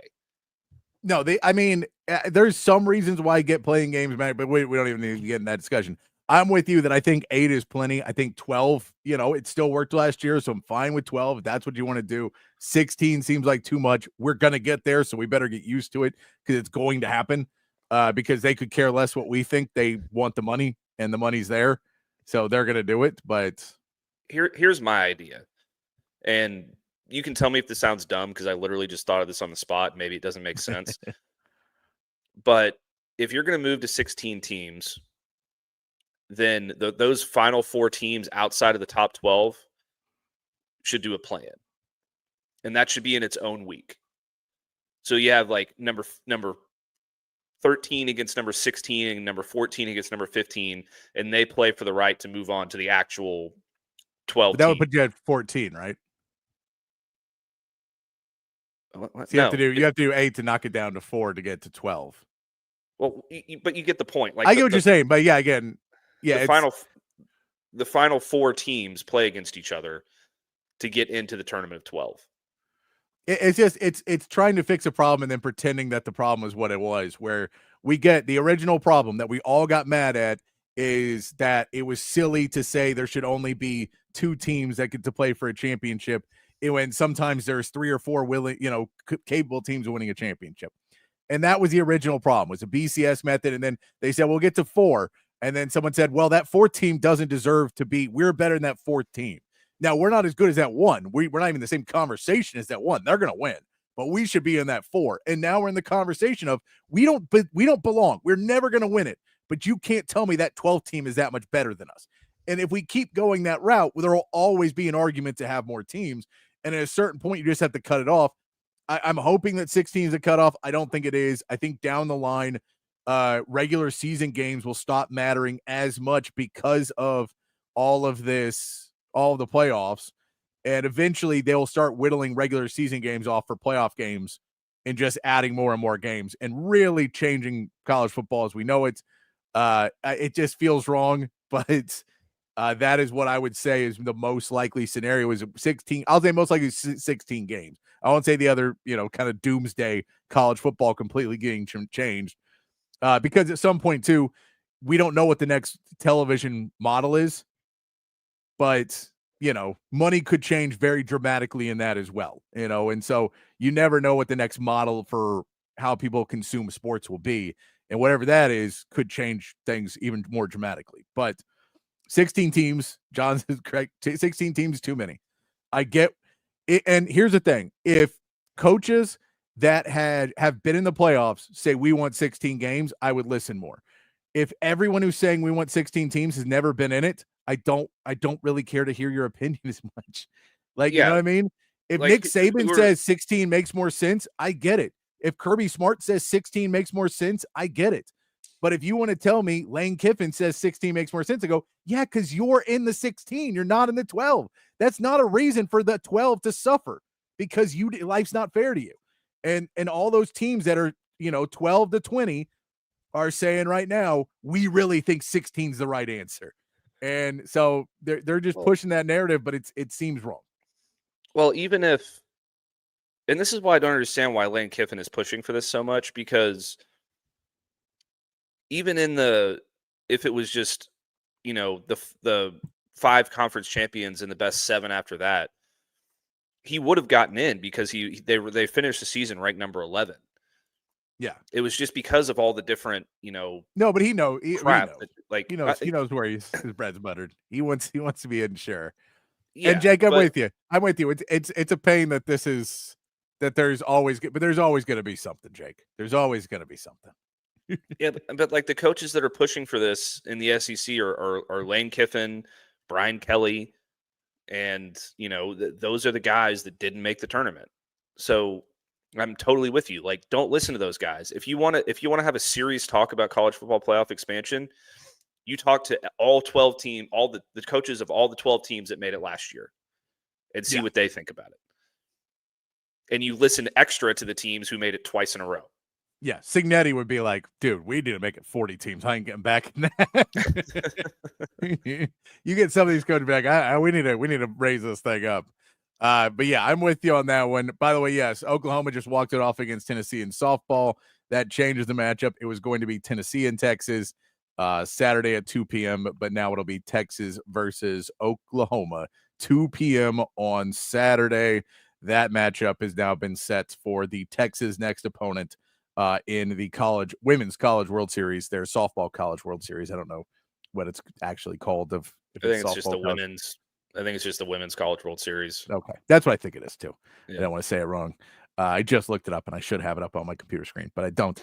Let's talk about some other things that were addressed at the SEC meetings. One that I thought was interesting was they had the conversation about storming the fields, which, if you heard any of this, Matt, they're basically talking about how they were like, well, okay, last year, we were like, we are going to find the crap out of teams, and that's going to stop it. And they realized, hats off to them, they realized after a year, it did absolutely nothing because none of those students care anything about those fines. So the people you're trying to stop don't care at all about what you're telling them. You go find them $10 million. I could care less. We're jumping on the field. Like, we're students. We're 18 years old. We don't care about anybody but ourselves at this point in our lives. And so that they were trying to figure it out. And what they've said now is what they started to do in basketball was just be honest that you cannot stop it completely. And in basketball, apparently, I did not realize they had done this because it didn't happen at Texas. Of course, it did not happen at Texas, but at other schools, apparently what they did was as they were getting into tight games and games where they thought they were going to win and there could be a court storming, they would tell them with about 90 seconds left in the game, if our team wins, give the other team time to get off the court. So we will not storm the court for 90 seconds. 90 seconds after that buzzer, nobody storms. And after that, it's free for all. After that, we're fine. We're not going to try and stop you, but you have to give us 90 seconds to get the other team off the court. And apparently it worked. because the coach would come out and be like, look, just give us a little bit to get him off the court. We're fine with you storming. We get it. We're not trying to stop you. And you still got to come down and take your selfies and make your TikToks and your book faces and all your Gramstas and all that you can do on the court after the game. So the thought now is in games that are close to send a message to all the fans. You have to wait 2 minutes and then you can storm the field. So you can storm it, but you need to allow the other team to get off because it is wildly unsafe for this other team. Plus, there's drunk kids running out on the field trying to take cheap shots on guys, and some of them are getting cheap shots, and other of them are getting completely annihilated by much larger, much more athletic men than themselves. So the new plan is basically to put out messages before these games, before the end of close games, where they think it would be a problem, to say, guys, we get that you're about to do something stupid.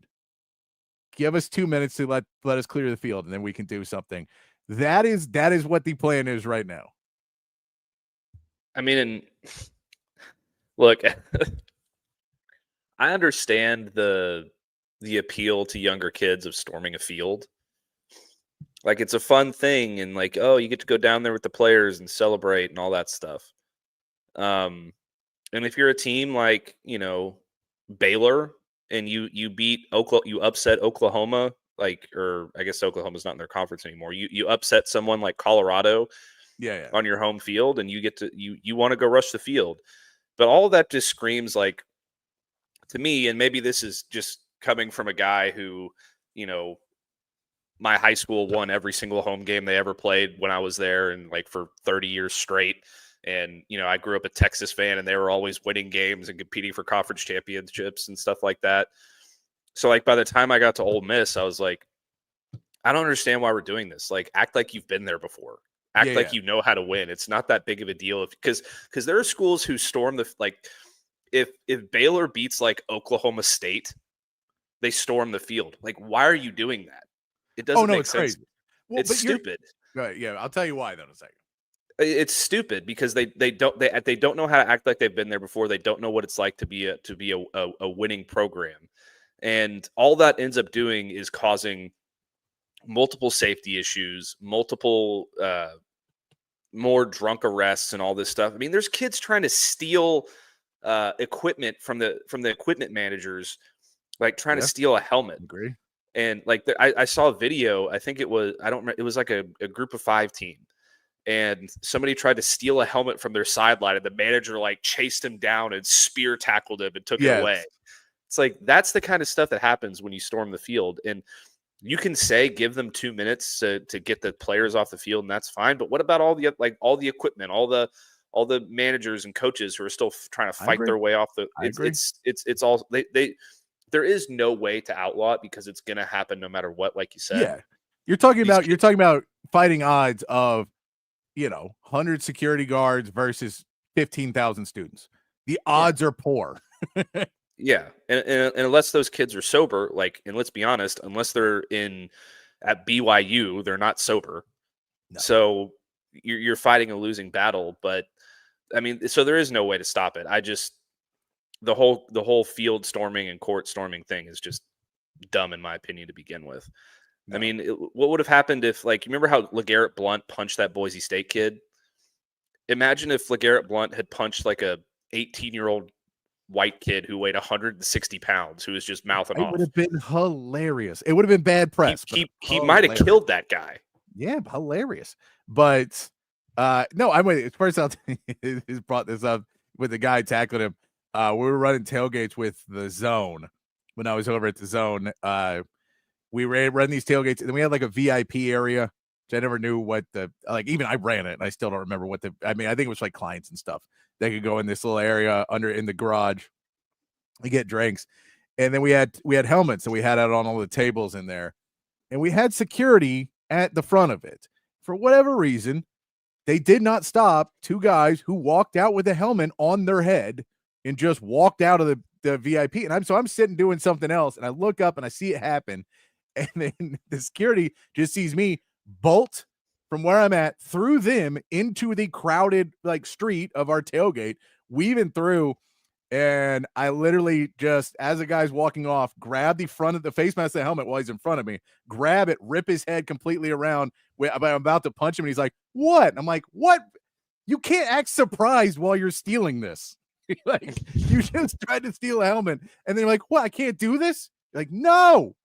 And so I did not end up decking the guy, but it came very close, and I did probably hurt his neck pretty bad by ripping a helmet around while he's walking. And then we got the helmet back. He did. But that was like, I get what you're saying is people just take whatever, people don't care at that moment, especially if they're drinking, they don't care. And so I'm with you. But this is the thing, because we would talk about this about Texas and Texas mentality for the last 15 years, and everybody you talk to that's around our age, maybe a couple years younger.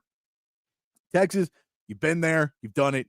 Texas does not storm fields. There's not a team we could beat that deserves the respect that we are so surprised we beat you.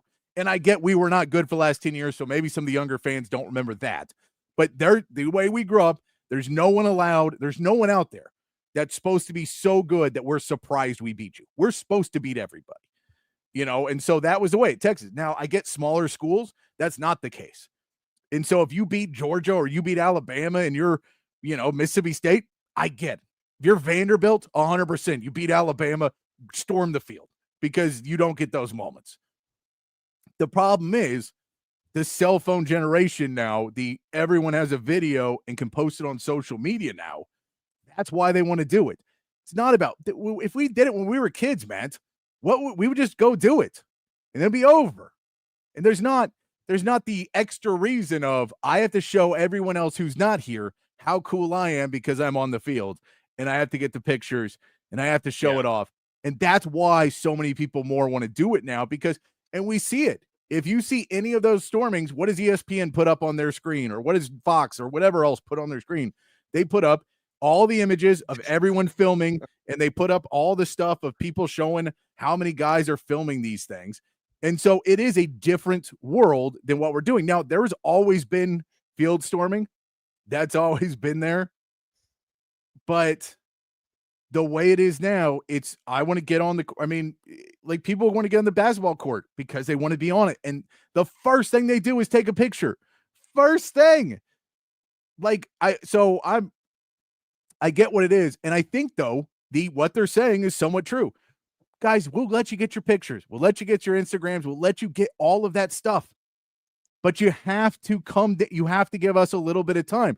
And now you change your priorities now as security, in that sense that you don't have security necessarily guarding the rails to make sure everybody doesn't come down, because you're like, screw it, they're coming anyway.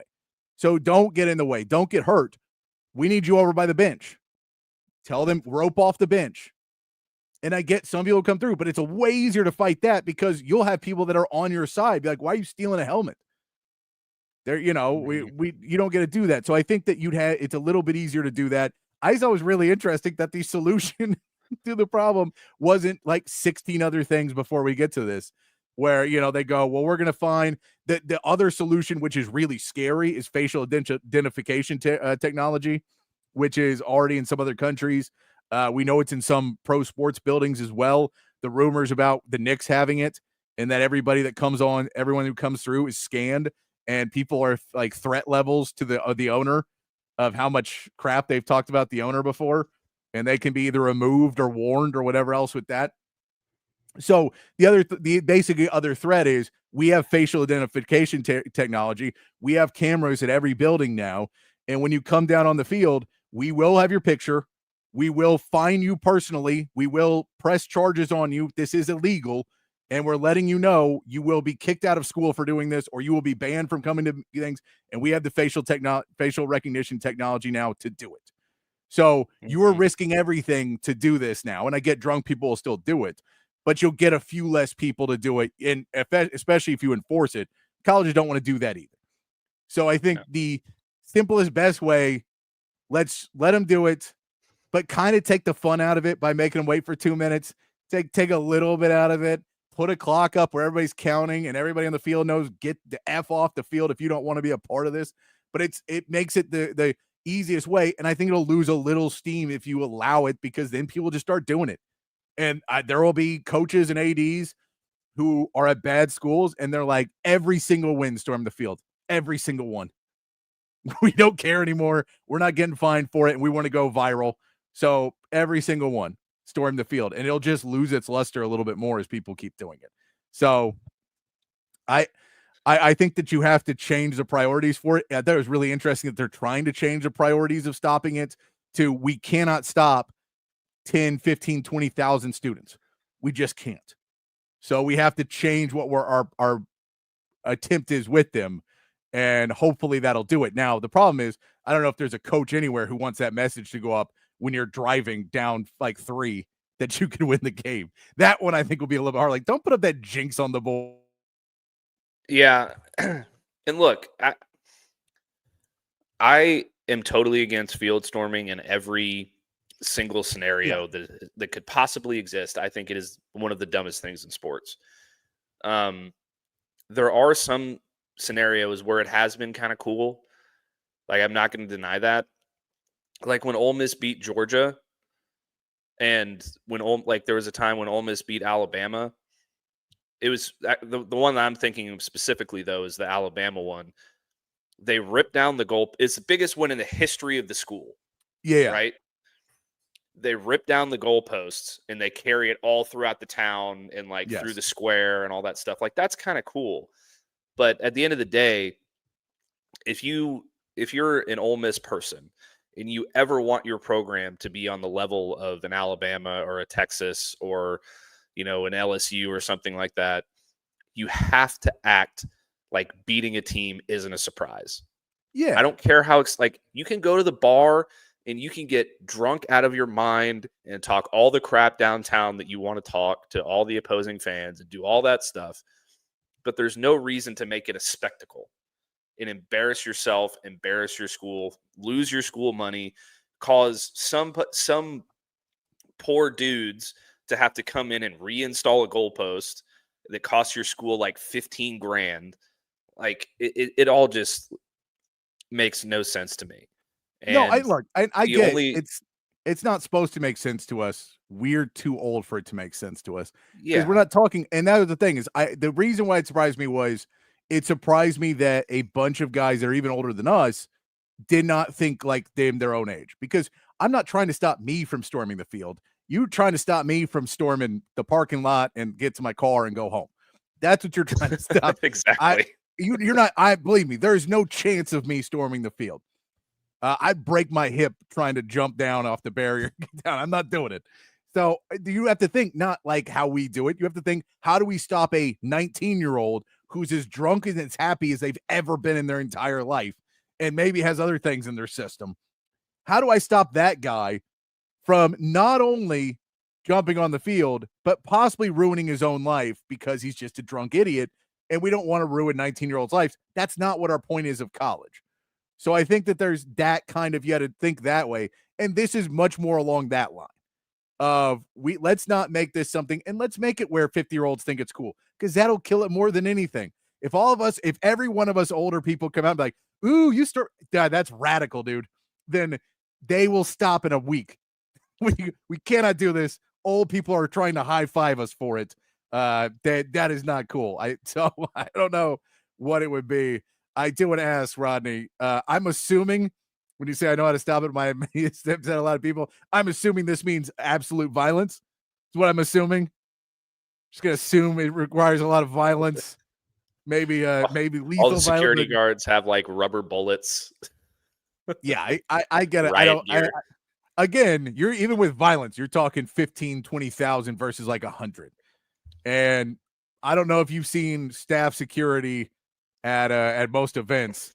That 100 ain't a crack staff of there's the leaders who could be decent, and then there's a lot of people who just need a job. Well, we saw it at the Michigan-Ohio State game last year. There was security guards and cops tear gassing players because they got in a fight. Yes. Like, what are you doing? Man, that was. You're going to tell me that those guys are going to act all. Yeah, see, pellet guns. You're just like pellet guns is literally pellet guns is like you're going to blind like 16 kids. That's about what it'll do. You're like, we just blinded like 16 kids. Hopefully, none of their parents are lawyers, and then But like they're still going to get stormed, and whoever has a gun is probably going to get beaten to death with that pellet gun. So 90% of the security guards that they hire are like, job. Guys that need a job, who have a high school education, who work the majority of their time as bouncers and like security guards at malls and ice cream shops and all that kind of crap. You think that they're going to have the restraint and the responsibility to not just decide they're going to beat the crap out of a kid because he was talking smack to him? All right, what about this? What about this, Rodney? This is just for you, Rodney. I think the rest of you are going to be against it. For every student who comes in with one of those like passes where they get cheaper tickets, part of it is you have to get like a bracelet that you can't take off by yourself. And we put in a visible fence around the field, right? And if you pass it, it's going to shock the crap out of you. Not going to kill you, just going to shock the crap out of you. So put an electric fence all the way around. Yes, a big invisible electric fence like a dog, and just have that around, and everybody doesn't block the thing, and just all those people with the wristbands on, they're just gonna, they can't get them off, and they're about to, shock the crap out of themselves. I think that there, it's a nice and easy fix, extremely inhumane, probably not going to be approved by a lot of people. I think the way we're talking about might be more apt. And honestly, just next time someone talks about it, don't say it's stupid. High five them and say radical, dude, and we'll kill it in 2 weeks. Before next season, it'll be done. All of us boring people can do it. You're the bee's knees, kid. Oh, man, dude. Dude, I remember when I was younger, right? We stormed the field, and we were the coolest kids ever. We went to the sock hop after. Oh, I got down. I even slow danced with your mother. It was great. So I think we can kill it that way. That's the plan right now, is to kill it that way. All right, let's take a quick break there, Matt. We come back. I still want to talk a little bit more because Sean Miller spoke to the media. We haven't talked a lot of Texas basketball, but he said some pretty interesting things. So I want to talk a little bit about what Sean Miller had to say, and then get into some NFL talk as well. Cowboys and Texans both partaking in OTAs. So we're getting a couple reports out of that, and just talk about what we want to see about the Texans OTAs. Seen a couple reports about it, but not too much. We'll talk a little bit about that. And then some talk about rookies as well as we get into it. Still got to talk some NBA playoffs as well. Whatever you guys want to talk about, throw those in the chat. Appreciate you playing along with us today with all of your solutions that are seeming to get a bit more illegal as we continue on the conversation about how to stop storming the field. Maybe these are going to get us put on a list. But we'll keep it rolling here on Texas Sports Unfiltered. It's Open Gym weekdays 4 to 6 right here. Now, stepping up to the plate is a household name, weighing in at roughly 115 pounds with a wingspan of 98 inches. It's Samsung. Kid, I know it's baseball season, but this isn't what I meant when I said to incorporate sports into the company commercial. Sorry, old man. I just want everyone to know that audiovisual consultations can make your home feel like a stadium. That's true. Audiovisual provides stadium surround sound, huge screen video, controlled lighting, and even temperature control. On our roster, every customer is an MVP. Sounds like audiovisual knows how to score a home run with our customers. All right, kid, that's enough with the baseball puns. But I'm trying to tell everyone that audiovisual is a real catch. You'll glove our services. Kid? There's nothing coming out of left field when you give us a call. We won't break your balls. Kid, we only have a minute. Pitch, please. I don't need your attitude right now. Rest assured, listeners, audiovisual is much better at installing and designing custom home theaters than we are at making jokes. Just check our stats. Give us a call at 512-255-8678 or visit us online at avconsultations.com. You see covert everywhere. It's that personal level of just feeling like it's a personal family interaction. The customer service, it's impeccable. It's unlike anything I've ever experienced buying a car.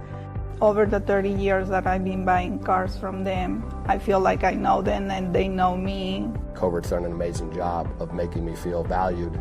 If you purchase a vehicle and you want to feel like you're part of a family, join the Covert family. Come and experience it for yourself. Covert, born and raised in Austin.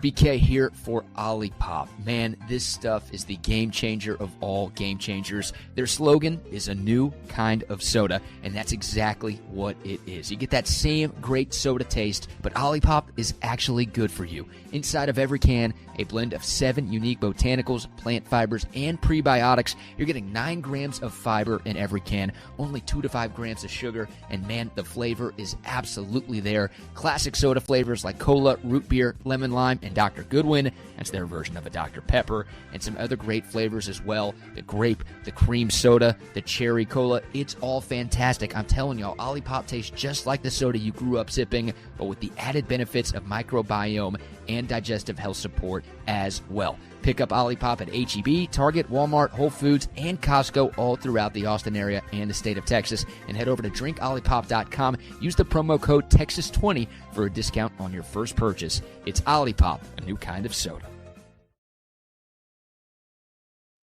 Welcome back here to Open Gym on Texas Sports Unfiltered. Myself, Patrick Davis, alongside Matt Galatzan of Texas Longhorns on SI. Keeping it rolling here on a Thursday afternoon. It's a short week. I have to keep remembering what day it is. It is a Thursday. Clayton says, release the hounds. Water cannon too. Guys, these are not realistic plays. I think the hounds could also go for the players. It might be a problem. The hounds may not know exactly who to attack, so that might be a problem. And the water cannon, it only works if we can hide it in the regular cannon. If we can shoot it off like the actual cannon, I think it could be fun. That'll be a fun way to do it. I have an idea. Okay. Instead of punishing the kids for rushing the field, why don't we reward them for not? And you can say, for every student who doesn't rush the field on your way out of the stadium, we'll give you a can of Zen, or we'll give you a beer, or we'll give you something. I'm not sure we can give away a beer to a bunch of 19-year-olds, but I like the concept. It's just as dangerous as the other one. I like it. So rewarding them for not going in. I think you have to if we get a shirt that says, I watched a bunch of assholes storm the field from my seat, and all I got was this lousy t-shirt. I think that would be a great one we could give them. That just, you don't get this. We'll give you a $25 gift card to the local restaurant that you get drunk and eat at. And that's free drinks and food on us. That might get expensive, but I like the theory of rewarding good behavior instead of punishing bad behavior. Someone's read parenting books or something before, but Matt's got the actual what you're supposed to do down. All of us are just like, give security baseball bats. And it's like, well, maybe we can make them not storm the field. No, they're coming. Yeah, Rodney, no bad water cannon jokes. You guys are, I'm sure it's not, whatever your water cannon joke is, I bet it's not legal in multiple states in the United States. That's what I think that joke's going to be. Yes, I think I like your rewarding good behavior. If everybody stays in their seats, we'll come by and we'll hand you something, and you don't have to go. Because I think if we just said, hey, when you leave, then we'd see guys storm the field, get their pictures, and then try and hop back up and leave the right way. And that's like, no. You don't get both. You don't get storm the field and get your thing. If you're out of the stadium in 5 to 10 minutes, you get a free Chick-fil-A sandwich. You want to hang out in there and nothing else. You don't get anything else. No, I like that. That's positive ways of doing it. It's positive versus our ways, which are just let out the knights of medieval times out there. So eventually it's going to turn into the Roman Colosseum. It was like, make them all fight to the death.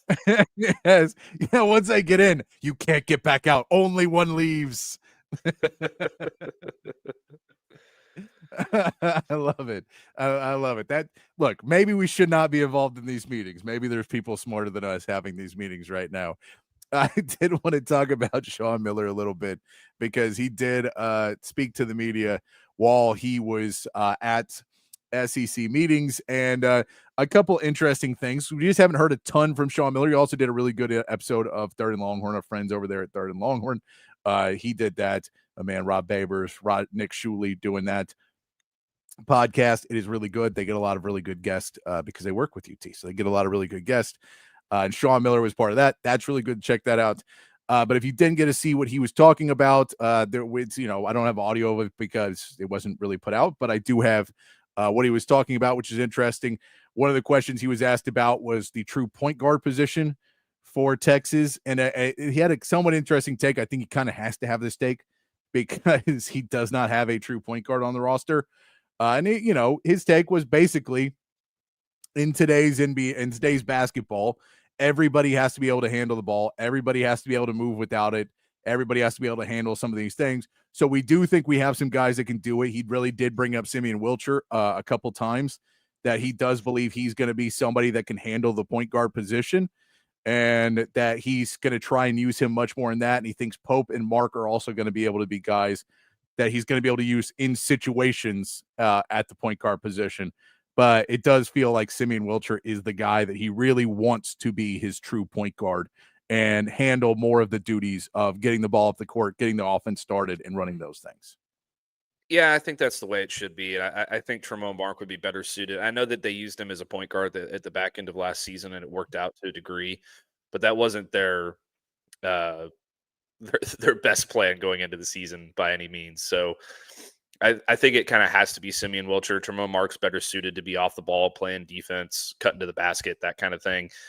And maybe when Simeon Wilcher gets off the floor, you can move Tremont Mark over and he can run a little point guard, or you can have Jordan Pope do it. But Simeon Wilcher does seem to just be the best suited player. He's got the size, he's got good enough handles, he's a good enough distributor, and he's not going to be an absolute liability, on the perimeter where a guy like, a smaller guy like Jordan Pope might be. So, I think it's a good point.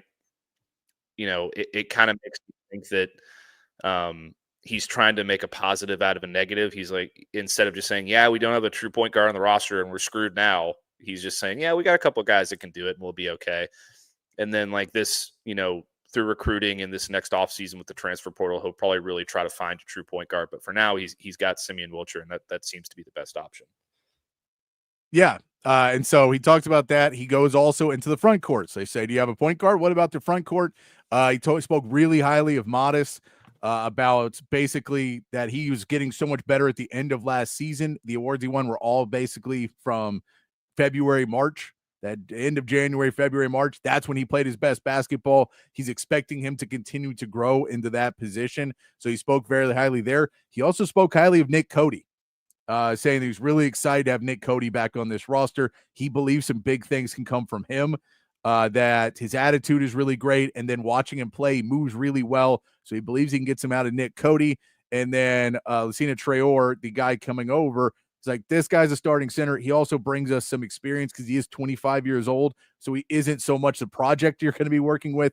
This was going to be our starter, Xavier, last year. We believe he can give us some solid minutes as well. But that front court looks a little bit stronger to have some guys in there. And it was kind of good to hear him say some stuff about Nick Cody as well, because you're just not sure about, he kind of inherited him. I know he had to keep him and pitch to keep him, but he does, and he throws that in there. He also didn't mention John Clark, I don't believe. So I wouldn't expect John Clark to have a huge role this season coming in as a freshman. You don't normally expect a lot of freshmen to have big roles in college basketball, but he does mention Modest first, then Nick Cody, then Lucina Traore. So that maybe gives you a little idea of what he's expecting at that position. Yeah, it's kind of interesting to me because he did say some really good things about Modest, but the stuff that he said about Traore, about not being a project and being, a starting center, makes me think that, they'll probably go with like a Nick Cody or Cam Heidi at the 4, and then they'll just have like a two-man center rotation with Traore and Modest, and it'd be really solid. Like one guy, gets a little tired, or it's his time to come out. You got another 7-footer coming in off the bench, and then they can just rotate and they wouldn't get too tired, and foul trouble wouldn't be as big of a deal, as opposed to throwing both of them out there and then potentially not having as much behind them. Yes. What he said about Nick Cody makes me wonder if he's going to get more playing time than even I initially thought. Like I figured he'd be part of the rotation, but if he's calling him out specifically, maybe he's really confident in this guy and he thinks that he has a chance to be a starter if he earns it. I don't necessarily foresee that happening, but it could very well be the case. He's a talented player. That's why he was brought in originally. But it's a good conversation to have, that we're talking about, like, we've got two guys who could start at center and who are pretty big guys and who are good rebounders and good rim protectors. And we've got these other young guys at the 4 who are really confident in it and who are big body guys, as opposed to last year where you just had, Shedrick, who's 6'8", trying to fight off mountains every week. So it's definitely a good situation to have this year as opposed to last year. Yeah, and I mean, I think we could also see Dalen Swain come in as that number 4 as well, as he's a little bit bigger of a guy. He can make them move a little bit faster. So I could think you could see that where it is a rotation of Nick Cody and Dalen Swain, maybe rotating a little bit in that 4, and then Swain also playing some 3 minutes as well, and then Modest and Traore kind of shifting off at that 5, but having Cody maybe taking some of those minutes at the 4 from Swain maybe gives you a little bit of that. He did talk about Swain as well, that he was basically like, Swain can do everything well, but by the way, don't expect him to score. Which I thought was funny because he said it a couple times in the answer where it was like, guys, he can do a lot of things. Scoring isn't one of them, but he does a lot of things well. Don't expect him to shoot a lot of shots. He can get to the rim. He can dunk the ball. He can put back shots, but you're not expecting Dalen Swain. I don't think he wants to put the pressure on because he maybe saw the reports and everybody talking about how great of a guy. And when you see that, you normally think, oh, that guy's going to put up 15, 20 for us. And that's not what Dalen Swain's game is. He's going to be one of your better defenders. He's going to be one of your better rebounders. He's going to do a lot of things for this team, but he's not necessarily going to be a guy that you're going to integrate in and try and get him the ball a lot to be able to go move around. And I think that's a little bit more of where he was trying to make sure no one had super high expectations of Dalen Swain averaging 15 to 20. Yeah, and not expecting Dalen Swain to come in and shoot 9 threes in a game or something like that, because that's not his game either. It's good to temper expectations for players who, I mean, let's be honest, the majority of Texas fans who are going to be watching these games have no idea who these guys are. So all they know is we got Dalen Swain, who is a 4-star transfer, and he came from Xavier under Sean Miller, and he looked really good against us, and that's all they know. So they don't know how he plays night in and night out. So kind of dictating those expectations of like, okay, these guys are going to be our scorers. These guys are going to be the guys that do this. These guys are going to be the guys that do that. It's a good idea, and I think he knows what he's doing. He also was asked about Ryan Conwell. Did he try to get him? He goes, we tried. Didn't want to come. So he did mention that as well. Funny. And then a funny thing I saw in there was you talking about the net positives and negatives coming to Texas. He was like, it's all positives, which is the coach's answer, but he did mention the practice facilities. Like, this is a huge part in us recruiting is you have a brand new practice facility and everything can be done. It's still the dumbest thing that I think has ever been done in the history of dumb things. The planning of this, that when they built the Moody Center and the practice facility, they're next to each other. There's not a door between them. Like, there's not, there's a wall connecting them, and there's no wall. There's no door on that wall. I walked through it because I've been there with people from the team, and they're like, it's so dumb. There's not a door right here that we don't have to go out and back in. Yeah, that's kind of questionable. It's just a dumb, like, for whatever reason they did it. They didn't build a door when they were pouring the concrete, and it's too late now. But that's one of those ones. I don't know why it is that way, but they didn't do it. I think it was because of something where they didn't want Texas to have access to it, to the garage, when it wasn't Texas being used, because it's not owned by Texas. So I think it had something more to do with that. But for whatever reason, they're right next to each other. They have a connecting wall. It's a really nice facility as well. So it's really good to have that. Couldn't they have just locked the door? You would think there'd be solutions for this, but it ends up too that they also talk about the one comment he had that really made me question it. I was just curious about is he mentioned the upper deck seats when he was talking about the Moody Center. I'm like, does he know that those are blocked off for the game? We do not. Now, look, I love if he's so far ahead of himself, he's like, we're going to pack it out. They're going to have to open up those seats because of how many people are putting in. But those upper deck seats are not available for Texas games. Those are I don't know if you've been to one yet, Matt, but they put down screens and then they now show stats and video and everything on those. Basically, the white screens. They have projectors that shoot up on them. So you can still it makes it feel much more intimate. It does contain the sound inside of it. It's done very well, but I think he just saw the building without those things down. So I don't know if he understands that the upper deck's not there. I'm sure someone will tell him though. He'll find out before next season. He won't walk in game day one and be like, hey, where'd the upper deck seats go? So it's just an interesting thing to see.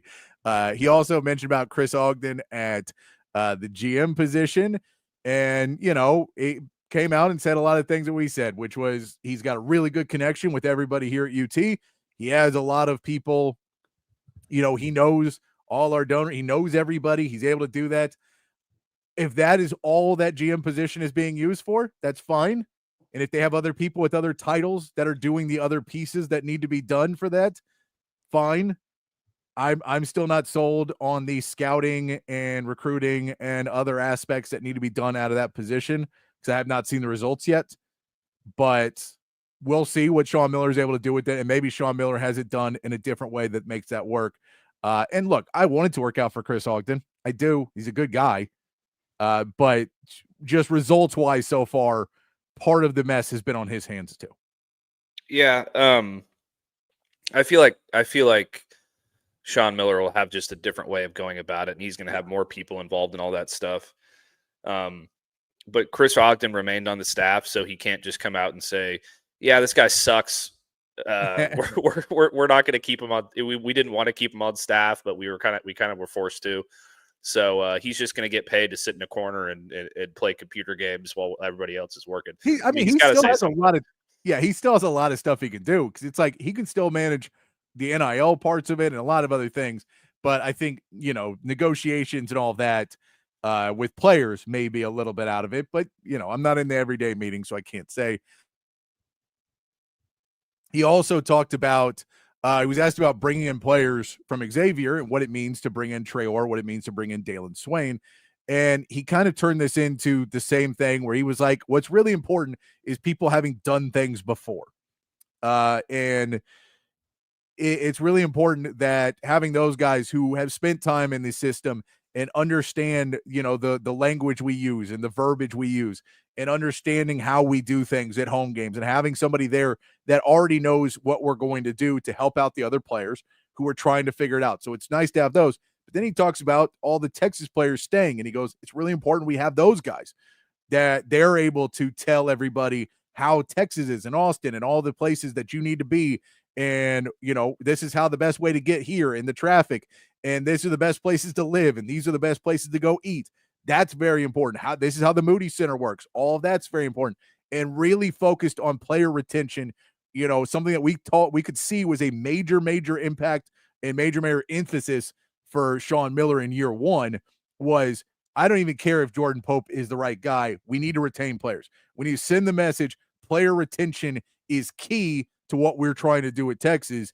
And he sent that message loud and clear. And in this, he was still fighting that. Player retention is our key thing that we really want to build this team as we keep trying to grow it. Yeah, and I totally agree with him. Player retention has become such a problem in college basketball. I mean, I've referenced this a couple times before, but there was a graphic that came out before the NCAA tournament.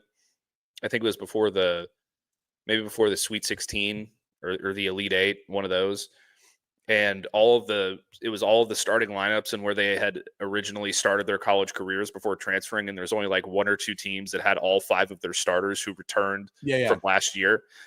And, those are the teams that typically have the most success in college basketball, are the teams that can retain good players who are good enough to go somewhere else and get an NIL deal, but we're going to keep them and we're going to develop them and we're going to give them a chance at the NBA or, a chance to win a national championship or whatever.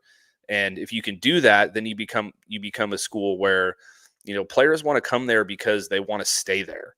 They're not just coming there to get an NIL check and mail it in and then try and cash it in next year somewhere else. So that's a huge part of trying to build a program and become a power. And I think he's absolutely right to emphasize that. I mean, the stuff that you talked about with like just even the simple stuff, like where's the best place to go get a burger? Yeah. Where's the best place to go, get an apartment? Where's the best place to go get a drink on, on an off weekend or whatever? Like that stuff's actually really important because, a lot of these guys come in, they have no idea what they're doing. They have no idea where to go. So if you have guys in your roster who can be like, yeah, when you get to when you're going to the Moody Center on game day, if you really don't want to be late, you want to take this route on this street to go back this way. Yes. And it just builds the continuity of your program in little tiny micro ways. So I think it's critical and super important. I'm glad he's emphasizing it.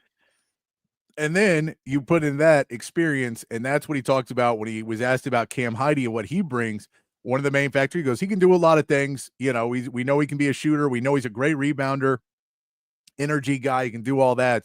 But he also basically brings in the experience. The experience is huge for what he's done because he's played in a national championship game. He has been, you know, deep into the tournament. He has been with a really good program at Purdue. He's done a lot of these things. So he brings you a little bit more of the knowledge and experience of what it takes to get there and, you know, how rare it is, because Cam Heide knows the Purdue program that's been bounced by a 16 seed and played for a national title. Like, he knows those types of things. So his experience is something that really, I think, Sean Miller is really excited to get on this team to give a perspective for a lot of guys who maybe played in a game or two in the tournament, who have been able to be around the programs that have been in the tournament, but they haven't been at that level before. And so I think getting a Cam Heide, he feels good about, you know, as you get later in the season, somebody to say, well, Purdue, you know, maybe we didn't bitch and moan as much about an extra practice or, you know, a little bit extra work and doing this. This is the thing I watched. The guys I knew at Purdue who went to the NBA and guys I saw do this, this is what they were able to do. And you add that factor in a little bit more, just a little bit more experience from somebody like Cam Heide. Yeah, I mean, if you look at the football team, this is kind of their same deal. Like, they bring in a guy like Andrew Makuba, who has been at Clemson, who's competed for conference championships, and who's you know, been a part of a really good Clemson program, and he becomes one of the most critical pieces of that team because of his experience. He's only there for 1 year, but he makes a massive, massive difference. The year before, Adonai Mitchell, he's played in national title games and college football playoff games, and he knows what it takes to advance past that point. Yeah. You know, Isaiah Bond was another one who's like, you know, if we're really going to be a championship team, these are the things that we did at Alabama under Nick Saban. And you know, Coach Sark, he knows how to he's doing the same thing. So this is how we're supposed to do it. And he comes in already knowing what that takes. So the fact that Sean Miller is kind of embracing that idea with guys like Cam Heide and, you know, Simeon Welcher, who was with a really good team before he came at St. John's. It's like all these guys know what it takes to be part of a winning program. And they're not just bringing in a super raw prospect who played 1 year at San Jose State and who's like, you know, like it's guys who know what it takes, who knows what it takes to be successful. And that's huge for if you're building a winning program. Yeah, because that's like we talk about Lucina Traore, but he does not necessarily bring the experience of being at a big pro because he came from Long Beach State. So, you know, before he was at Xavier. So he's playing at the highest level he's played at. Some of these other guys have played at some pretty high levels. A couple more things he mentioned. One was recruiting. I liked his recruiting idea, which was we're not trying to bring in 5-6 guys. We don't want to be a program that's always bringing 5-6 guys, lots of turnover, everything else. We want to bring in 2-3 guys that we feel are the right guys every year. So we're not trying to add, you know, some programs do try and get 4, 5, 6 freshmen, really try and build up classes. He wants to keep it pretty steady, add 2 or 3. Like if there's 4 that are really that we like, we'll go for 4. But really it's 2 or 3 good recruits every year. That's where we want to go. We want to try and just get the top guys that we really want. That's their plan. It makes sense, you know, when you talk about what the budget would be for a Texas and trying to put it that if you do a lot more recruits, it shifts your budget because now you have to play freshmen a lot more because if you're getting 6 of them, you're paying 6 guys to come to your school now. You may have to use them a little bit more because that's a transfer of somebody else you might not get that could play for you right away. So you're trying to build to get to something bigger down the road, but you're going to have a little bit more off time in between. Some of these programs have a couple more donors for NIL. They can get away with that. Texas wants to do that. Also in the sense of player retention, you know, if you have 6 guys, you're not keeping a bunch of them. So that means every year people know as recruits, they're going to recruit us and it's a Hunger Games to see which one of us they're going to try and retain after year 1. Yeah. And if you, and again, I hate to bring this back to football, but like that's what Sark does with his recruiting too, is he brings in the guys that are best for his program and his vision.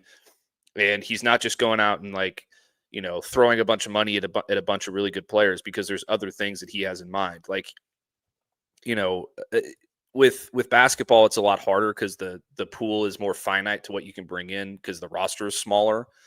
But if you bring in 2 or 3 guys who you feel really confident about, and you're like, if you come here, you will be playing basketball for us at a high level within 2 years. Yeah. And you'll be a big part of what we do. And that's how you build a steady program that keeps players around, is you're not just like, okay, yeah, we're going to go recruit all the top 5 stars, and those are the only guys we're going to target. And if we strike out on those guys, we're just going to go to the transfer portal. You want to bring in talented players who want to be there. And it sounds like that's what he's trying to do. And I'm a big fan of it.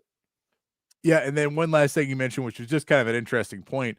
He talked about how the COVID years being gone now, that the last guys with the COVID years are out, that the transfer portal was just a little bit different. And the cycle was a little different this year because you lost out on a lot of experience in that portal that had been around an extra year. So you lost basically 2 years of guys last year. You lost the COVID year guys and the seniors from last year. So there was a extra push of guys getting knocked out. So it did take away a little bit of what you got. So it was an interesting point of like, we went out scouting. I was used to having more options. And now the COVID year guys were all gone. And so maybe there wasn't that veteran you could bring in to really help you that you thought would normally be there. That guy's no longer in the portal because he doesn't have that 5th year. Now, I know there are guys fighting for that 5th year, like Zakai Ziegler, who I swear has played for Tennessee since 1952. But Zakai Ziegler wants his 5th year. There's no way he's only played 4 years in Tennessee. There's no way. But Zakai Ziegler is fighting because basically they're saying some players were able to make NIL for 5 years now. So just because I played, I should still be able to make 5 years of NIL is the basic argument that all these guys are making, even though if anybody's allowed to make 5 years of NIL because they redshirted and got paid their redshirt year, I should still be allowed to get 5 years of NIL. That's the argument. I don't know how much it's going to hold. I don't know how much the NCAA wants that to happen. I don't know how much college football playoffs or anybody else wants that to happen. But that is what these guys who realize that their basketball playing days are somewhat, at least the money they can make. Zakai Ziegler at Tennessee can make a lot more money than probably anywhere else because he's undersized. So in college, he means a lot to Rick Barnes' team. But other than that, he's not really a G League player because he's just too small. And even that, he'd probably make less money than he'd make being a Tennessee Volunteer for one more year. So it's just an interesting point that is the COVID years are gone. They're trying to fight for one. I don't see it happening before next season. It seems a little bit late for that to pass now. We're already in May, and I feel like there's other issues still on the table that will come before it, so I wouldn't expect it to happen this season. No, it shouldn't happen. I mean, eventually you're going to end up with, if it's kind of a slippery slope because if you allow it this year, then it just becomes a thing going forward. And now you've got guys in your program for 5 years and your rosters are more tight, and then recruits have to go elsewhere. And it just becomes a bit of a slippery slope. Just, yes. 4 years and out. COVID was 5 years ago now. It's over. Let's just move on. Go play in Greece and make some money and go sit on a beach or go play in. It'd be like our man Brock London. Cunningham playing in Belgium. Yeah, I mean, that'd be so much fun. Just go do that and make a little money there if you're not going to make it to the NBA. So let's talk a little NFL now. That's our SEC medias. I don't think we'll have any more. If we get any more reports out of it, we may go back into it a little bit tomorrow. But I think we've covered most of it, man. I think we've hit most of what we got out of the SEC meetings. I think so. But I do want to talk some NFL as we've still got a little bit of time here in the show today. And one of the things I saw an article about, and it was kind of curious, and I wanted to get Matt's idea on this. This is one of those fun things I like looking at for myself personally, is about the rookie quarterbacks and kind of trying to guess a time when these quarterbacks could start playing. And so going through all the rookie quarterbacks and guessing when they will get their first start, when these guys might get into a game and start playing. And so I thought we'd go through all the rookie quarterbacks, Matt, and kind of put our prediction on.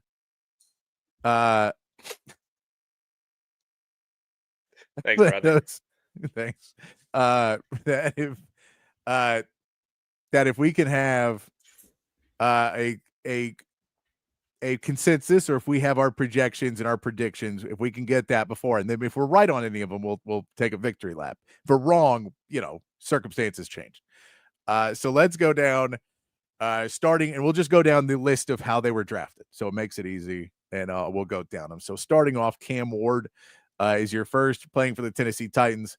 I kept seeing these articles about Will Levis and him trying to welcome in and work with him and be a good sport, even though they're competing for a position. You kind of want to tell Will Levis, I don't think you're competing. And I get why you're being nice, because you want him to speak nicely of you and be like, we should keep Will Levis on the team, because I don't think you're playing another game for the Tennessee Titans unless Cam Ward gets hurt. Cam Ward feels like he is a week 1 starter for this Tennessee Titans team. They're not a good enough team to say we can't put him in week 1. I don't see any reason why he's not the quarterback week 1. I know ideally you push your quarterbacks off and wait on them and give them a little bit more time to get used to it. I just don't see Tennessee doing that. I think he is a week 1 starter for this Tennessee Titans team, and Will Levis is the one holding the clipboard as we go into week 1. But there's some people that believe, the right path. If you're going to be bad anyway next year, you might as well say, screw it. Let's let him, learn for a little bit before we throw him in. If we're going to be bad either way, we can let Will Levis play 8 or 9 games this season and then bring in Cam Ward to see where we're at halfway through the season, or we can sit him out the whole season. Who cares? We're going to get him more ready to go. Where do you see Cam Ward playing getting his first start? I mean, realistically, he's going to start week 1. You don't draft a quarterback number 1 these days without the idea of him being your starter from day 1. Yeah. In an ideal world, I would let him sit the entire season, just because I don't think that rookie quarterbacks should have the burden of coming in and starting immediately if your team's just going to be back at the top of the draft next year. Like, sit back and learn the game and all that stuff, but that's not going to happen. He's going to start week 1 for sure. Yeah. By the way, shout out to Chan, who asked if the construction company who did not build the door between the practice facility and the Moody Center was from A&M. So that was shout out to my man Chan there in the text line. Yes, probably. He could have been from Texas Tech. Who knows? But he wasn't from Texas. I'll tell you that. All right. Our next quarterback drafted, Jackson Dart, coming over to the Giants. Now, he's a first-round pick, so you could say week 1, but they do have Russell Wilson. You assume Russell Wilson at least deserves the respect of being a week 1 starter still, and still taking the first look. They still have Jameis Winston on this team as well. We won't even mention Tommy DeVito, but they still have Jameis Winston. Now, either Jameis Winston or Tommy DeVito is not making this roster. I don't think they're going to carry 4 quarterbacks. But Russell Wilson, you assume, is still a viable week 1 starter. But I don't think any of us assume he's going to finish the season as the starter. At least I don't. So when does Jackson Dart get his first? Is he a week 1 starter? Do they say, sorry, Russell, I know you came here, but Jackson, we're just going to go with him? Do they sit out Jackson the whole year? Or is there a point where they say, we got to go with Jackson Dart? It's our time. So I think that if Brian Daboll had his choice, he would start Jackson Dart from week 1, because in that scenario, like, it's my quarterback that I drafted, that I wanted, and maybe you're going to fire me at the end of this year. So, but maybe I convince you that this guy's upside is so good after this 1 season as the starter that maybe you should keep me around for 1 more year or whatever, so that I can progress with this guy. Because look what I did with Josh Allen. Which is definitely a possibility. I do think Russell Wilson probably starts the first couple of games.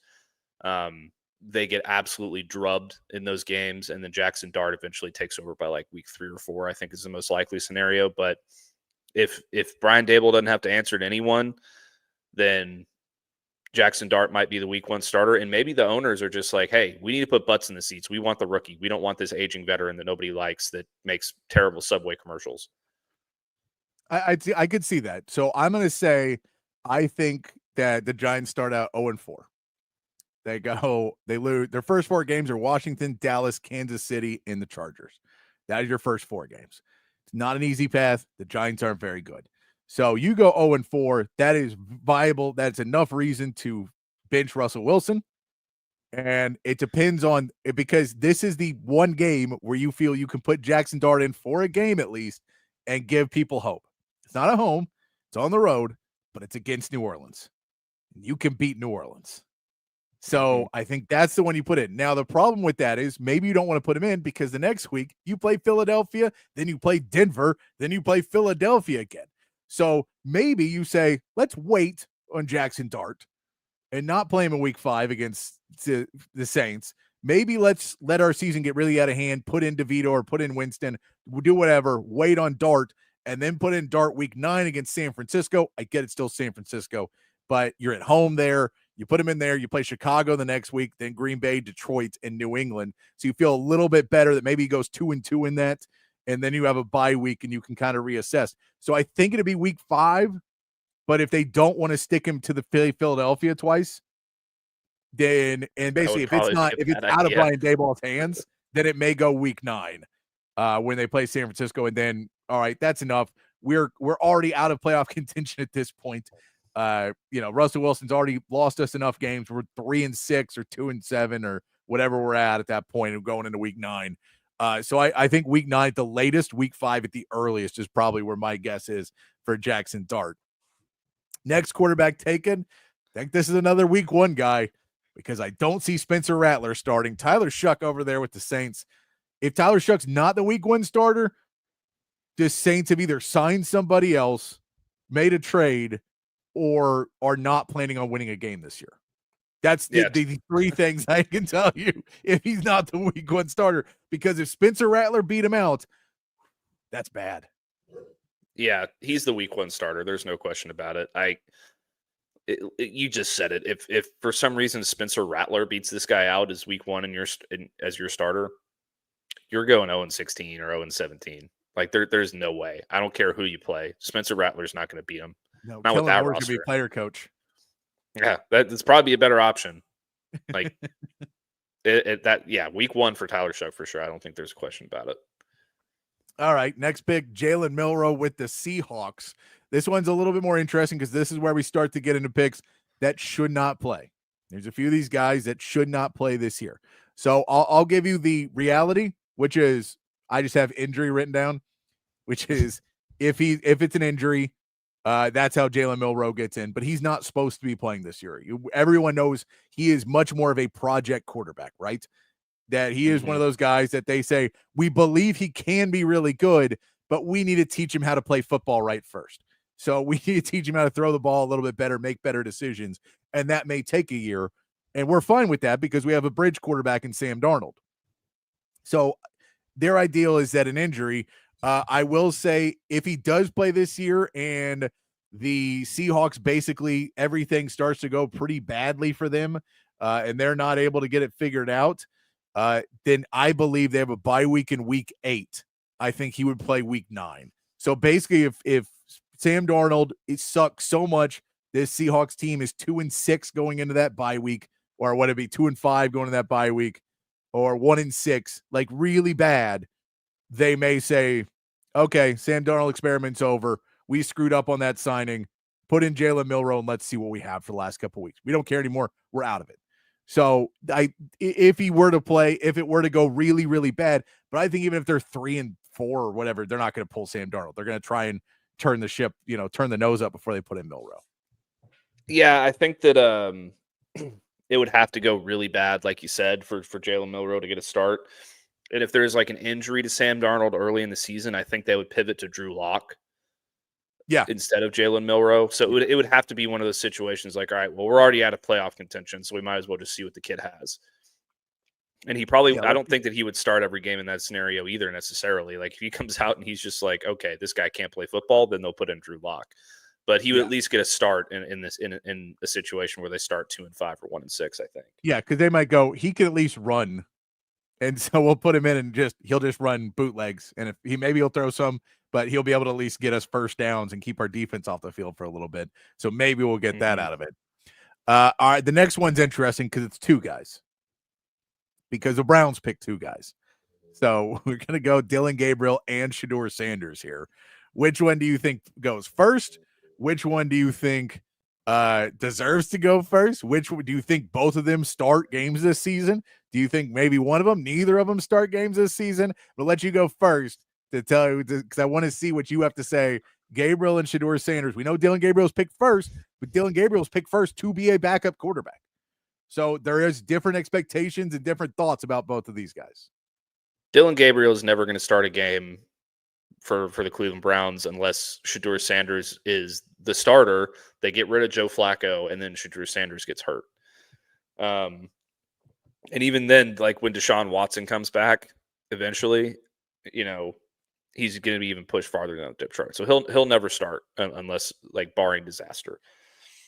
I think that Cleveland is going to really, really push for Shedeur Sanders to be the starter. I think they're going to make him earn it, but their ideal situation is that he wins the job.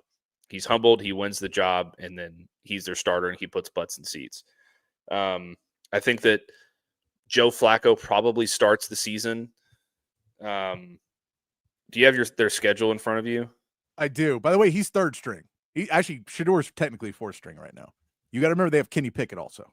They do have Kenny Pickett too.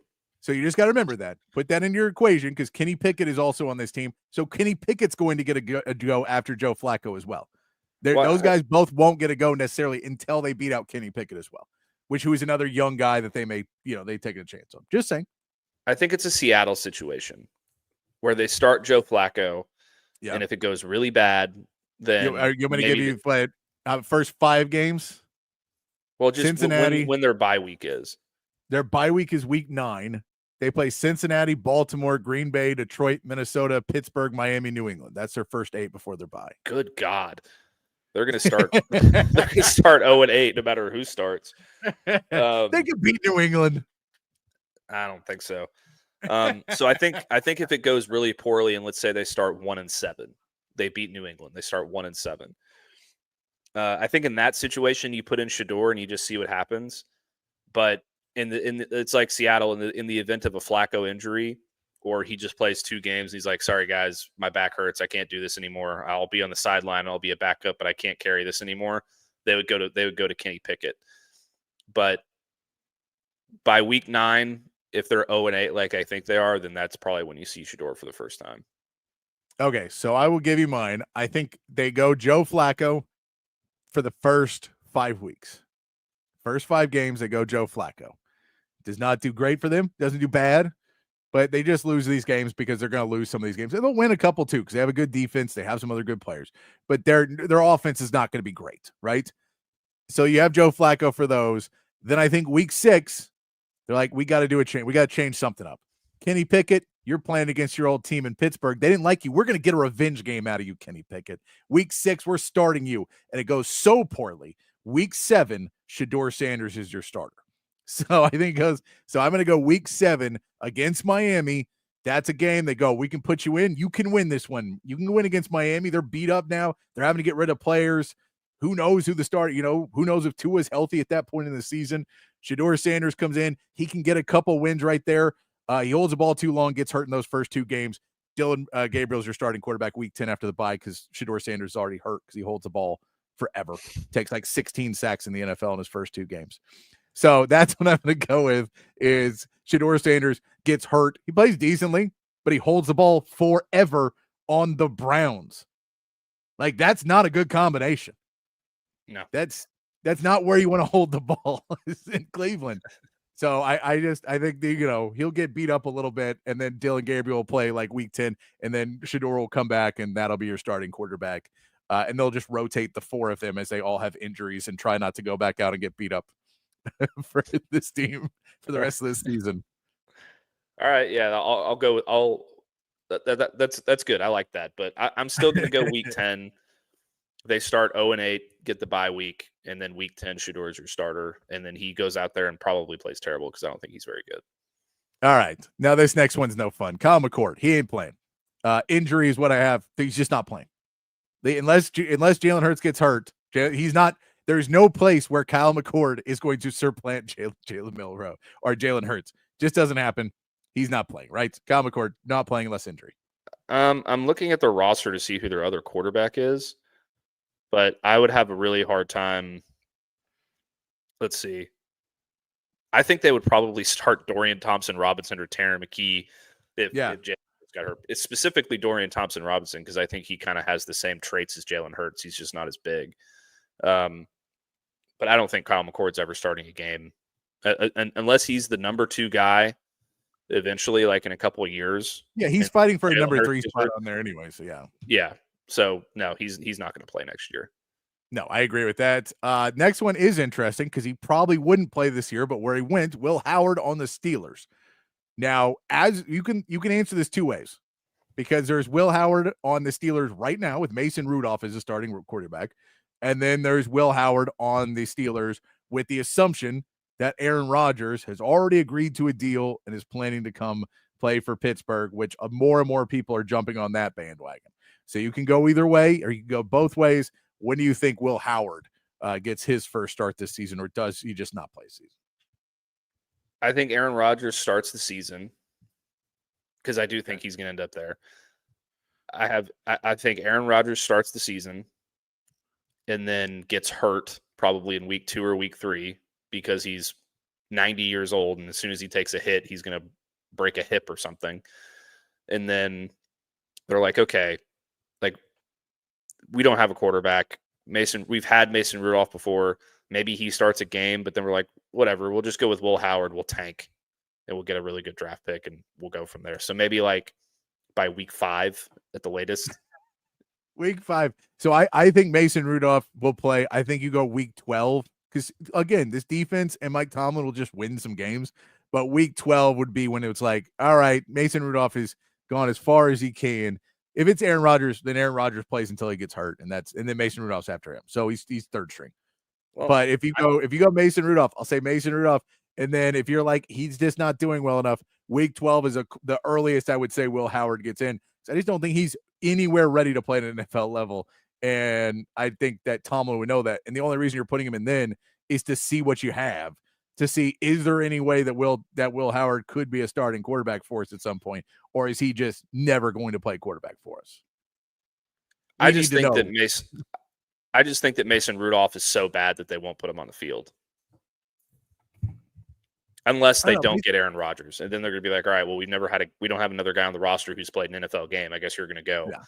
But I'm higher on Will Howard than I am on Mason Rudolph. And that's not a good thing that's not saying anything good about Will Howard. No, Mason Rudolph, at least he just has experience. He's just done it enough that I think that he could realistically get you 2 wins out of 10 games. But I don't know if Will Howard can get you that. Riley Leonard headed to the Colts. They've got all these other players on there, all these other quarterbacks that are top picks in the draft, and Riley Leonard coming in. Does he play this season? Yeah, I think by week 13. Week 13 or 14. They're so bad. They've gone through the Anthony Richardson thing again. They put in Daniel Jones. He does terribly like everybody else would expect. And then they're like, all right, let's see what we got in Riley. Well, you got to remember, it's a Colts. So they put in Anthony Richardson to start. Then Daniel Jones comes in like week 3. Then week 6, it's Anthony Richardson again. Then week 8, it's Daniel Jones again. Then week 10, it's Anthony. You're like, they'll do that for a while. I think if he were to come in, I go week 15 because week 13 and 14, they play the Jags and the Texans. So I think it would be like, okay, once we get through, now they play him again later, but that would be like, we're completely out of it. Our division's killing us. We're done. We can't win games. We'll put in Riley Leonard to see what we have. But the fact I don't think they're going to play him because they didn't play Sam Ehlinger ever. Like they just did not play him unless they didn't have another quarterback on the roster. So I think they'll stick with Anthony Richardson into the ground. Like I think that will, if he throws 16 picks in a game, I think he's still going to be there in reality, just because what they've done so far. Like they're so pot committed and they don't want to admit that they're wrong. So I think Riley Leonard probably doesn't play at all. But if he does, it's either because someone gets hurt or or it's just so bad that they're just completely tanking at that point. Let's see if he can play football. The next few guys are really guys competing for third. They're third on the depth chart. So Graham Mertz for the Texans, Cam Miller for the Raiders, and Curtis Rourke for the 49ers. I mean, none of those guys. No, they're competing for the third roster spot, like the third quarterback roster spot. So, I mean, they may not even make the roster, all of them. But that leads us to our final one. Quinn Ewers. Is there any way Quinn Ewers gets on the field other than injury this season? Other than injury? No. Right? No, because he's third in the. So it's injury based, but that's possible. Very, very. If there's one team that you think this could easily get down, so let me ask you this: if we take Tua and we say Tua goes down like week 2, which I don't want to see, knock on wood, do not happen. I wish Tua to play all season long. Even though I'm a Quinn Ewers guy, I want Tua to be happy and healthy, right? But let's say Tua goes down. So now it's Zach in front of him. How many weeks does Zach get before Quinn Ewers gets the call? So I think in the event that Tua gets like a concussion again early in the season, yeah, his playing career might be over at that point. Yes. So then let's say that happens in week 3, and I don't want that to happen either. Put that out there right now. If he gets a concussion and then they put in Zach Wilson in like, let's say week 4, and then they go, over the next few weeks, they go, 1-8 or 2-7, and their season's over. I think it could be one of those scenarios like we've talked about with a couple of these other guys. Like, let's just put him in. Let's get him some experience. He sat here and he's learned for a while. Let's get him some in-game experience. We're not making the playoffs. We're not bad enough to have the number 1 pick, but we're trying to get some of these young guys some experience. I think in that situation, he probably does it. I don't necessarily have a week to put on it. Maybe like week 15 or 16.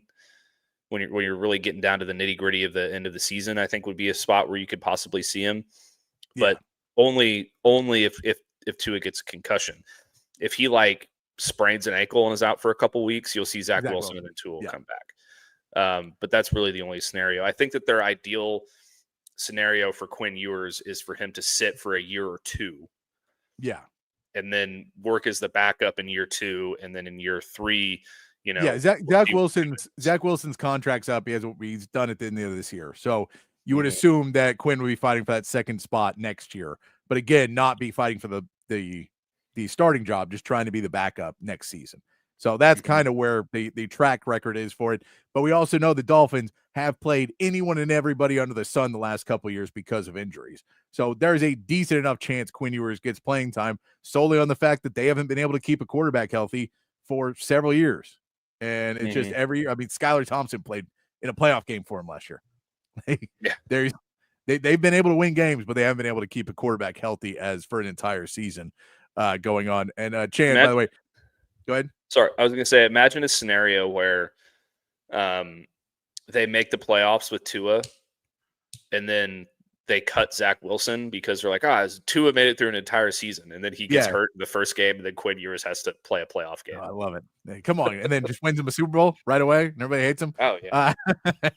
But yeah, by the way, Sam is over in Denver now. Sam Ellinger is over in Denver now, so he can't be in the Colts plans. He is a backup in Denver now after his contract ran out, and he finally went somewhere where it's like maybe somebody respects me a little bit more than they respected me over in Indianapolis and wouldn't let me even get a shot. They love Texas players over there. They sure do. Sean Payton does love that. Let's take a quick break. We'll come back to get to our meathead, make our predictions for if Indy can close out the series tonight as we wrap things up here on Open Gym here on Texas Sports Unfiltered. Hi, I'm Hayden Covert. Welcome to Covert Buick GMC of Bee Cave, your home in the Hill Country for new and pre-owned Buick and GMC vehicles. With beautiful inventory arriving daily, including the GMC Yukon, Sierra 1500, and Buick Enclave, you'll be certain to find the perfect vehicle at an incredible deal. Our service department is also open for all your vehicle maintenance needs. Visit us today for a test drive. Covert, born and raised in Austin. We are professional grade. Altstadt Beer, the best beer that you can find all throughout the great state of Texas. Y'all know I've been a fan of Altstadt for years now, and if you try it, I think you will be too. If you've already tried it, you know exactly what I am talking about.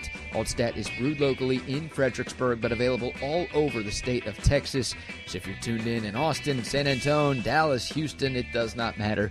You can find Altstadt at a local grocery store or liquor store. They've got a bunch of different brews, something for every beer drinker out there. The lager, the Kolsch, those are their two flagship beers, both award winners. They are fantastic. The Altstadt Light sacrifices on calories but does not sacrifice on the taste. They've got a great pills, tons of great seasonals as well. I'm telling you, one sip and you won't go back. to the other beers you've been drinking in the past. It is the official beer of BK. It should be the official beer of you as well. It's Altstadt Beer. No impurities, no regrets.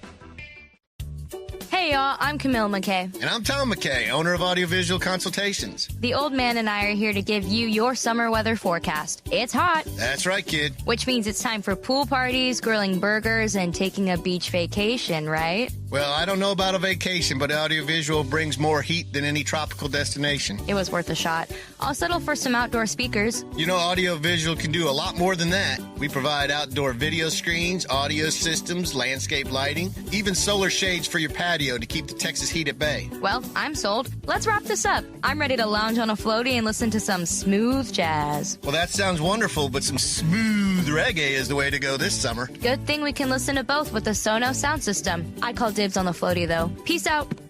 Kid, wait a second.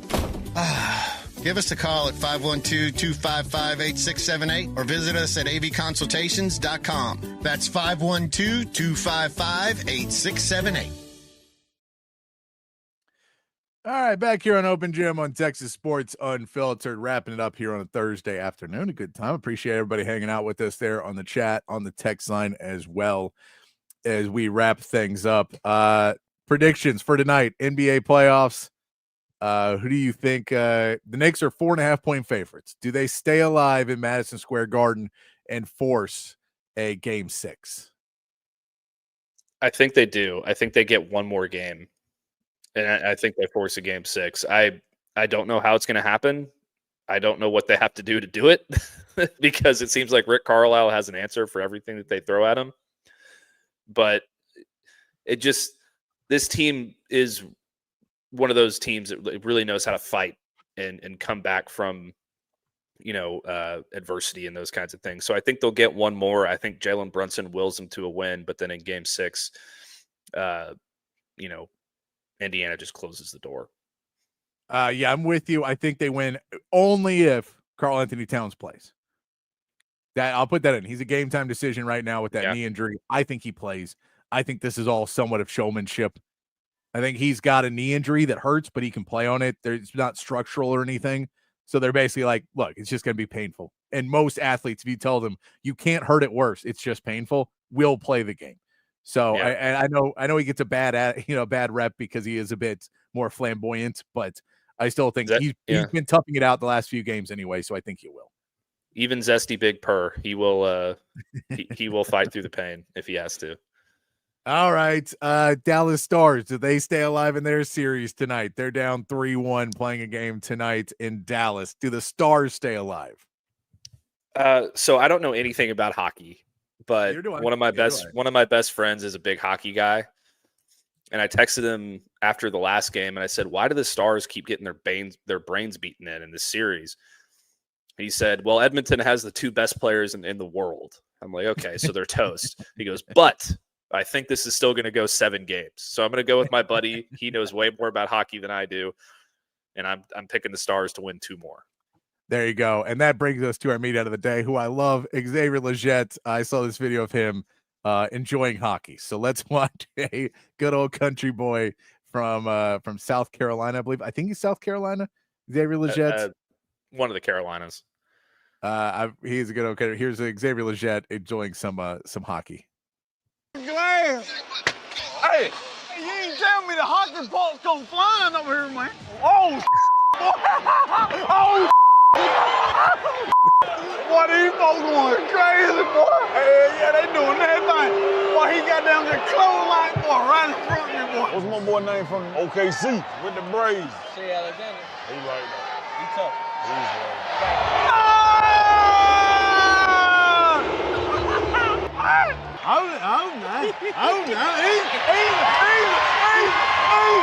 Hell no. This is my first time seeing this, boy. Oh, boy.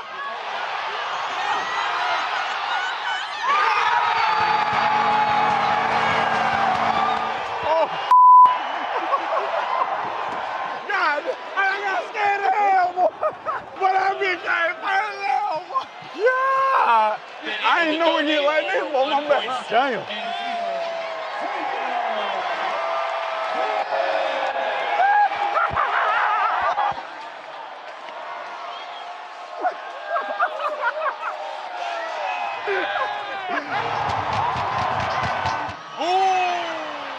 No! Hell no! Hell no! Come on, Kynes. Come on, Mike. Come on. Just a little defense, Kynes. Come on now. Come on, now. Just a little defense. Little defense. Hey, I ain't gonna lie. I'm gonna be back to one evil. There's Xavier Legette enjoying hockey. That is what just makes you happy to watch a video like that. He is a national treasure. I love that guy. I hope that he is the biggest social media star in the NFL at this point. Like I everything that he does, I love. Every time he opens his mouth, I love it. It's just like it's all absolute gold. So, by the way, yes. I think the Carolina Hurricanes might have the worst logo in all of sports. They could. It wasn't exactly attractive, but I mean, it's not like the Panthers colors are great either. It's like the Panthers are rolling through. It still looks like a panther.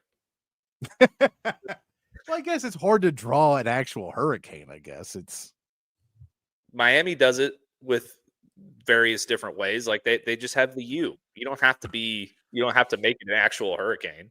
No, you just need do you need an H or a C then? Either one. Carolina C. So yeah. We'll go with that. We appreciate everyone hanging out with us. We'll be back tomorrow to wrap up the week here, 4 to 6 for you. But until then, be kind, be safe, keep your underwear clean, and we'll see you right back here tomorrow for more